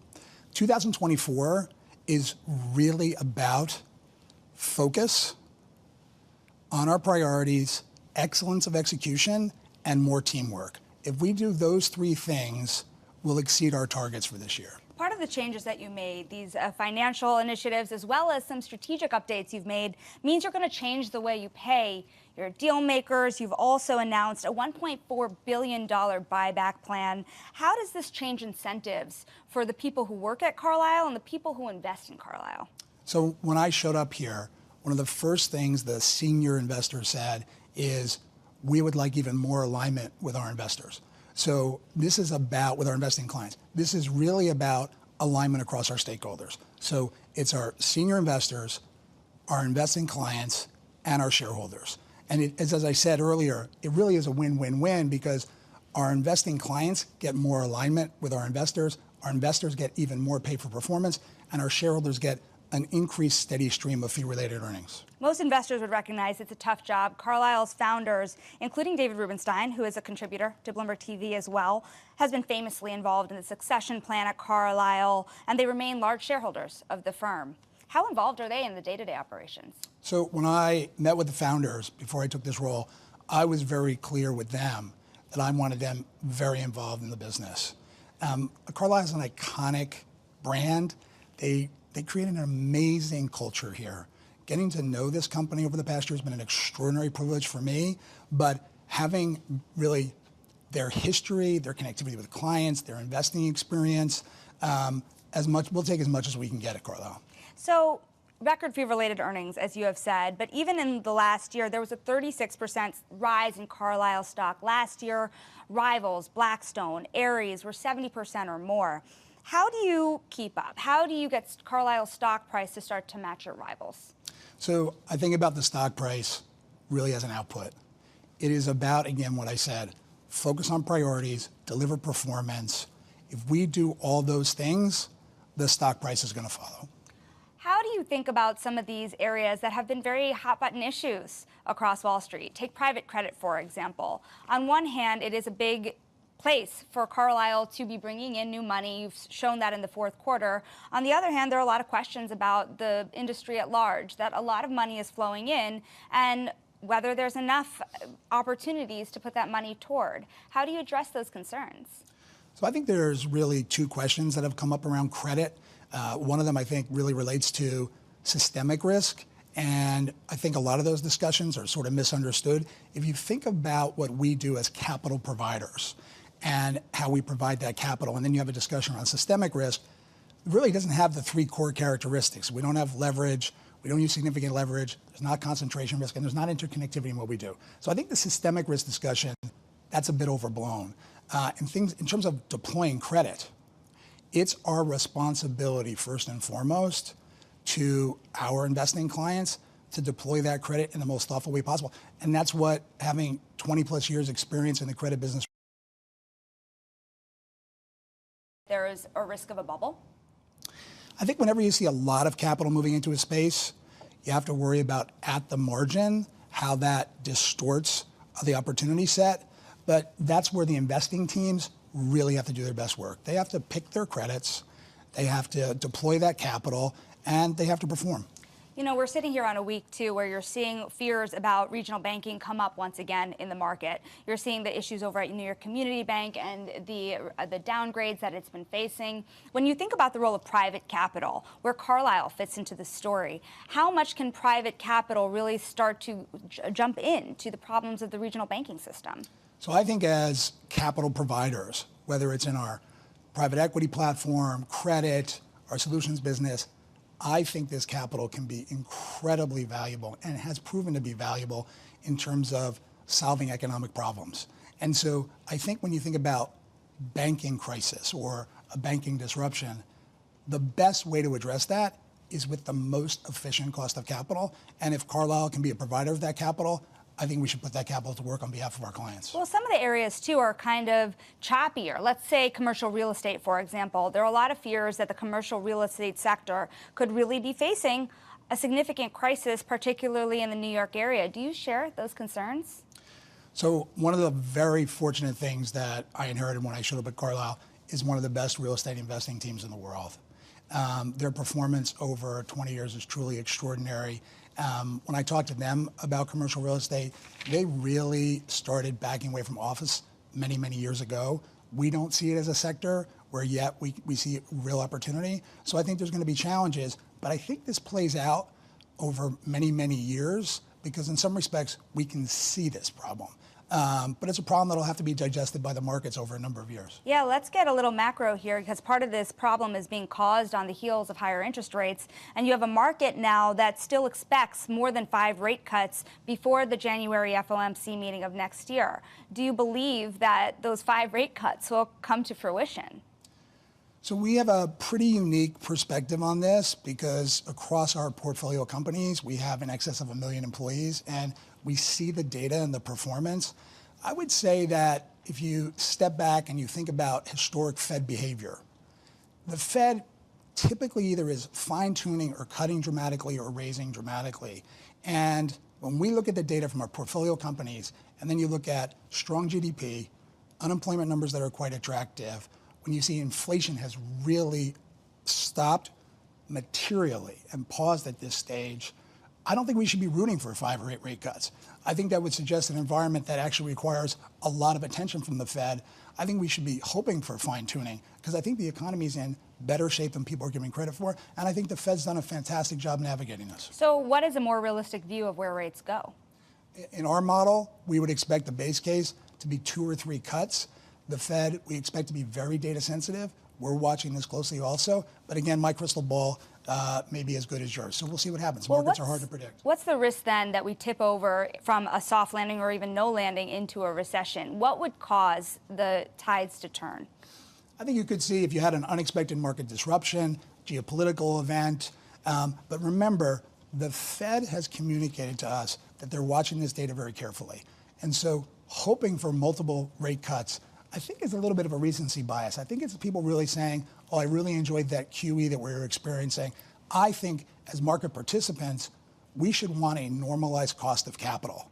And if we can get there through this process, I think it'd be an extraordinary outcome. And I think it'd actually be, I think it'd be great for business opportunities. I think it'd be really good for Carlyle, and I think it'd be great for our investing clients. I think we create a lot of alpha. I'm curious about your view of the world. We're sitting here in Washington, D.C. today. I have a few D.C. questions for you. Before we get there, you do have a large presence internationally as well, particularly when it comes to China, at a time where there are a lot of questions about the world's second largest economy, the strength of the economy there, and its relationship with Washington, D.C. and the United States. How do you view those challenges, and how do you navigate them as an investor? So we represent investors all over the world. They have different requirements. Some of those will look at China and they'll say, you know, the risk profile doesn't look like it fits our characters. Many of my clients around the world, in touring the world last year, they really liked the risk reward in China. And you know, you bring up China, it got a lot of attention because we sold our position in McDonald's. I'm sure you saw it. This was a tremendous return over a number of years. And the one thing I'll say about that, because it really highlights the power of our private equity franchise, you know, people ask me this question all the time. Well, on higher rates, what does that mean for business? If you can dream it, then bread provides, yeah. Cause bread loves everyone, and it's the type of journey that should be fun. The life you always wanted, time to make it true, cause you deserve it. And bread is the one for you. Bread Financial, the best thing since online banking. Roughly 80% of the value creation came just from operational enhancements. So it's really what we do. It's about picking the right partner, being in China made sense, and actually executing the business. So I think there's opportunities. What about the opportunities here at home? There have been a large U.S. investors, a lot of big names sounding alarms about what's happening here, not about the economy, but about the sustainability of what we're spending as a country, the debt load and the deficit. How do you view that from where you're sitting, and do you think it could spiral into a bigger problem? So I think these are all legitimate concerns. We tend to lament a lot of things in the United States. I think, I'll tell you, when I traveled around the world last year in a number of geographies, I was told by our investing clients they felt a bit over-allocated to the United States, and they actually said they're going to keep allocating more to the United States. I wouldn't bet against the United States. Well, what about that concern embedded with the dysfunction you're seeing in Congress alone? How do you see kind of this gridlock impacting investors throughout the year? So, you know, we're in an election year, and I was just talking to one of our chief economists, Jason Thomas. We were having a discussion about this just last week. And I think the S&P 500 has gone through 23 election cycles. In 23 election cycles, roughly 80+% of the time, Democrat, Republican, the S&P 500 has gone up. I'd like to see us get through an election cycle, and I'd like to see everyone in Washington really start to come together, because we do have complex problems, and coming together is the way we're going to solve them. Well, with the constant threat here of government shutdowns, for example, do you think that the road ahead this year could be bumpy, particularly as we head through to the election? If it's been like the ones I just mentioned for the 23 elections since the S&P 500, I think it's going to be good for markets. I don't think it's great when our politicians play ping pong with things like the debt ceiling and everything else. I think we should just, you know, focus on the business of the government, but I'm not a politician. The election itself. Obviously, this is a very unique election with two leading contenders having served in office recently. How do you see this really playing out? Both candidates, both leading candidates in the Democratic and Republican Party have low approval ratings. How do you think about this dynamic in the C-suite and the risks that it poses into 2025? So, Carlisle, we've been doing this for a very, very long time. We've been through complicated elections. We've been through surprise elections. I think we'll get through this election, and as I said, we'll focus on the business and the priorities of the day. Priorities of today. We've kind of started this conversation talking about Carlisle, the future of Carlisle. By the time you're done leading Carlisle, what ways will you have transformed the firm? Well, I'm not thinking about being done. I think we're just getting started.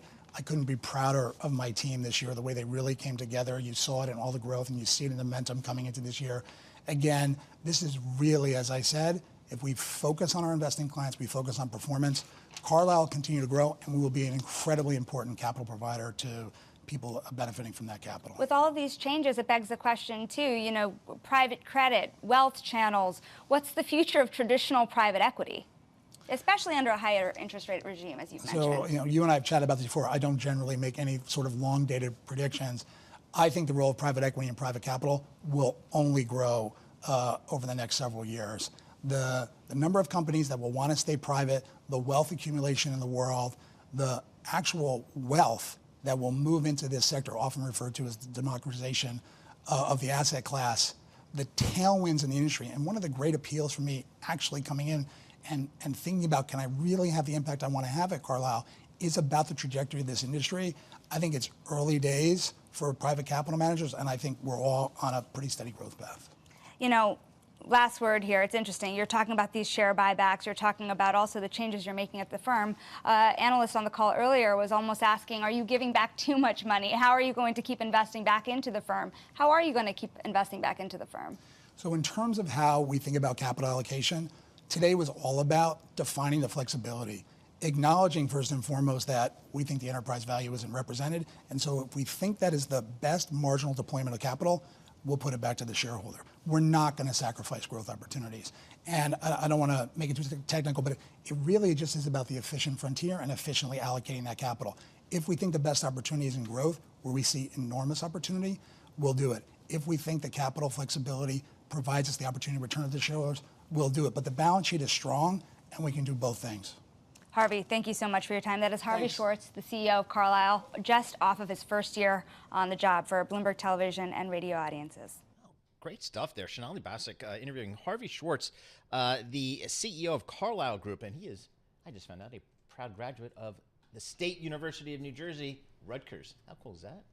So Carlisle Group, I mean, just doing phenomenally well here. And it's, what's unique about them from my perspective is they're based down in Washington, D.C. That's kind of the genetic makeup of Carlisle. A lot of ex-Washington folks, so they got that whole government angle wired off, and so they've done a phenomenal thing. So good to hear from Mr. Schwartz as the CEO of Carlisle Group. All right, we're going to go right to the regional banks, but first, are we going to talk to John Tucker first? Yeah, we are. All right, let's get a Bloomberg Business Flash. You want to do that? Oh, a business flash. Okay. Yeah, we can do that. Do it. All right. Right now, the major averages all in the green with the S&P 500 knocking on the door of 5,049.89 in the index. Even if it doesn't reach that level, it is still on course to set another record close, up 35 points. That's up, why am I talking like this? Up 0.7%. Dow Jones Industrial Average right now, that is up 164 points. That's a rise of 0.4%. And the NASDAQ 100, that is a whopping 1% higher right now, with some of the mega caps in the lead, up 192 points. Also, the 10-year worth focusing on today, down 1 basis point, 4.08%. There is a 10-year Treasury auction, and before you start yawning, that's important because if there is a good take-up, plenty of demand for the benchmark yield and debt, that could bode well for both the bond and the stock market. I'm actually as well. into this auction, by the way. Really? Yes, I am. I'm excited about it. Good. So, you didn't glaze my eyes over on You that. really need to get out more. Anyway. Well, that is true. We check the markets for you all day long right here on Bloomberg Radio. And I'm John Tucker. That is your Bloomberg business flash, Alex and Paul All right, both John turn Tucker. your lights on at the same time, so I don't know. Yeah, perfect stuff, John. Appreciate it. Let's go to Herman Chan here. He's the senior analyst covering the regional banks. Herman, New York Community Bank, that's the story of, I guess, the last several days. What's the current status of that? Is that something that bank investors in general have to worry about, regional banks in this country? Sure. I think it's definitely brought to the forefront worries about commercial real estate in particular, but really New York Community's issues are a bit idiosyncratic because they just crossed over that $100 billion threshold that requires tougher regulatory scrutiny. And New York Community is also the dominant lender in the rent-regulated apartment lending area here in New York, so not much read across to other regionals. Well, we also had a headline that they want to sell some of their RV loans and offload some mortgage risk. Are they going to be the buyers for that? Right, so that's going to be an issue for them. Or I guess the buyers at the right price. Buyers at for the them. right price. So for New York Community, what these two actions are really a bid to improve their capital ratios. They've talked about lifting their CET1 ratio to 10% by the end of the year, which would be more in line with their larger regional banking peers. And so the synthetic transaction to add insurance on their residential mortgage loans and offload some RV loans is designed to potentially do that. RV loans. Now, these are recreational vehicle loans. John Tucker thought there was some technical, arcane term. These are for recreational. To be fair to John Tucker, that was me. Okay. I was the one who was like, is this a specialized sort of loan?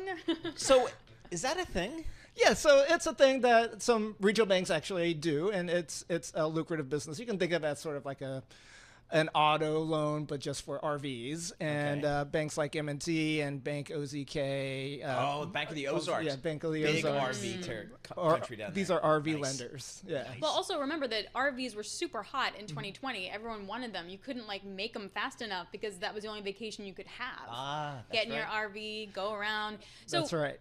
What's going to be explore the open road? Exactly. What's going to be next for this company? Because you could make an argument that they're doing everything right, and I'm putting that in quotes, in terms of updating investors, getting their books in order, right, etc. So what do they do now? They're trying to control the narrative, but the market's saying something else entirely, where the market's concerned that even though liquidity is in a pretty good shape and deposits are actually up but since the end of the year, are they going to be able to generate enough earnings to meet their capital ratios, and how are they going to fare in the upcoming stress test? When they did that, if you step back and when you look at what they did after they announced the signature transaction last year, when they were viewed as a savior, they could have been, I guess, maybe a bit more aggressive in building up their capital and liquidity back then, so they're not in a pickle now, but that's really spilled milk at this point. So one of the themes that I'm still in the back of my mind, if I were bank investors, I just don't know the magnitude of some of these commercial real estate exposures. I believe in the past you've said for most lenders it's not that big a deal. Is that right? Well, we're going to talk specifically about office commercial real estate, where that's right, really the potential boogeyman here. On average, across our research coverage, which covers the largest 1920 regional banks, it's 2% of their total loan book. So it's actually really small and manageable.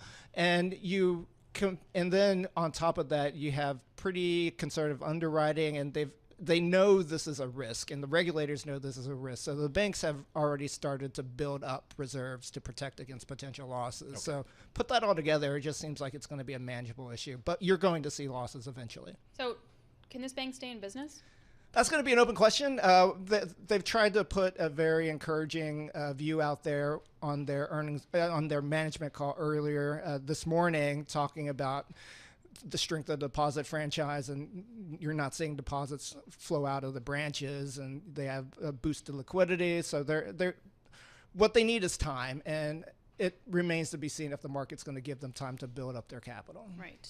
I want some M&A. I want some business. I want to come in here every Monday morning and see company A, bank A buying bank B. But that's what they did, and look what they're in now. That's true. Right. So, be careful what you wish for. Be careful what you wish for. Are we going to see some of that, do you think?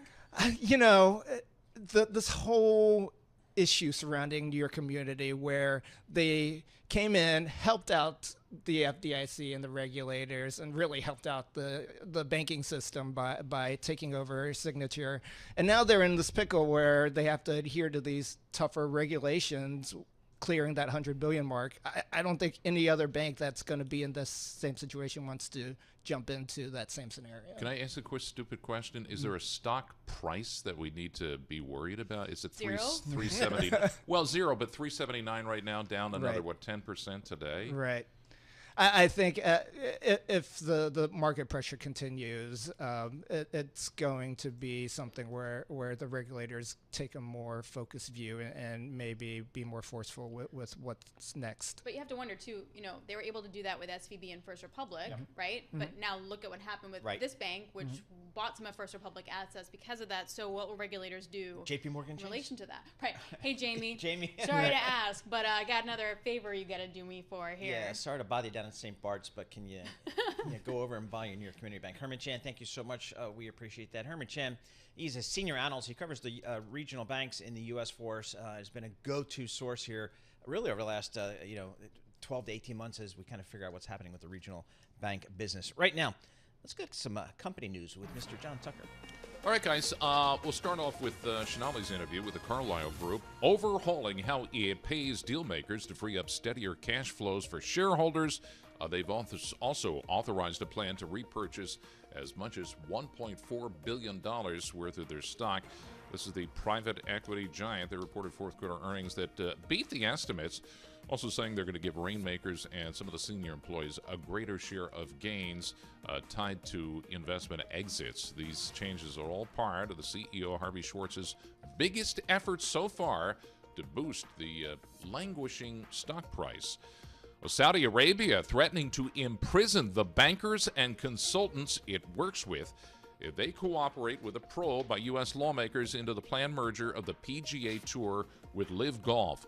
The kingdom's public investment fund sued its advisors in a Saudi court in November in order to prevent them from submitting information to the Senate Committee on Homeland Security and Governmental Affairs. Violating the court order could lead the kingdom to imprison executives and their staffers for 20 years. This according to a veteran investment banker, one of the top advisors to the fund, Michael Klein. And then a Tesla staff bracing for potential job cuts after managers were asked to affirm whether each of their employees' positions is critical. The U.S. managers had to make the binary assessment of their deputies' roles in recent days. This according to people familiar with the matter who asked not to be identified. Tesla sent out the single-line question for each job after canceling some employees' biannual performance reviews. And that is a look at some of the company stories that are making news today. I'm John Tucker, Alex and Paul. All right, very good. John Tucker, thank you so much. We appreciate that. Let's go to Amy Marsh right now. We'll get world and national news down in Washington, D.C. All right, thank you, Paul. President Biden blames Donald Trump for pressuring Republicans to reject a bipartisan immigration and Ukraine aid bill to try to gain an advantage in the November election. Senate Republican leader Mitch McConnell, who did support the deal, conceded that it will not become law. That's a quote, citing House Speaker Mike Johnson's opposition. Greg Vallier is with AGF Investments. The new Speaker of the House, who's a rookie, Mike Johnson, is trying to assert himself, and it's not easy. The bigger story, in my opinion, 8 or 9 months before the election, Trump is calling the shots. You've got a weakened Senate Majority Leader in Mitch McConnell, and you've got Mike Johnson, and neither of them are capable of getting a deal, so Trump is in the picture. Greg Vallier with AGF Investments. Presidential hopeful Nikki Haley, meanwhile, suffered an embarrassing loss in the largely symbolic Republican Nevada presidential primary, coming in a distant second to an option labeled none of these candidates. On the Democratic side, President Biden won an easy victory in Nevada's Democratic primary. Secretary of State Antony Blinken set to meet Israeli leaders today as Hamas put forward a detailed plan for a new ceasefire and hostage release deal. But both sides are dug in. Bloomberg's Ethan Bronner explains if the two sides are even close to a deal. I would say they're not close at all. I mean, they're alive. The negotiations exist. But when the Hamas response came late last night here, the Israeli response was, well, this is close to a no from our perspective, but not so close that it's an actual no. So we could keep talking. Bloomberg's Ethan Bronner. Secretary of State Blinken is on his 5th visit to the region since the war broke out as he tries to advance the ceasefire talks while pushing for a larger post-war settlement. Global news 24 hours a day and whenever you want it with Bloomberg News Now. I'm Amy Morris, and this is Bloomberg. Paul and Alex. All right, Amy Morris, thank you so much. We appreciate that. After the close, we have earnings from the Walt Disney Company. And we were talking to Geetha Ranganathan earlier today on surveillance and on, I guess we do it on this show too? We're going to do it on this show too in the next hour. She was saying that the street's really focused on the streaming business and most importantly, when they're going to start making money on the streaming business. Now, they say, I guess on their last quarter, that they would break even in the fourth quarter of 2024, but hey, it's going to be a little bumpy after that, and who knows? So that's a big issue because these media companies like Disney, like NBC and Paramount, they've been losing a lot of money in the streaming business, and the street's had enough of it. But I've also been reading that it's not linear. I mean, that Yes. like making profits in streaming right now will not be linear. Well, as in like you're not going to get better and better and better. It's going to be real lumpy. And it shouldn't be because you have a fixed cost, which is programming, and it's just a question of how many subscribers you get. And once you get enough subscriber revenue to cover your programming, that should be consistent profitability going forward. That's what we saw from Netflix, and that's why people aren't buying this argument from a lot of these media companies, which is, hey, we know what your costs are, and you've told us what your programming is going to be. So all I had to do is add, multiply subscribers times the revenue per month, and I kind of get my revenue, and I can model that out. And we've seen it from Netflix. They would start launch their service in a particular country, and it would be a couple of years to break even, 2 to 3 years depending upon the country, and then it was pretty much profit after that. So anyway, it'll be interesting to see how they position this whole thing. What do you think that is? Like, do you think that the costs are still are not under control, or do you think that they just are not squeezing enough out of each subscriber? I think it's very competitive out there, and I think the churn to their revenue is probably much higher than they would like because maybe I'll subscribe for 6 months and then I'm not really a baseball fan, so I'll cut it or something like that. I'm really just doing it for some football, whatever. And so I think the churn to the revenue makes the revenue probably a little bit less predictable, and I think they're finding their churn is a little bit higher than maybe what Netflix charges and the churn that they have there. So we'll see. But then we had this morning the announcement of this new sports streaming service. So I'm sure every question today from analysts will be, what's this new sports thing? Look at that, though. Isn't that interesting timing? Yes. So it comes out the day before earnings that you're going to have this venture that everyone's going to talk about rather than something else in particular. And it basically, if you're Fox and Warner Brothers Discovery, you're letting Disney be the spokesperson for this whole new business. Because let's face it, ESPN is the most valuable asset being contributed to this new service. So we'll have to see. So all I know is, do I still stream my stuff on ESPN or do I have to subscribe to something new? I have no idea. That's the point. Who knows? Who knows what's going on out there? But we'll figure it out. This is Bloomberg.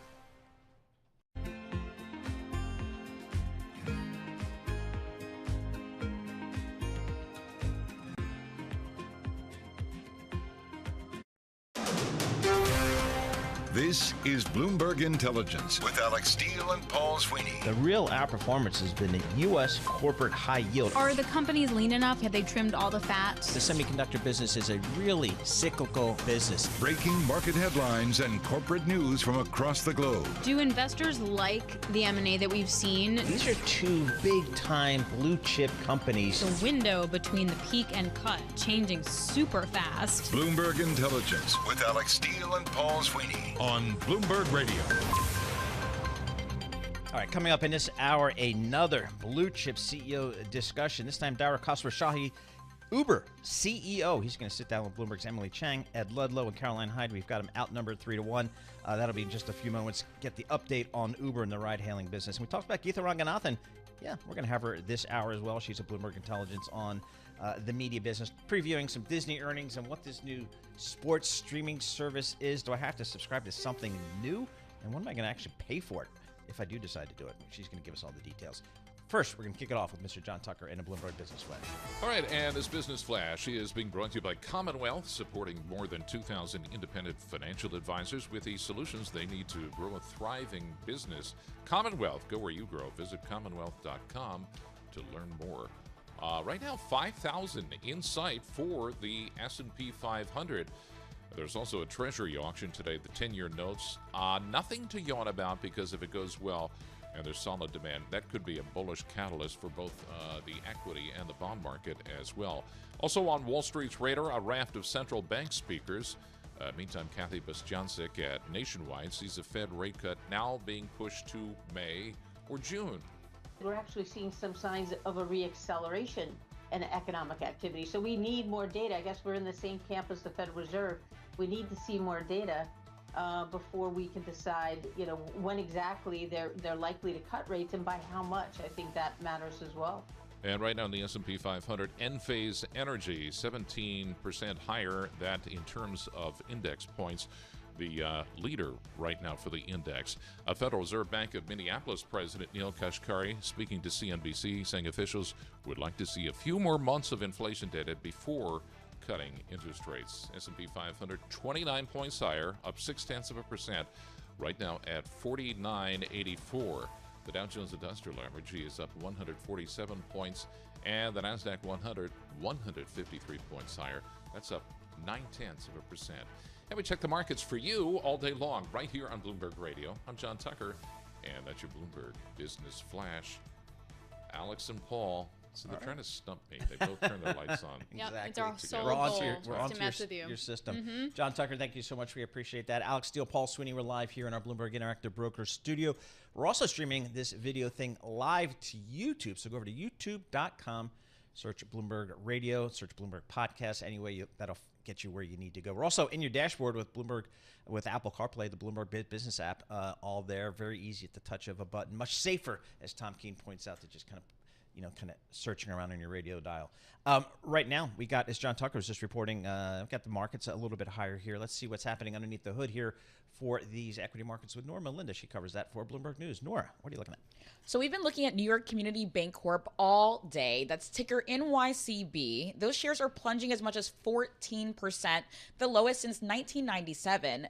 This all comes after earlier this morning, we heard that Moody's cut its credit rating to junk. While some analysts are saying that the bank's update on deposits should quell concerns and stabilize the stock. But the bank has really fallen about 60% over the last 5 sessions, and we did see a headline cross a little bit earlier saying that the bank is in talks to offload mortgage risks and plans to sell RV loans. It's exploring a sale of roughly about $1 billion in portfolio of RV and marine loans. And here's the interesting thing is that you talk to some distressed debt investors like 6, 8, 9 months ago. They were like buying some of these loans from banks that were really going under, right? Or that were really struggling. And at some point, larger banks had to sell some of their book too. And you have to wonder, are they stepping in now or will they? Yep. Will the bid ask come in aggressively because of the pressure on the share price? I just wonder how that's going to play out. Yeah, interesting. And we were talking to Herman Chan just in the last segment, and is there a spot here for the government? Is there a spot where the government steps in and tries to do something here, or even makes that phone call to some of the bigger banks saying, hey, do you want to take a look at this regional bank? Yeah. So anyway, John Tucker was just asking the question, like, what's the stock price that gets people really nervous? And I don't know, I feel kind of nervous down here if I were a shareholder and a But bondholder. deposits weren't leaving. That's so right. clearly, that's a very different story than like an SVB sort of scenario. Whether or not they have the capital or can raise the capital to keep afloat is different, but people are not as of yet. Yep. There's no run on that bank from that perspective. All right, let's go to Enphase.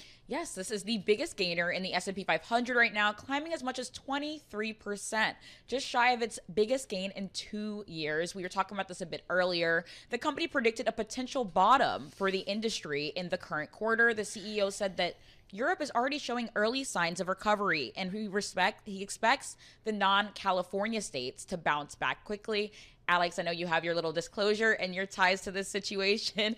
But I just hung out at my friend's pool that was paid for by Enphase stock. Like, I didn't do anything, but the pool's real nice. Nice. I have to see it. Heated, really good. And then wrapping up, Chipotle. They did really well, right? Yes, we're all so approaching- happy. He I'm loves going him today. some I was Chipotle. going to ask. Wednesday is my Chipotle day. Okay. What's your order? 3 hard tacos, chicken, onions, and we'll do some pico de gallo. Okay. And More cheddar cheese. importantly, what's our order? yes. No Where are you thanks, getting no us? Thanks, no thanks. No burrito supreme? No, I do not like Chipotle. What's I your just don't place of get that. choice? What's my what? What's your place of choice? Fast food wise. Oh, fast? I don't eat fast food. Okay, well, don't eat fast food. No. I guess we're alone in this. That's just un-American. I can't digest that. While investors are cheering Chipotle on, the shares are rising as much as 9.2%. That's the highest intraday since the company's IPO back in 2006. The burrito chain reported fourth quarter earnings, fourth quarter comparable sales growth that surpassed consensus estimates. And we had a Citi analyst raising up the price target on the stock to a Wall Street high following the print, noting that the company is not being hit by consumer belt tightening. A lot of its peers have been experiencing that, but it seems as though people's bellies are open and they're ready for some Chipotle. Oh, there you go. Chipotle, CMG is the ticker for your Bloomberg terminal. It's got a market cap here. I mean, it's a big company. It's got a market cap that's like $75 billion. Stock's up 7.5% today. 52-week high today, up 17% year to date, and up 55% over the trailing 12 months. I'm looking at the kind of the one-year performance of, you know, like the Shake Shacks and some of the other Domino's, Potbelly, some of the peers. They're all performing well, those stocks. Also, wasn't there an avocado shortage? That's over, right? Because that was the whole thing. Well, I'm not you an had to pay avocado up. guy. You don't get guac on your tacos? What? No, I know. I'm just not a guac guy. And I lived in California where the guac capital of the world. I mean, the avocado capital. Where all the of the trucks world. from Mexico would be shipped in with all the avocados. Right, exactly. Yeah, but I think that probably helped. I don't know whether their margin might have been helpful also. Which interesting because there was California legislation, right, increasing the minimum wage for fast food workers. Yeah, so definitely watching that. Right. Yeah, in California. Yep. So watching that margin, very important as well. All right, Noor, thanks a lot. Nor Melinda joining us on everything market related. Also, So are you? So no fast food. No. What do you do at lunch? I eat ground peanut butter and a banana with a little bit of local honey, and then maybe some veggies and hummus. John, what do we do here, John? She's beyond hope. You get some protein, you get some veggies, and then I have a think juice. it's a generational thing, John. And I juice vegetables, and I juice berries, and I put them together, and I drink that. All right. Let's switch gears quickly to Uber Technologies because they reported numbers here. We have the CEO, Dara Khosrowshahi. He is the CEO of Uber. He's speaking just moments of Bloomberg's Emily Chang, Ed Ludlow, Caroline Hyde. Talking about the quarter here, the stock is trading higher here today. So good news coming out of Uber, and the stock's done pretty darn well over the recent past. It has really separated itself from Lyft. So let's go to that conversation with the CEO of Uber. Welcome to our Bloomberg television and radio audiences worldwide. Uber out with the results reporting gross bookings that beat estimates, showing strong global demand for rides and food delivery during the holiday period. Joining us now, Bloomberg's Emily Chang and Uber CEO Dara Khosrowshahi for more on the strong numbers. Em, take it away. Ed, thank you. Dara, thank you as always for joining us. Look, it was a beat across the board, but the stock is down this morning. You know, now that times are good, we saw trip growth really accelerated. Will that keep up, and how? Well, our trip growth was super strong, right? We grew trips 24% on a year-on-year basis on a base of 2.6 billion trips. So, as you get larger, it gets tougher to have that kind of growth. But if you look at our gross bookings guidance going forward, it's between 18 and 23%. So we do expect to continue to grow at very, very strong rates. While at the same time continuing to increase profitability and margins, which is the best of both worlds, which is what investors expect of us. And frankly, it's what we know Uber can deliver. Well, shares just turned positive, so investors are liking what you're saying. Let's talk about the other half of the business, and that is delivery. You had to raise some fees in some markets. You added multi-store ordering. What more can you do in delivery to keep this up? Well, there's a ton going on in delivery. There's obviously the core online food delivery business. Overall delivery grew 17% on a year-on-year basis. And it's actually accelerating, Emily, right? So it's accelerating versus Q2 versus Q3.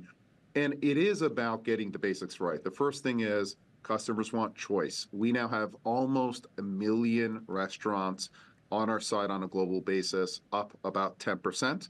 But they also want reliability. So when we measure the number of orders that we get wrong, the number of orders we get wrong are down 25% on a year-on-year basis. So the business is reliable. You get what you expect as well.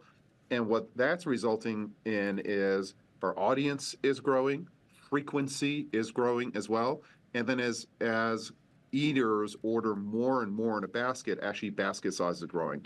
So the growth that we see in Eats is very, very broad. We're adding to it grocery, which is a segment that we're very excited about. You know, the grocery business is actually bigger than the online food business, than the food business in terms of total size. Our grocery business is still pretty young. It's about $7 billion now run rate, growing over 40%, and we're very excited to introduce the grocery experience to all of our eaters out there. Caroline just pointed out your stock just hit a new record high. I gotta talk about the Super Bowl commercials. I'm obsessed. You've got Ross and Rachel, you've got the Beckhams. These big stars cost money though, and you had a lot of celebrities last year too. So is this marketing spend paying off, and are you sure? Because next year I'm expecting Taylor Swift. Well, you see it by the results. You know, these big stars, they cost a lot, but they deliver a lot, right? And who's better than the Beckhams and Jennifer Aniston as well?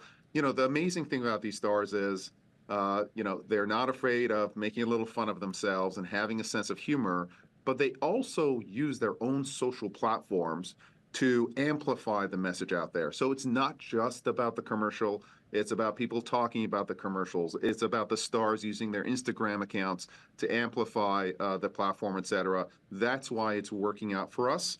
And we think it's worth the investment and then more. And Dara, many times these are global celebrities. You Yes. in a global company, even if the Super Bowl is a little bit more US focused, how much are you seeing growth, particularly Latin America, Asia stand out? Are there any areas that you're worried about? Well, right now, fortunately, we're seeing growth across the globe.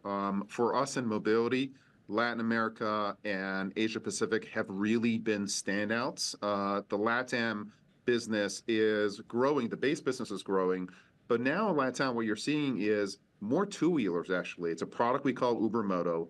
It's lower cost and much more affordable. And so if you want a low-cost ride in Brazil or Mexico, we're seeing more and more users take two-wheelers. And in Asia, we're very, very excited about the India market. The India market has been one that has always held a lot of promise, but we're seeing that promise come to fruition now. There, it's not just four-wheelers, but it's three-wheelers. And the growth rates that we're seeing in India are substantial. And we think that, you know, that business can continue to grow over the next 5 to 10 years. So there's a lot of growth and excitement ahead in many of the markets out there. A global conversation with our global TV and radio audience. We are, of course, speaking with Uber CEO Dara Khosrowshahi. And Dara, I hate to be the Debbie Downer that focuses on the one area of perhaps lackluster performance, but freight, tell us a little bit about it. It was in line with where the market wanted to see it, but it is still a bit of a drag. When do you see the turnaround? Well, the freight business is a cyclical business. And what we are seeing is at least a stabilization of the overall freight industry. There was too much supply out there. Demand wasn't growing. We're seeing a stabilization in rates. We're seeing spot rates improve as well. So I think that's an early signal that the freight marketplace is going to improve. And what's really cool about Uber Freight is that we are using our marketplace technology, matching, pricing, et cetera, and bringing it to the freight industry. So we're very confident that a turn is coming. We don't know when, but we're definitely seeing signal of that turn. And we can bring our technology prowess and the service levels that other players who are just offline really, we believe, can't match. So we're quite optimistic about freight, but it's a little bit of a waiting game to see that cycle turn. And we're hoping to see that cycle turn this year. Dara, good morning. I think we kind of learned a lot about Uber, the technology company, in the quarter just gone. New products and just more diverse offering on mobility. But there are lots of questions about, well, what is the new product pipeline going forward? You know, how can you keep adding functionality to the platform that is new, opens new addressable markets? Car rental's interesting, right? Because that's an industry Definitely. That's suffering some pain, yeah. Well, I think it's car rentals is one area that we're pretty excited about. And what we try to do with Uber is we don't want to just build the same thing that others have built, but let's say a little bit better. We really try to reinvent how you think about a particular product. So one product that we're pretty excited about with car rentals is actually what we call Uber Valet. And with this product, you push a button, you get to pick your car, but then an Uber driver will come and drop off that car for you in front of your house or wherever you want that car dropped off. So we want to bring that little Uber delight in whatever experiences that we build so that we're heads and shoulders above our competition, so to speak. Now, we do it in partnership with car rental companies, so it's good business for them, but it's the magic of Uber that we want to introduce in every single innovation out there, and we think there's plenty of innovation ahead for us. I'm somebody that takes rideshare. There are other rideshare platforms available to work every morning, but there seems to be some evidence that corporate ridership's coming back. Where do you see that most? Yeah, corporate has actually been a great signal for us early this year. Last year, if you looked at corporate, and we have a very significant corporate presence in what we call Uber for Business, and it allows companies, instead of black cars, et cetera, they can use Uber. It's connected into the corporate expense systems, et cetera. There's an area of safety, which is exactly where your employees are. So it's been a very, very popular offering for us. And last year, as corporates were more careful in terms of their spending, travel, et cetera, the spending with U4B was muted. We are now seeing, especially in Q4 and so far in the first quarter, companies are starting to lean in again. They're starting to invest. They're getting their employees out to go out and meet customers face to face, and that absolutely is helping our U4B business. That's starting to accelerate. It's high margin business. Usually with U4B, you take a comfort car or a black car, so it's high margin business as well. And we're very, very happy with the signal that we're seeing. And that signal is pretty broad. It's not just a U.S. Phenomenon. We're seeing companies around the globe starting to invest again, which we think is a great sign. I want to talk about EVs because there's, reports consumer demand is falling. You're seeing big automakers pulling back. Your own rental partner, Hertz, also pulling back. How much is this hurting your partnership, your push to zero emissions, and everything you're doing to try to incentivize drivers to switch over? Well, Emily, we're continuing to push on the EV space. No one said this was going to be easy. And listen, with every technology, there's this initial excitement and everyone gets on board, and maybe people overestimate the potential of a business or how hard it's going to be. We've been around at Uber for a while, and we actually love solving tough problems. So we continue to lean in with EVs. We now have over 120,000 drivers driving EVs all over the world.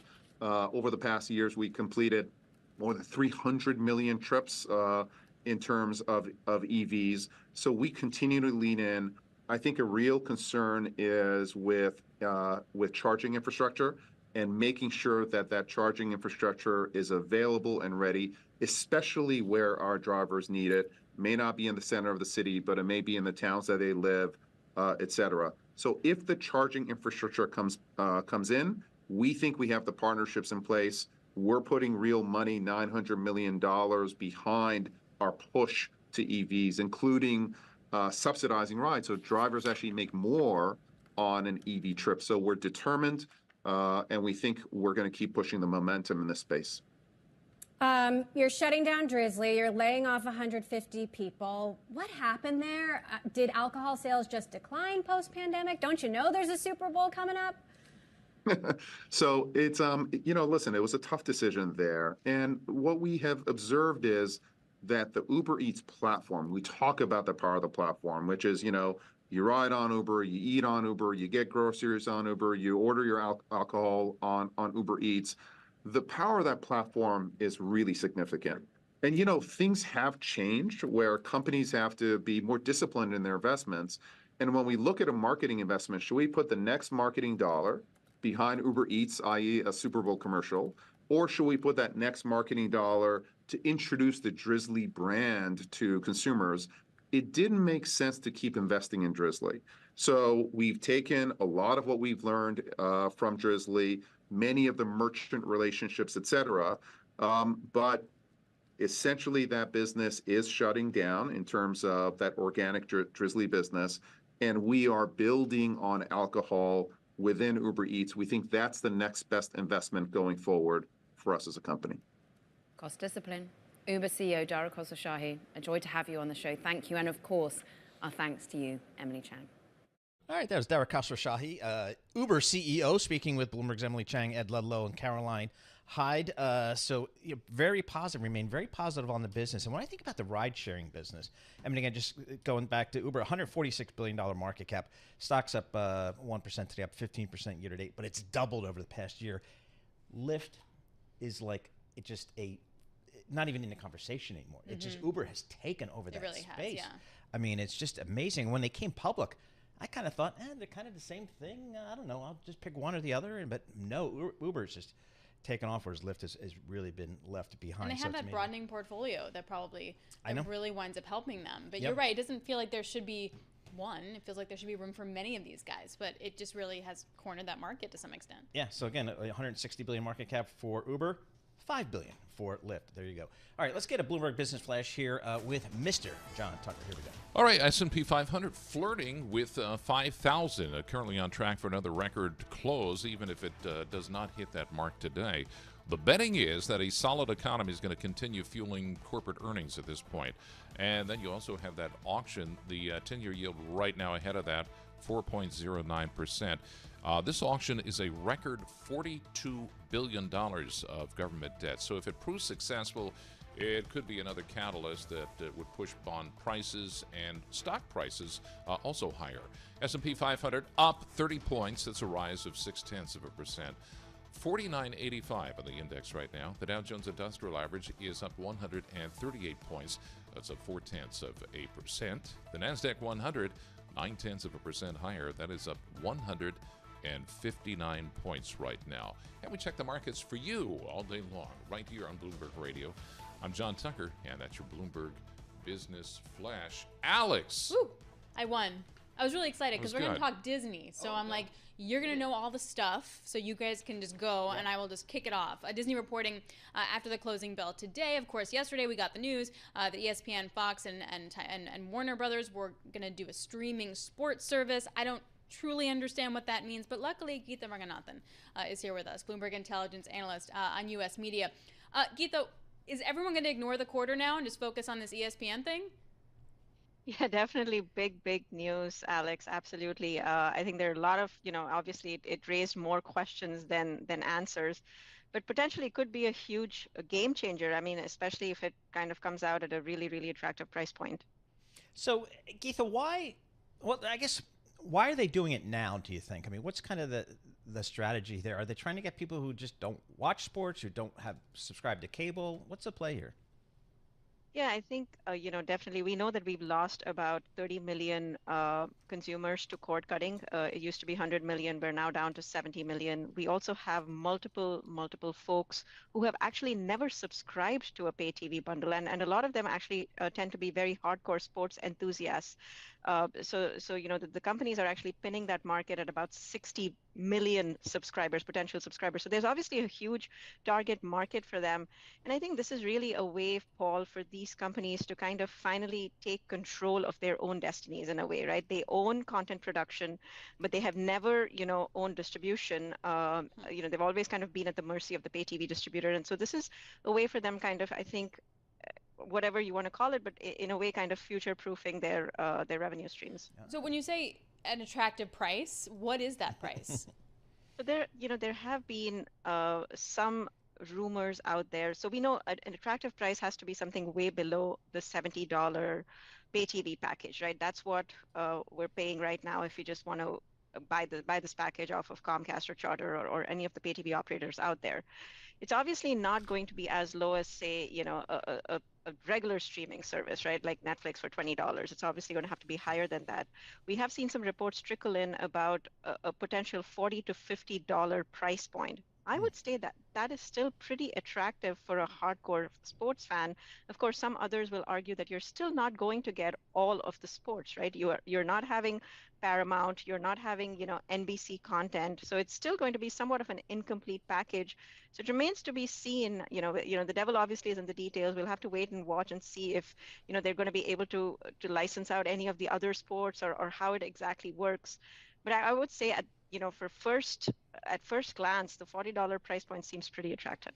Well, I got to pay for that somehow. And I think the way I'm going to pay for it, Keith, is I'm going to call up Comcast and cancel my video package and just keep broadband.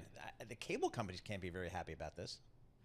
No way. I mean, this is really, I think, and if you just kind of look at the market reaction today, you look at the broadcasters, you look at some of these other media companies, obviously very negative reaction. And I think a lot of that is kind of exactly this point that you're bringing up, Paul, which is this worry that this is actually going to accelerate cord cutting. So we already know that cord cutting is running at about, I mean, it used to be back in the day, it used to be 2%, 3%, just the kind of this little trickle.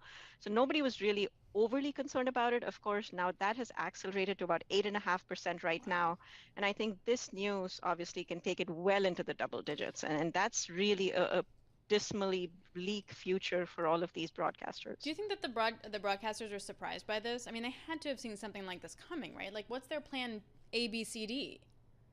Yeah, I mean, I think we kind of knew that ESPN was going to do it, but just kind of getting this more robust bundle, having, both, like, if you kind of think about it, Fox has never ever said, in fact, they've been always kind of married to the pay TV bundle. So having them kind of do something like this obviously is a little bit of a shock, I would say, in some ways. Similarly, Warner Brothers Discovery, again, they don't have too much of sports, but they do have some sports that really count, which is the NBA and March Madness. And so, again, having them kind of participate and make this kind of this bigger streaming service, I think definitely came as a little bit of a surprise, if not as kind of a blindsiding some of these broadcasters. All right, so I'm guessing on the conference call this afternoon, after the market closed when Disney reports earnings, this will be a topic of conversation. But there's a long list of issues for Disney and investors.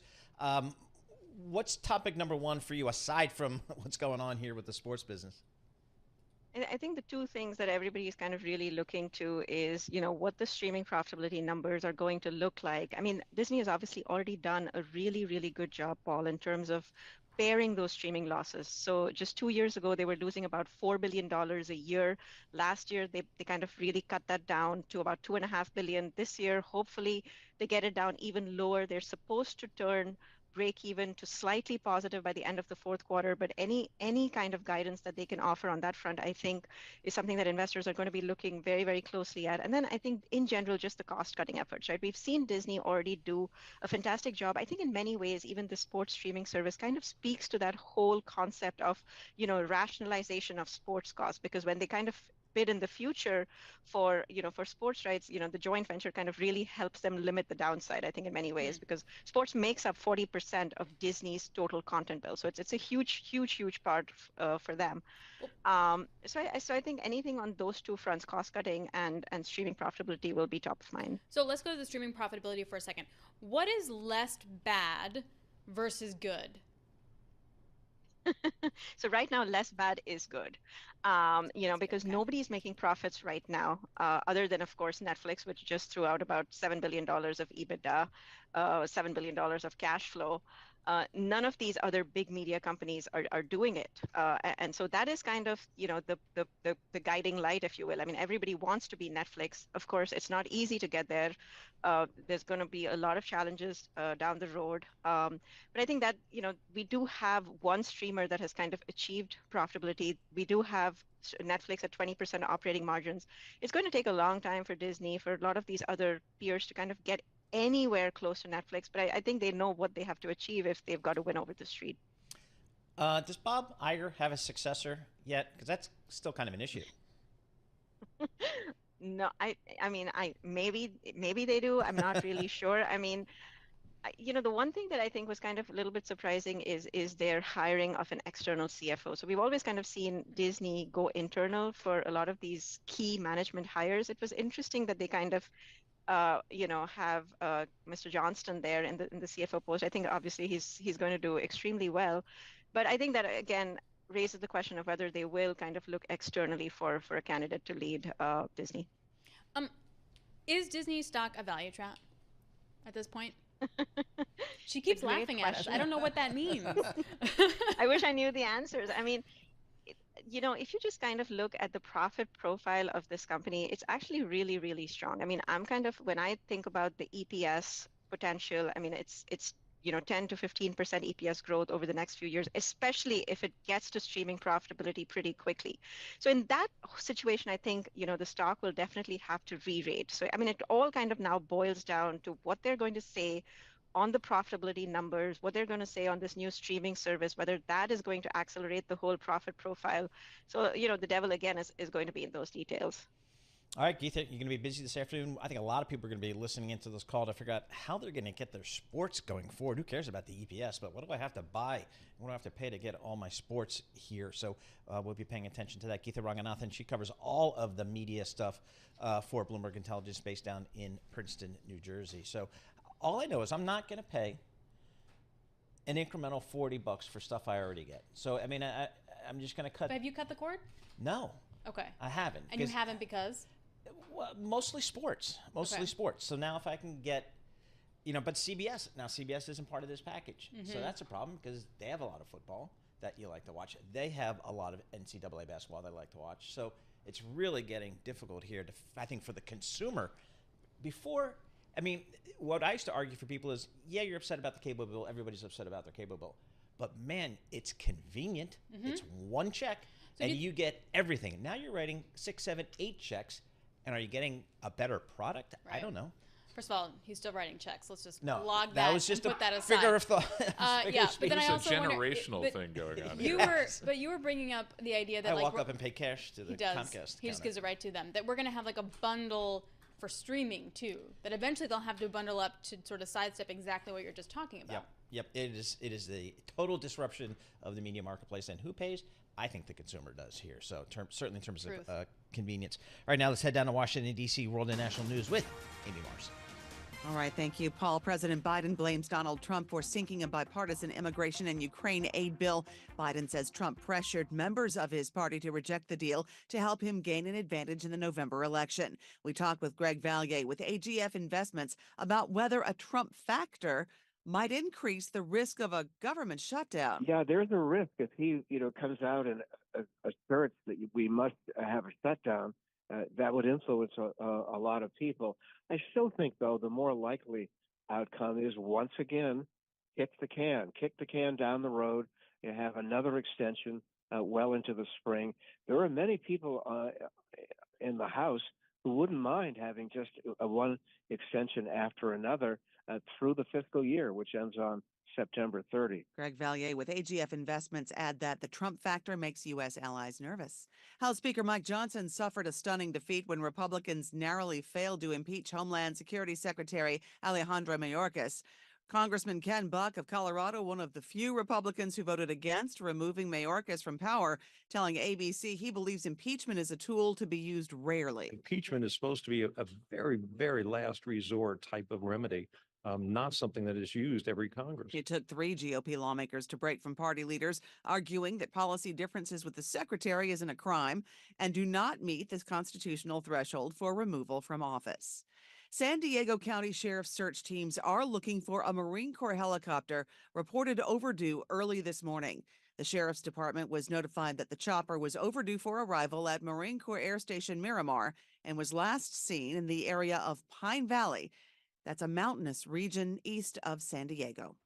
Global news 24 hours a day and whenever you want it.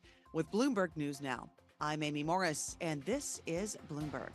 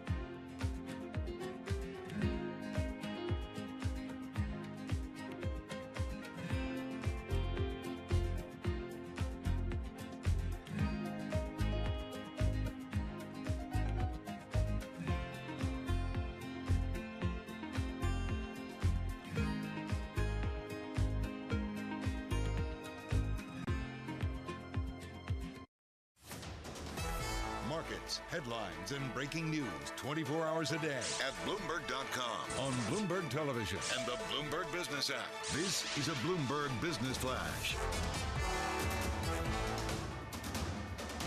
And I'm John Tucker in the Bloomberg Newsroom with this Bloomberg Business Flash. Investors eyeing more corporate earnings reports ahead of a $42 billion sale of 10-year treasuries, and another slate of Federal Reserve speakers of the S&P 500 could make history today. It's knocking on the door of 5,000. Meantime, Tony Dwyer of Canaccord Genuity advises investors, you know what? Buy the lows. The Fed has said we're looking to lower rates. The timing of it's unclear, but that Fed pivot is an important thing. To me, what that makes me want to do is buy into that kind of weakness we saw on October 27th or any other low that we've had during that period.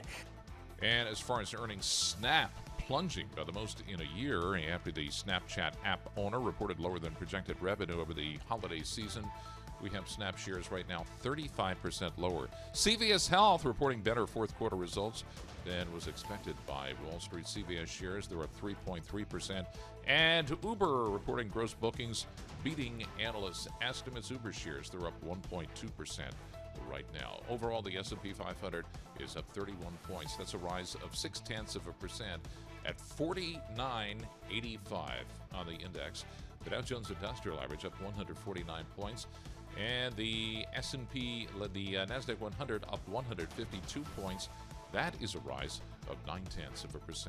And we check the markets for you all day long right here on Bloomberg Radio. I'm John Tucker, and that's your Bloomberg Business Flash. Alex. Thank you. Thank you, John Tucker. Paul didn't even turn on his light. We are good to go.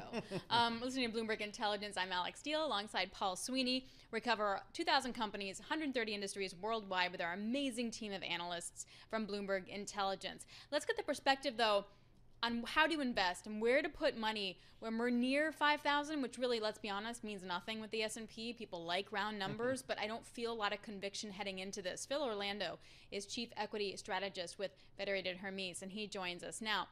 Phil, do you buy this rally here? Do you sell it? Do you sit tight? What do you do? First of all, Alex, thank you very much for having me back on the program. Your previous guest made an interesting comment about buying dips, and that dip at 4,100 in late October was a great buying opportunity. We, like I'm sure a lot of folks, were all in at that time, but the market has now rallied by 22% from the end of October up here to, a week into February. The Magnificent Seven has really driven that rally. Last year, the Mag 7 was up 76%. The S&P was up 24%. The other 493 names were up 12%. So there's a valuation disparity that's been created here, and that's the point I'd like to make. We think that a lot of the froth in the market should spread out, and this rally should diversify, should broaden out. The areas of the market that were left for dead last year, domestic large cap value, domestic small cap growth, international. Those are the areas that we think have some room to run here. And we'd be very nervous with stocks up here, as you said, knocking on the door at 5,000. We're only 4% away from our full year target of 5,200. So something's got to give here. That's right. All right. Are earnings going to give here? I mean, can we see an earnings growth driven market here? What are you seeing? I think that's a great point, Paul, that as we look at the cumulative effect of what the Federal Reserve has done in terms of tightening monetary policy over the last, 2 years, right? They took interest rates from 0 to 5.5%. They've shrunk the balance sheet from $9 trillion down to $7.7 trillion. We think that the cumulative weight of that tightening is going to start to have an impact on the economy and corporate earnings. So we saw that the fourth quarter was slower than the third. We think that over the course of this year, the first 3 quarters of this year, GDP growth is going to be in that, 1.5% neighborhood. Not a recession. We're in the soft landing camp. But if GDP drops down from, let's say, 5% in last year's third quarter to 1% at its trough this year, should there be a commensurate decline in corporate earnings? Earnings growth is going to slow. And we think ultimately, given where valuation levels are, we could see some slowing in some stocks, particularly the growth and technology names that have just had a phenomenal run here over the last year or so. Small cap trade, though, worked for a second last year, and then it didn't. What gives you the confidence that this time will be different? The four most dangerous words in the English language for an investor. This time it's different. What we're focused on within the small cap growth space domestically is healthcare, with a real focus on biotechnology. As we talk to our biotech experts here, the pipeline, the drug pipeline for these companies has never been stronger. The valuations have never been cheaper. And if interest rates are in fact going to go down over the course of this year, which we believe they will, that should make the potential for M&A, merger and acquisition activity, more prominent. So given the valuation imbalance, we think small caps, again, specifically biotech, ought to work. All right, Phil, how about just some sectors in general here? I mean, you mentioned the tech names, which have been a leader. A lot of folks feel like they need to continue to be a leader to move this market higher. Is there other places I need to be looking? Because unlike John Tucker, I did not own the Mag 7 last year. Well, more broadly speaking, let's look over in the domestic large cap value area that I mentioned. There are two categories there, financials and energy, that we like a lot. Energy, crude prices are working higher. We've gone from the mid-60s to the mid-70s over the last couple of months based upon all of this instability, in the Middle East. The stocks really haven't participated. We could see crude prices, in our view, working back to $80, $90 a barrel, given all of this volatility on the underlying commodities. So energy should work. P's are low, dividend yields are very high. And then financial services. You go back a year ago when Silicon Valley Bank and that whole thing blew up, these stocks dropped 50%. Now, what we know now, or we think we know now, is that the problems were largely concentrated in a handful of companies that were poorly managed. And the rest of the banking industry, particularly the large cap names, are relatively in good shape, but they haven't come back to where they were or should have been. We think there's some catch up that will play out over the course of this year for them as well. So, but we see New York Community Bank, and you could say that they bought some stuff from First Republic, and that's kind of why they're in that mess. So do you think... That was going to be my answer. Okay. So, but what about some of the regionals that aren't that company and that aren't like the JP Morgans? Like, do you need to be looking at those between like 200 and 250 billion, or is that going to be too risky?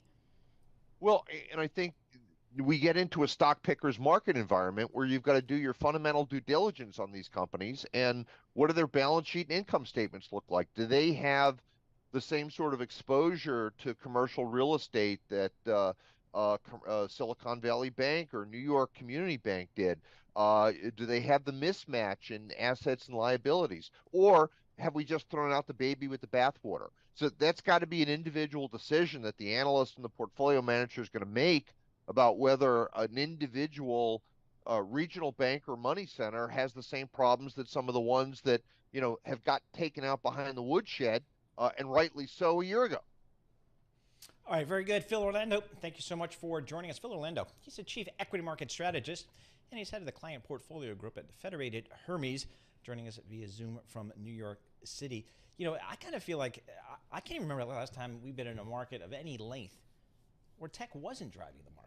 I don't know. It just seems like in the last 20 years. But even if you take out tech for a second, if you look at a chart of the S&P equal weighted index versus small caps, for example, there's still been a huge outperformance for the S&P equal weighted. So like it isn't just tech, it's just definitely not small caps. Yeah, exactly.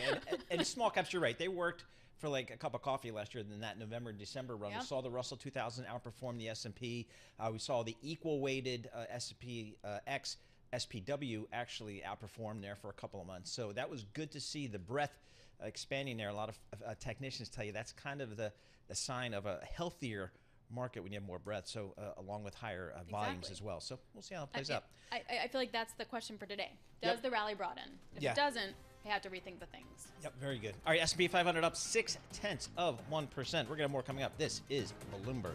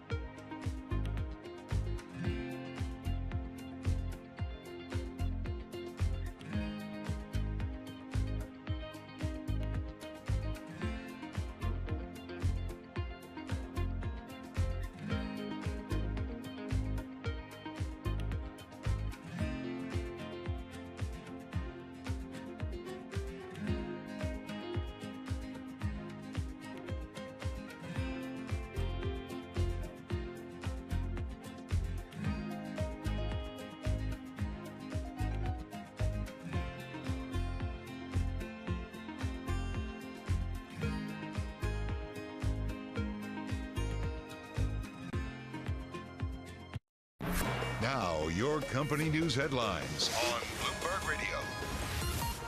And I'm John Tucker in the newsroom. We look at some of the company stories we are following.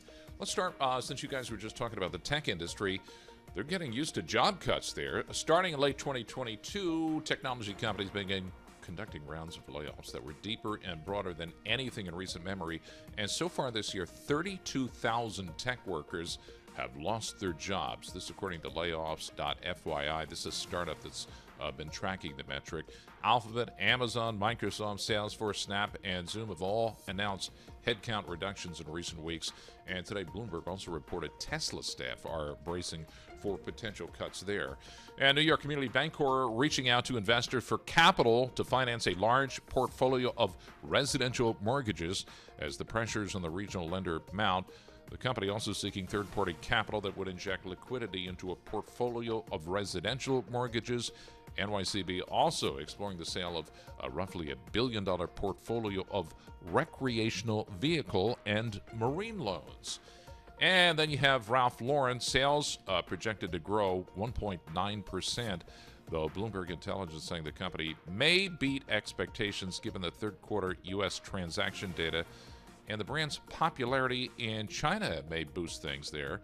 Still, higher marketing and store costs could keep Ralph Lauren's operating margin relatively flat. The results are due before the bell. A quick trivia question for the two of you before we run out of time.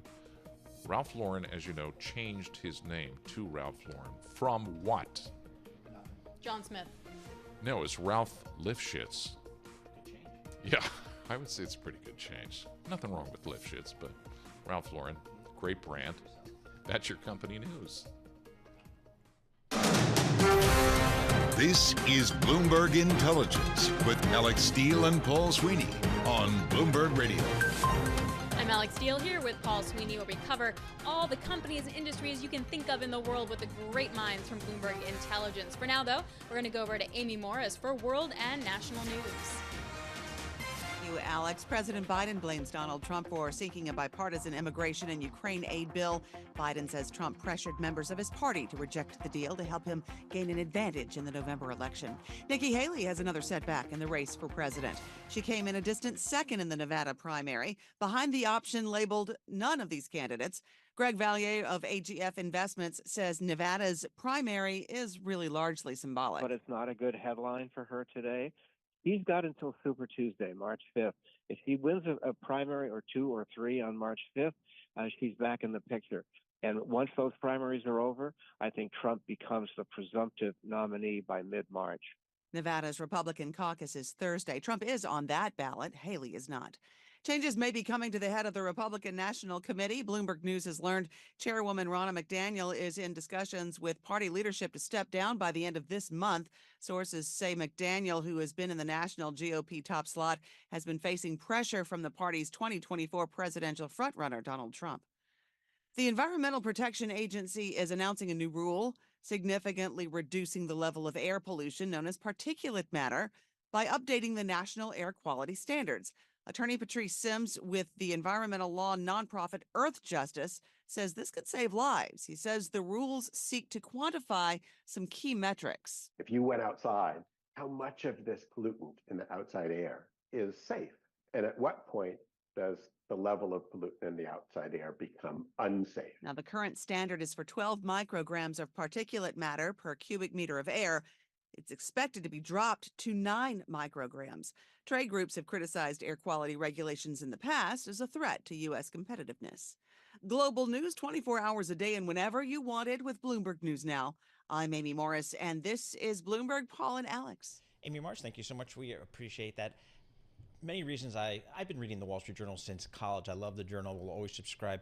One of my favorite parts is like when they have the real estate section and they put some of these monster houses that are for sale, and you get to see all over the world, really. But they've got one here. America's most expensive home for sale hits the market for $295 million. It's down in Naples, Florida, and this guy John Donahue, who founded Federated investment firm in Pittsburgh. We were just talking to Phil Orlando from Federated Hermes. It's still family owned, but he's the owner, and his wife had passed away. Now it's down to the next generation, and they've got 13. They had 13 children. John Hugh. And they have 84 grandchildren. So they have like a compound down there in Naples, Florida. And now they're putting it on the biggest parcel, I guess, of this compound for $295 million. He bought it for $1 million in 1985. Amazing. Apparently, he was flying above Naples, Florida in the 80s. And he's like, let's do that. I want to go there. And it has about, if I'm reading this correctly, because it kind of blows my mind, 1,650 feet of waterfront. Yeah. Highest price listing in the U.S. and would be the most expensive residential sale in the country, if it even gets close to that asking price. Yep. So he paid, I guess, initially $1 million in 1985 for a roughly 4.3 acre parcel with nothing on it but a small fishing cottage surrounded by mangroves. And over the next decade, the Donahues amassed roughly 60 acres where they built a beachfront retreat for themselves and their burgeoning family of 11 children and 84 grandchildren. That's according to their son, Bill Donahue. And apparently, Bill is still he's the CEO of Federated, which is now Federated Hermes, $668 billion in assets under management. Wow. So just an extraordinary thing. And so we'll have to see. You hear all about Florida, but what you've been hearing about over the last 3-4 years has been Miami. Yep. Not so much on the West Coast. People seem to be wanting to go to Miami for obvious reasons. Yeah. Naples is a great place too. It's just a totally different vibe, of course. It's a totally different vibe.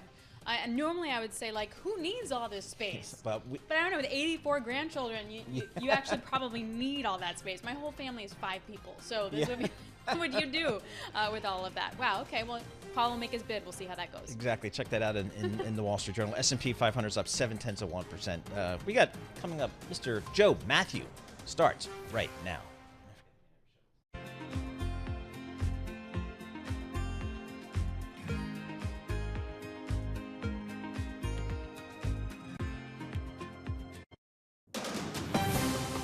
From the world of politics to the world of business, this is Balance of Power.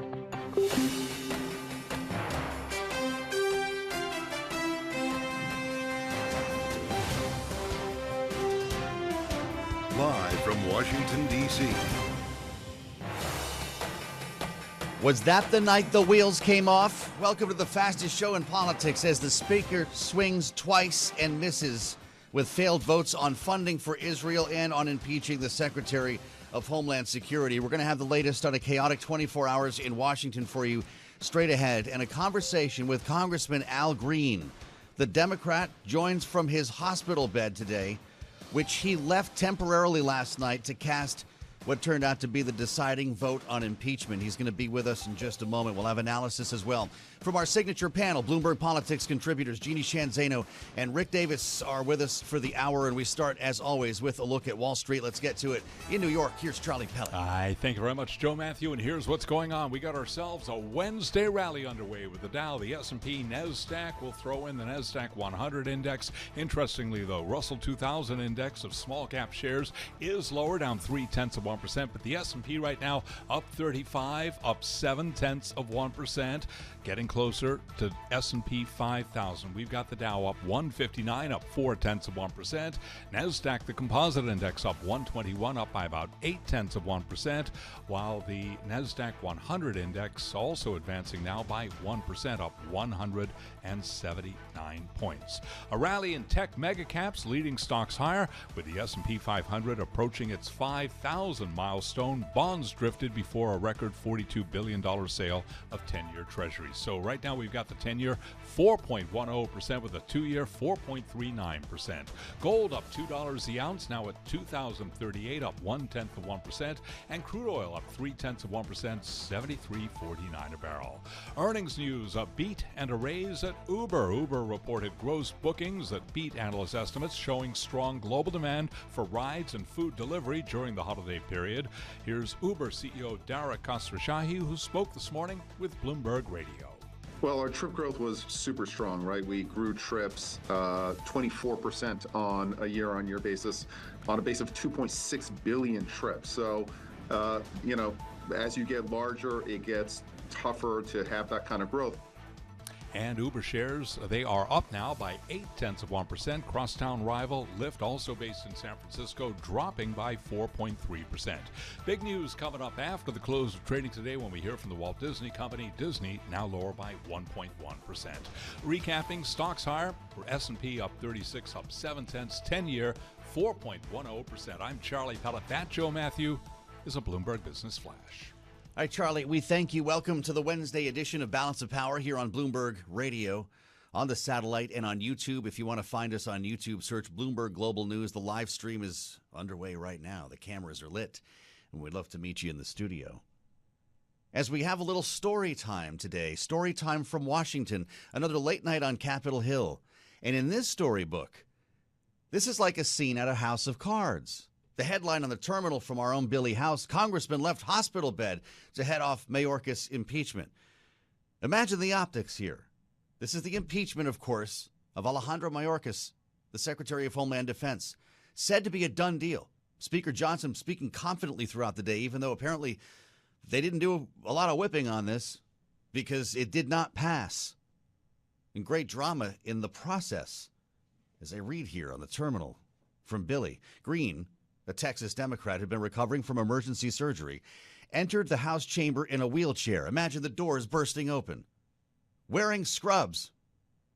Just as it looked like Republican Speaker Johnson had barely enough votes to get the two articles of impeachment approved. That brought us to a tie. 215-215.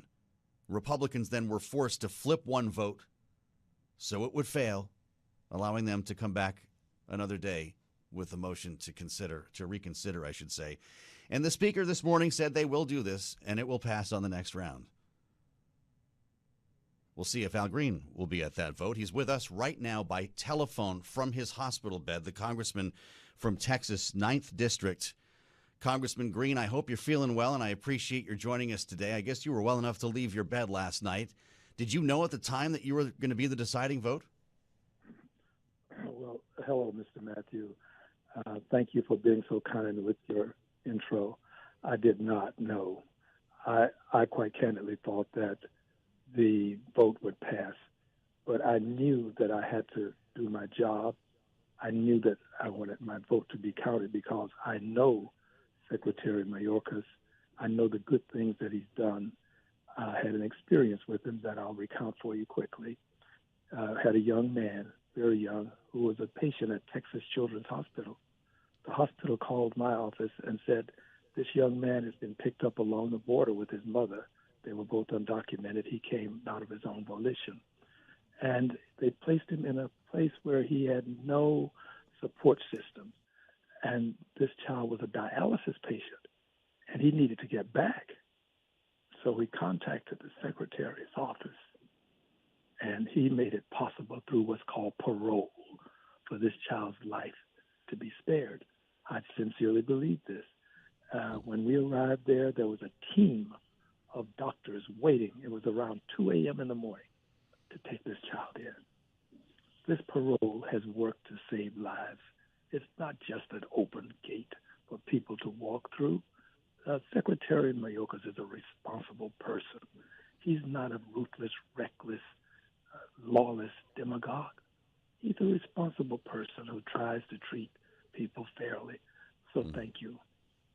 Well, certainly your Republican colleagues think he's a big part of the problem, while Democrats say he's simply carrying out the policies of Joe Biden. You've been working in Congress for a couple of minutes, Representative. What do you make of the current state of affairs here with this Republican conference?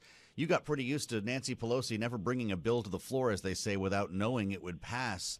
What we saw last night was the definition of chaos, wasn't it? Well, you're right. Eminently correct. Speaker Pelosi had her ducks in a row, as they say, all in order.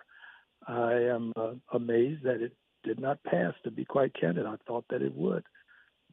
So I can only say that this is a time of giving people, I suppose, the opportunity to understand that this business sometimes requires that you have to negotiate as opposed to require persons to capitulate. We've entered an era wherein dictation as opposed to negotiation is the order of the day, it seems. And this is not going to work. It's not going to work for Democrats, and it won't work for Republicans. We are going to have to work together on many of these issues, the big ones, to get them done. They have to be issues that we care about enough to make concessions on. An issue of paramount importance was in the Senate. My colleagues in the Senate, Republican colleagues, demanded certain things. There was literally capitulation. When they got what they wanted, they reneged on their own deal, the deal that they brought to the table. They have now decided it's not worth voting on.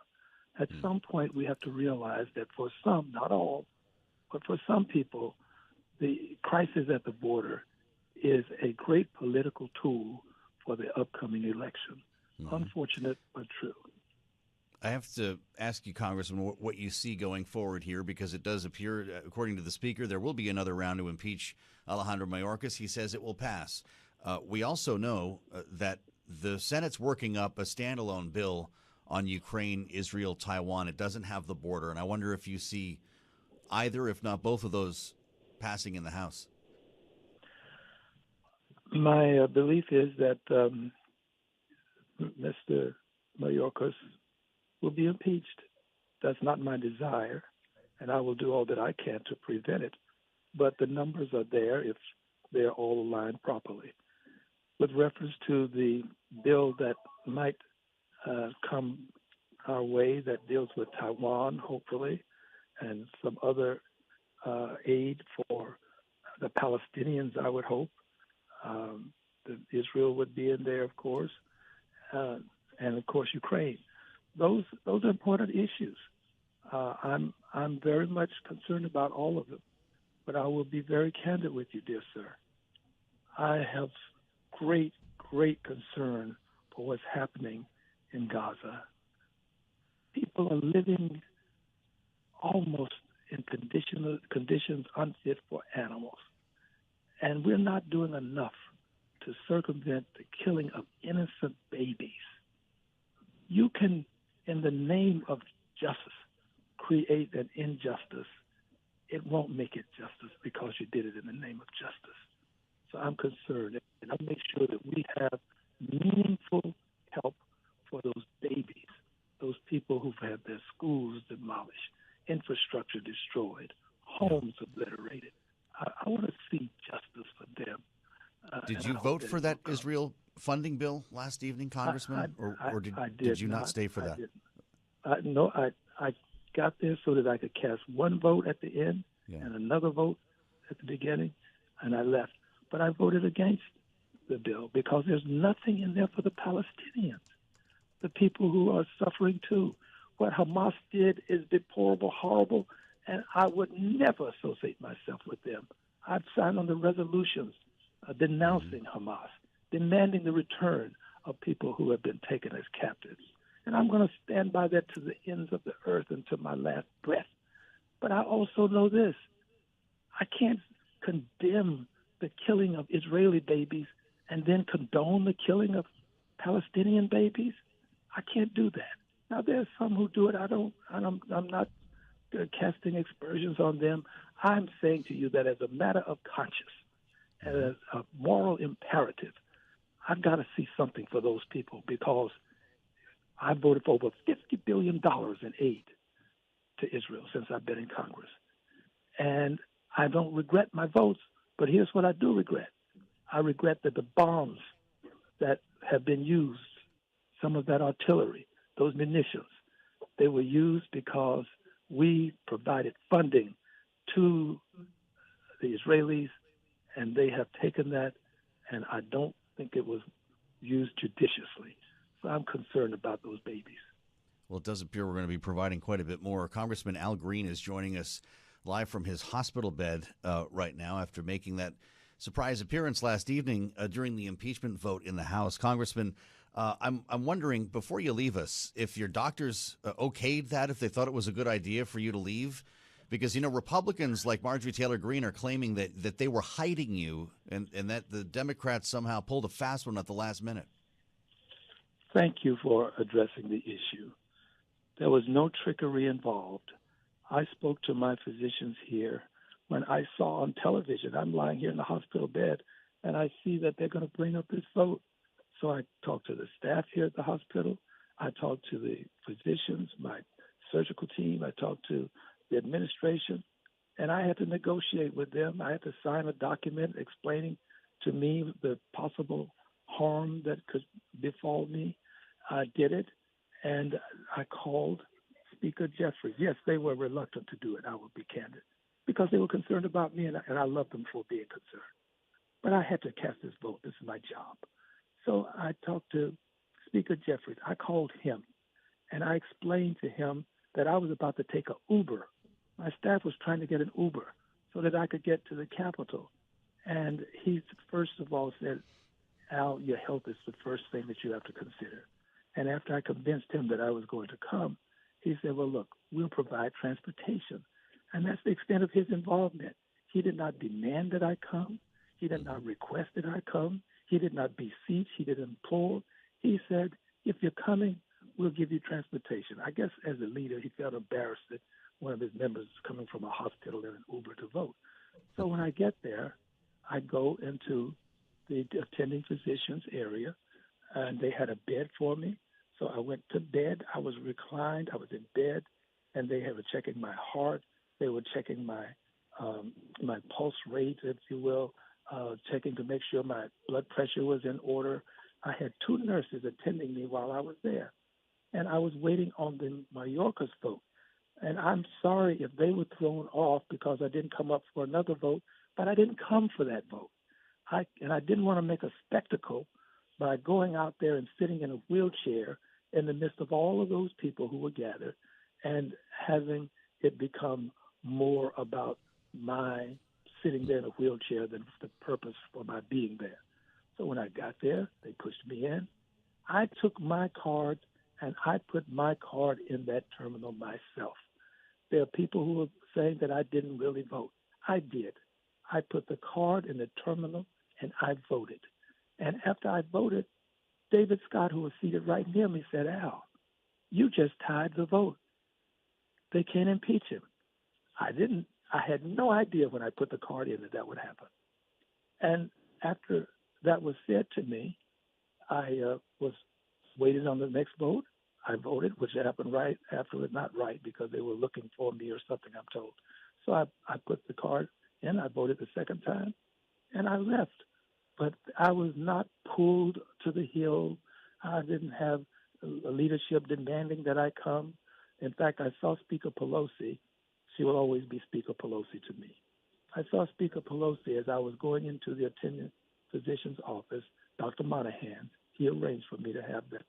This was a part of my deal so that I could get to the Hill. So I was taken care of there with great professional hands. I was taken care of here. And it was all done to get me there to cast my vote. And here's why. Because I know this secretary. Baby at Texas Children's Hospital that needed help. The hospital got in touch with me and said this child had been taken across the border. He was not a citizen in an area with his mom where he had no support system. And they needed to have him back because he was a dialysis patient. I contacted the secretary. This process of parole is what got that child back and saved his life, in my opinion. Yeah, I understand. And for people to say that parole is being abused, this is not a gate to let the world in. It's a means by which people who genuinely need some help can get it. And well, it's sure looking like the president's going to still have that authority unless something very important here changes, Congressman. We've got the rules that we have on the books. We only have a minute left, Al Green. Do you know when you're going to be released from the hospital, just quickly? I do not know when I'll be released. I'm in great hands. These are professionals. And when they say I can go, I will leave. Well, I appreciate your joining us from the hospital bed, my goodness, and I hope that your recovery continues successfully as Al Green is treated for emergency surgery, recovering, I should say, from emergency surgery, leaving his bed last night to cast what turned out to be the deciding vote in the at least first impeachment vote for Alejandro Mayorkas. The speaker says there will be another and it will pass. Al Green agreed with that. We're going to have a lot more live from Washington straight ahead with Jordan Fabian, Bloomberg White House correspondent, and our Washington editor Wendy Benjaminson with their take on a wild 24 hours in the city, what it means for both ends of Pennsylvania Avenue, and great analysis from Rick and Jeannie later this hour. This is Bloomberg.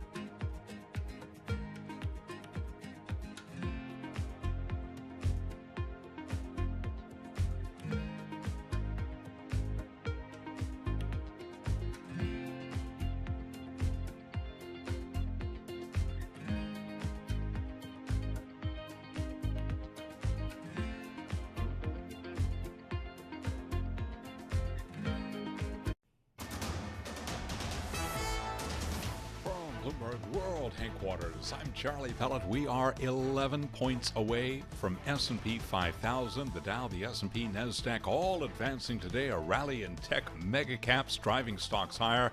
S&P approaching that 5,000 milestone. Bonds drifted before a record $42 billion sale of 10-year treasuries. Right now, the 10-year 4.10% with a 2-year 4.39%. S&P up 39 to 49.89, up 0.7%. Dow Industrials up 144, up by 0.4%. The NASDAQ Composite Index up 119 points for NASDAQ. That is a gain right now of just about 1%. Not all stocks are advancing today. Small cap shares are declining, with the Russell 2000 now down by 7 points, down by about 0.4%. Again, the 10-year 4.10% with the 2-year 4.39%.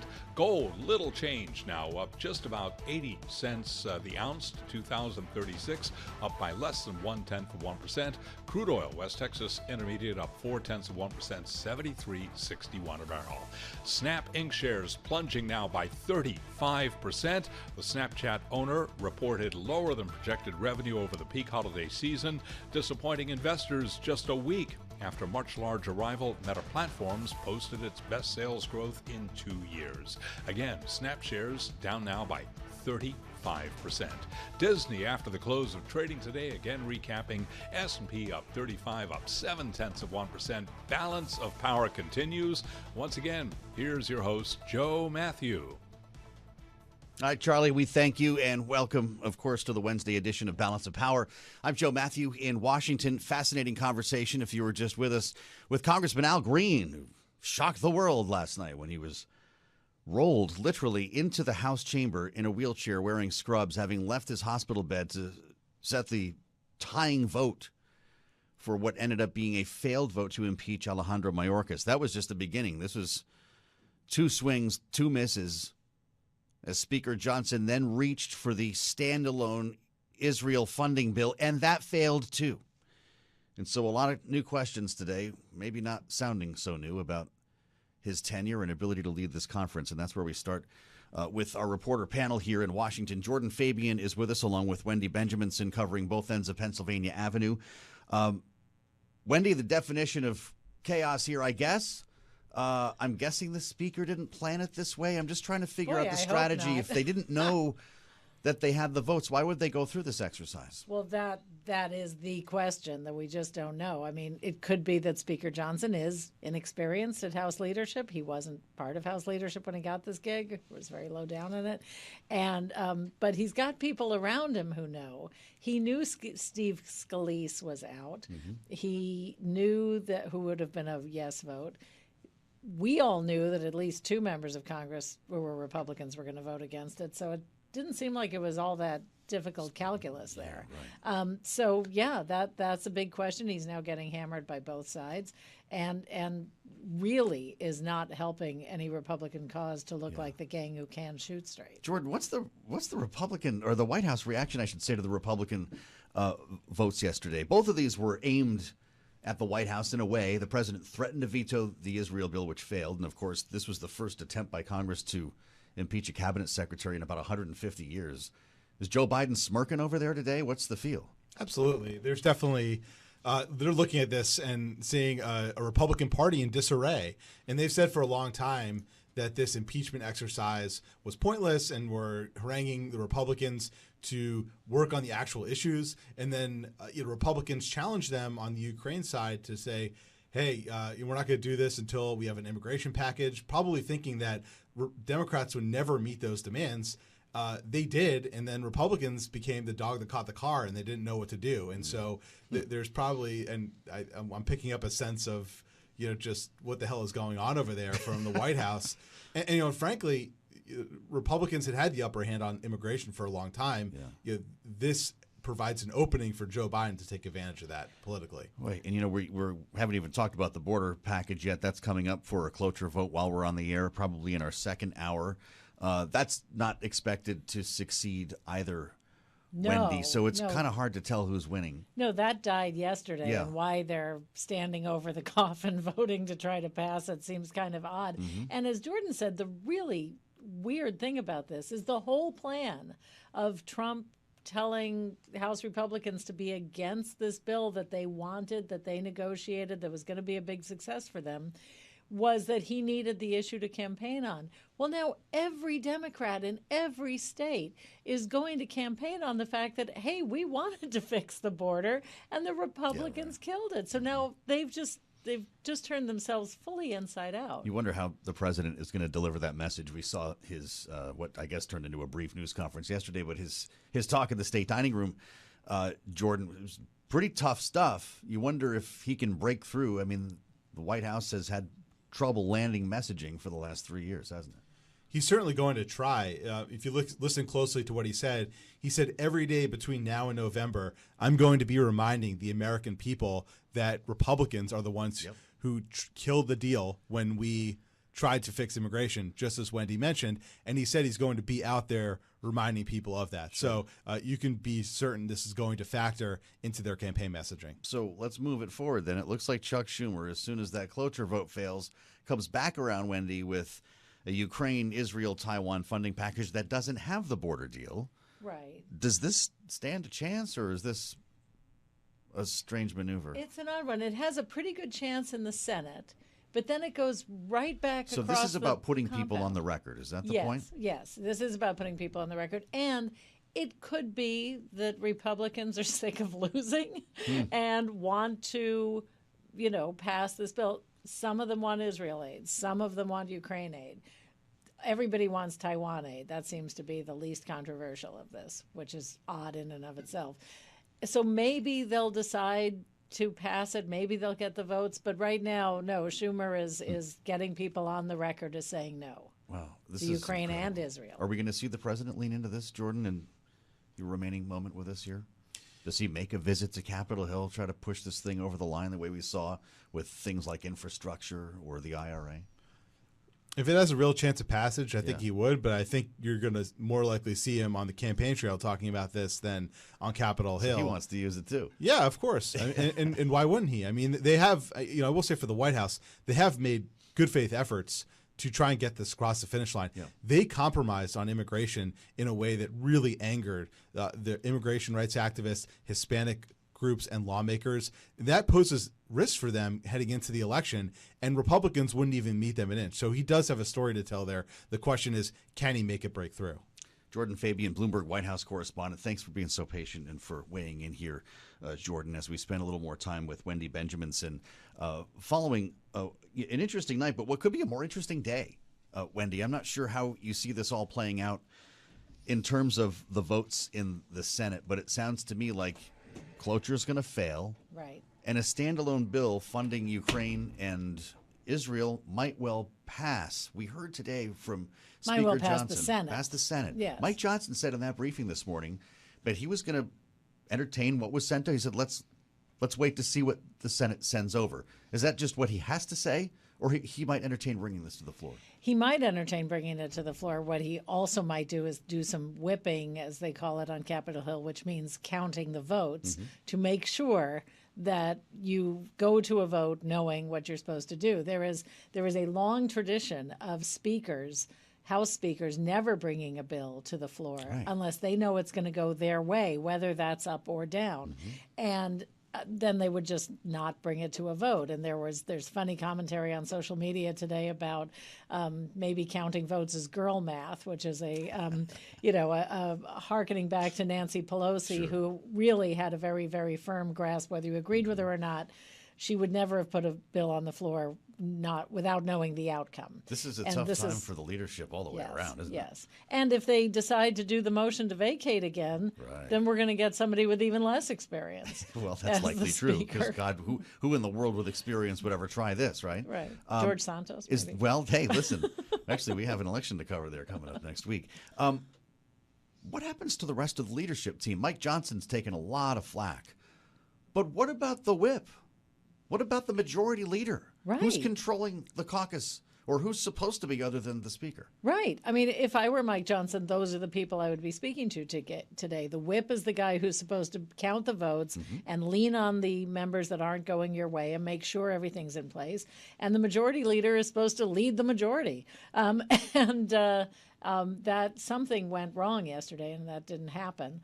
And I think there's Trump is the specter over all of this, Donald Trump, because some people are afraid of crossing him, and some people want to cross him, and some people, just vote their conscience, I guess. There might be a few of those left. It's just a mess. It's interesting. Every Republican lawmaker we talked to yesterday vehemently denied that prospect that Donald Trump was having an impact on anything going on right now in the House, but nobody could tell us specifically what it was in the border bill that they didn't like. Right. Other than, I guess, a sort of general sense of, it being toothless, that's written in a way where it's not enforceable. That seemed to be a general theme.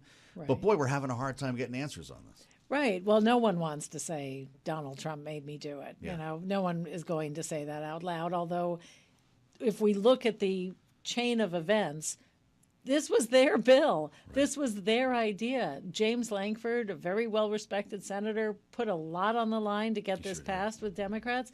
And then Donald Trump says he doesn't like it. And all of a sudden, everybody does a 180 and says they don't like it and refuse to pass it. So, you know, does 2 + 2 = 4? This couple of years ago, this probably would have been a beautiful kumbaya moment where something got done, where Democrats saw the light, Republicans got what they've been asking for And as years. you and I talked about yesterday a little bit, and no one's perfectly happy because that's what happens in divided government. Everyone's a little unhappy. What did you say? Anyone who's I've been married for more than a week, yes, knows how that works. Oh, God. You and no I both idea have. what you mean by that. Jim Lankford, you mentioned his name, might vote no today. Are you kidding me on cloture? Let's find out together. That's pretty amazing. That should say That'll a lot, be fun right? to watch. Wendy Benjaminson here in our Washington bureau at Bloomberg. Thank you, Wendy. Great for the analysis from Wendy and Jordan Fabian as we update things now. World and national news. Nancy Lyons has that from the Bloomberg 99.1 newsroom in Washington. Hi, Nancy. Hey, Joe. Secretary of State Antony Blinken continues his Mideast trip, and he's now in Israel.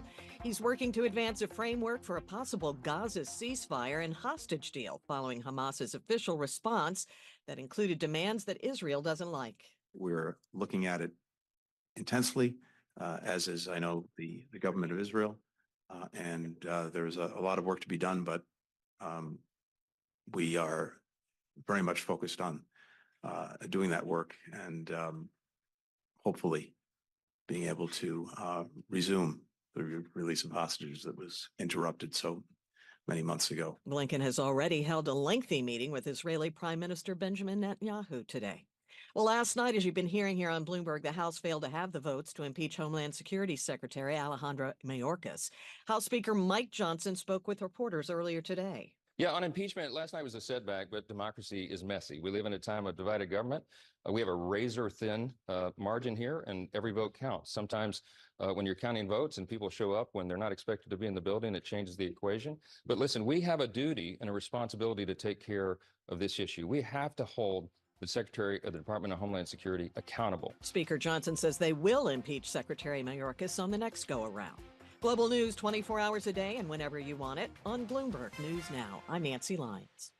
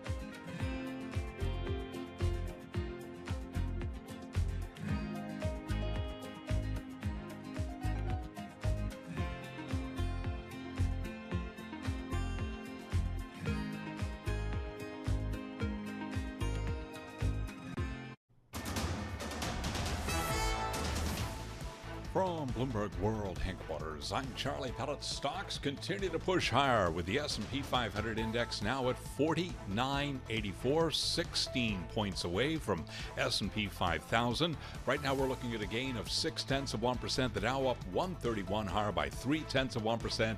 And the Nasdaq Composite Index up now by 92. That is a gain of 0.6%. A rally in tech megacaps driving stocks higher as the S&P 500 approaches its 5,000 milestone. 10-year yield at 4.10% with a 2-year that's yielding 4.39%. Spot gold flat on the day, $20.36 the ounce. Bitcoin up 1.1%, 43,650 right now on Bitcoin. And West Texas Intermediate crude up 0.5%, 73.70 for a barrel of WTI. The Commerce Department is out with its tally of 2023 international trade, and with that story, here's Bloomberg's Vinny Del Giudice. We're looking at the narrowest annual trade gap in goods and services in 14 years. Efforts to hold business inventories in check are restraining import traffic. Net exports, meantime, help prop up economic growth as the post-pandemic supply chain continues to untangle. In other U.S. economic news, weekly mortgage rates rebounded. Vinny Del Giudice, Bloomberg Radio. New York Community Bancorp sought to reassure investors that its financial position is strong after shares touched a 27-year low yesterday.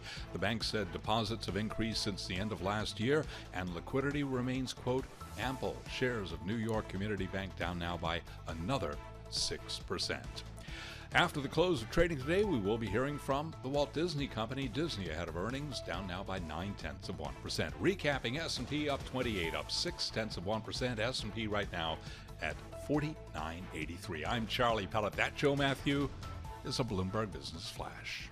All right, Charlie, we thank you. Thanks for being with us on the fastest show in politics, Bloomberg's Balance of Power. I'm Joe Matthew in Washington, D.C. I was mentioning the movie Brewster's Millions the other day. Clearly, I need you to watch this. The great Richard Pryor, in which, remember, he has to spend $30 million in a certain period of time to get an even greater fortune. One of the things he did in that movie was run for mayor of New York as a way to waste money. And he started a none of the above campaign. It's a great populist movement. Of course, you know, everybody fell in love with him in the process. But none of the above actually was on the ballot last night in Nevada. It actually said none of these candidates. None of these candidates was the actual language on the ballot. And none of these candidates won. It's just like the movie. The problem is Nikki Haley was also on that ballot. In a post on Truth Social last night, Donald Trump wrote, "Bad night for Nikki Haley, losing by almost 30 points in Nevada to none of these candidates.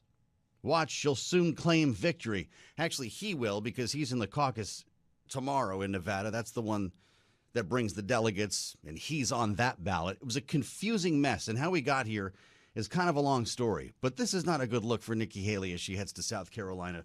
So let's assemble our panel and get things going today with Rick Davis and Jeannie Shanzano, Bloomberg Politics contributors. Rick, I don't know if you ever envisioned running a none of the above campaign, but is this as embarrassing as it seems on the surface?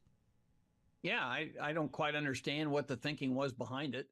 She doesn't get any delegates. The only thing that matters is delegates. And I always assumed that her campaign strategy was just accumulate delegates. So why take time away from a state where there are a lot of delegates at stake to go to one where there are only 26 delegates at stake, and none of them were on the ballot yesterday? So waste of time, waste of money, and waste of the candidate's strategy. I mean, at best, you can assume she thought she was going to do well and could say she won. But, I mean, nobody's going to believe that. So who does she think she's talking to? Jeannie, somebody just forwarded me a tweet or an X or whatever from a guy named Max. Nikki Haley was absolutely correct, it reads. Nothing could stop her. And it did. Is this the end? I have to say that's very good on Max's part. I like it a lot. You know, I don't think it's the end. I think she's going to compete in South Carolina. But, you know, when is the last time we've seen somebody lose in their home state and go on to get the nomination? So it's a tough night in Nevada. It's going to be tougher, I think, in South Carolina. She says she's going to plow through. But boy, this is getting really, really tough. And it just shows us once again, as if we didn't have enough evidence yesterday with everything going on in Congress, how much Donald Trump owns this party. I mean, he is the one with this Nevada Republican Party in his grips who pushed them to keep the caucus where they give the delegates despite a state law saying a primary. And these poor voters in Nevada, imagine having both a primary and a caucus. The confusion was great. And of course, it was a bad night for Nikki Haley. She's saying it was rigged. It was rigged. But of course, you know, how much can you keep losing and claim to win? A statement from Nikki Haley's spokesperson reads, "We're trying too hard here sometimes. Quote, even Donald Trump knows that when you play the penny slots, the House wins. We didn't bother to play a game rigged for Trump," referring to the caucus later this week. "We're full steam ahead in South Carolina and beyond." The beyond is the real question right now. As we now consider a change at the top of the RNC, Rick Davis, it's been circulating these past couple of days, but we need to talk about it. Ronna McDaniel is planning to step down reportedly as chair of the RNC following the South Carolina primary. She was summoned to Mar-a-Lago, met with Donald Trump, and he delivered that news to her. Mid-campaign cycle? Yeah, you hear about these kinds of things trying to happen, but usually they make it through the election cycle. And but look, Ronna McDaniel has really distinguished herself since becoming RNC chief. She has overseen the largest string of losses for our party in I think modern political history. So she doesn't have a whole lot that she can fall back on. And even Trump saying on Fox this morning, she was great when she won Michigan for me. She was okay as chairman, but now I got an election. She's got to go. Everybody, even Trump, agrees that they've got to have somebody at the top of that RNC that actually knows something about campaigns. However, seeing the candidates lining up to do that, to become the next chairman, you got to wonder who's going to be any better than her. Matt Whatley, North Carolina Republican Party chair, is the expected name here to replace her, referred to Rick this morning in the tip sheets as a stop the steal guy. Yeah, he I guess doesn't think elections have consequences, so you can lose but still win. I don't think that's exactly what you're looking for, and he has a very limited amount of campaign experience. So kind of typical with Donald Trump, where he's got more lawyers than he has campaign operatives. I guess he wants the same thing over at the RNC. I suspect there may be a contest there. A lot of the RNC isn't happy with the leadership they've had and aren't sure Whatley's one of them that can actually win an election for them. And frankly, at least there's some heartbeat that this RNC wants to actually try to win. All the while, Jeannie, Joe Biden is in New York City. I don't know if you're going to bump into him later. But he's got a couple of campaign receptions, quietly flying up to New York. Come on back down to the White House to sleep in his own bed tonight. We already talked about the amount of cash that he's sitting on here. Is that the mission for him? While Donald Trump figures things out of the RNC, Nikki Haley figures out her future, raise as much money as you can right now. That's right. The reality is one of the main reasons that Ronna McDaniel is being pushed out is, of course, they raised the least amount of money, the RNC, in 2023 in the past decade. It was only $87 million, and you compare that to almost 120 with the DNC. So they've got a lot of ground to make up. She's not the one, by the way, who lost them seats in 2022 and 2023. That was Donald Trump, but she happens to be sitting on top of it. So she'll take the fall. And of course, Joe Biden will keep raising money. And the DNC is looking very good. And of course, we have to say, he also won in Nevada handily last night.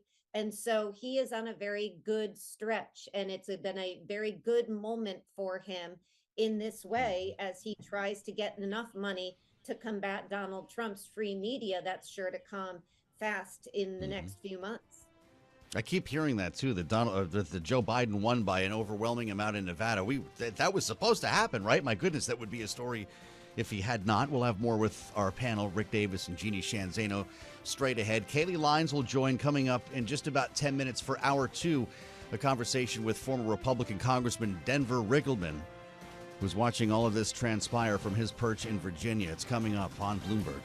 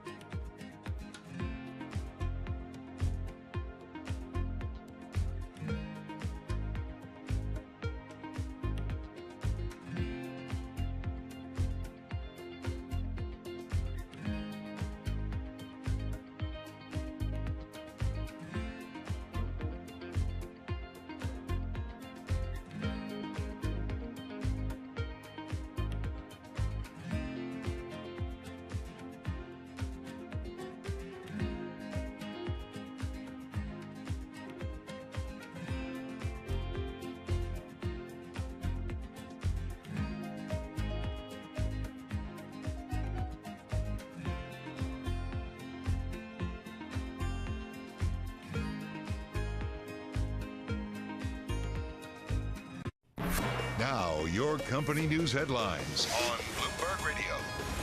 From Bloomberg World Headquarters, I'm Charlie Pellet. The Walt Disney Company reports earnings after the close of trading today. Top of mind for investors is what clarity the company can offer when its streaming business will deliver profits. Disney shares ahead of earnings, down now by 1.1%. And one of the questions coming out of the arrangement with Disney's ESPN, Fox, and Warner Brothers announcing that they're joining forces to launch a sports-focused streaming service is the longer-term impact on sports rights. And that question this morning from Michael Nathanson, a senior analyst with MoffettNathanson. We think we've hit a top in sports rights values, and this is just going to accelerate that change, right? You saw a couple weeks ago that the wrestling rights, WWE rights, left Fox to Netflix in a global deal. And that was a good deal for Netflix. So that was a sign of the change that was going to come. And you can hear more of that conversation on the Surveillance podcast. You can download it wherever you get your podcasts. The Boston Red Sox will be the focus of a pair of new Netflix shows. The streaming service will follow the team through the 2024 season and present a documentary series in 2025. Netflix shares, they're up by 1.6%. Ford is working on inexpensive small electric vehicles to stem its electric vehicle losses and take on Tesla as well as Chinese automakers. CEO Jim Farley revealed the plans to analysts after the automaker announced adjusted EPS of 29 cents a share, more than double the 13 cents that analysts had expected on average. Fourth quarter revenue of $46 billion surpassed the $40.3 billion that analysts were expecting. Ford shares right now, they're up by 3.9%. And those are our top company stories at this hour, and this is Bloomberg.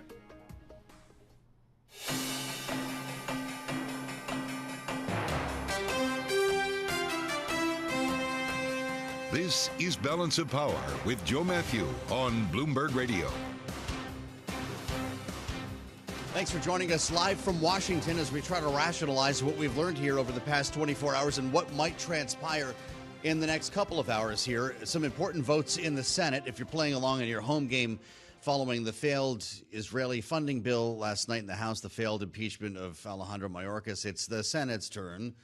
Prepare for more failure. This is what we're hearing, at least. The big border deal, the supplemental request for Ukraine, Taiwan, Israel, border deal that everyone hates. That's going to get a cloture vote. That's not the vote. That's the procedural vote that would allow it to move beyond filibuster. You need 60 for that. It does not look like they have it. That's coming up within moments here. Then what happens after that is going to be interesting. Indeed, if that does fail, Chuck Schumer is promising to take another swing with essentially the same bill, remove the border. So funding our allies in Ukraine, Israel, Taiwan. It's kind of unclear what might happen. That may well pass the Senate. Could it pass the House? Let's assemble the panel. We'll have a lot more time on this with Rick Davis and Jeannie Shanzano in our second hour, but I haven't even brought this up yet. The White House, as I see a headline crossing the terminal, Rick, says it supports new Senate Ukraine bill without border. Is that the way this is going to end? Well, that's the way it's going to end in the Senate, I suspect. I mean, they've still got to get 60 votes for that provision, but they got a better chance of doing that than obviously the exercise they're going through today on just wiping the slate clean on the border, bill.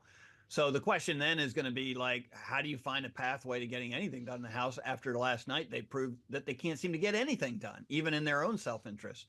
So it's going to be a Rubik's Cube in the House of Representatives between now and, Election Day. Well, that's something, because that's exactly what Jim Langford called the border deal, a Rubik's Cube, Jeannie, and it looked like he had solved it. So is Plan B going to work here? Does Ukraine get the money after all that time and all that debate and with no border deal attached? It should, absolutely. And, I think there may be the 10 votes they need to push this skinny bill through once he removes immigration. I think the big question is going to be in the House.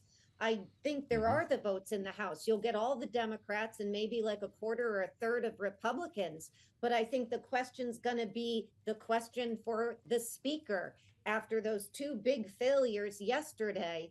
Is he going to handle this in a way that he then puts his own job on the line? Because he's doing something anathema to this conservative wing of the Republican Party, is passing legislation on the backs of Democrats. And so I think it's going to be a really tough call for the speaker if this gets over there. But again, I do think there are the votes. There is certainly the support, and there should be, for funding for Ukraine, Israel, and the Indo-Pacific. And so, gosh, if this do nothing Congress can't get this done, I'm going to throw up my hands on this one, because there's a lot of support, and they keep shooting down things they support. Yeah, that's for sure. It's pretty difficult. It's pretty difficult to rationalize this. The Israel funding bill failed 250 to 180. 14 Republicans joined Democrats in voting against that bill, Rick. What about the state of leadership in our last minute here? Everybody's talking about a motion to vacate, fire the speaker. What about the whip? What about Tom Emmer and Steve Scalise, the majority leader? Yeah, look, I mean, Steve Scalise had a doctor's permission to leave yesterday, and he needs to focus on his health, and so that does degrade it. But how about, the rest of the leadership? You're totally right. They get a D for not having any idea as to what these vote counts are. And the only thing that the speaker probably can count on is that he'll probably keep his job, because they can't get a majority for anything, including probably getting him thrown out. So whether or not they can accomplish anything, I don't know. I think the Senate's going to give them a pathway to getting at least this funding done for Ukraine and Israel and Taiwan. But from this point on, I think we have to be very skeptical about them. All right. We'll have a lot more, as I said, with Rick Davis and Jeannie Shanzano in our second hour Bloomberg Politics contributors.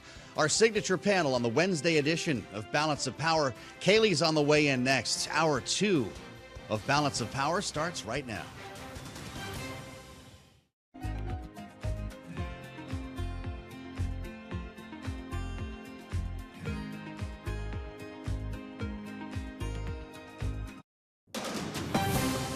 From the world of politics to the world of business, this is Balance of Power.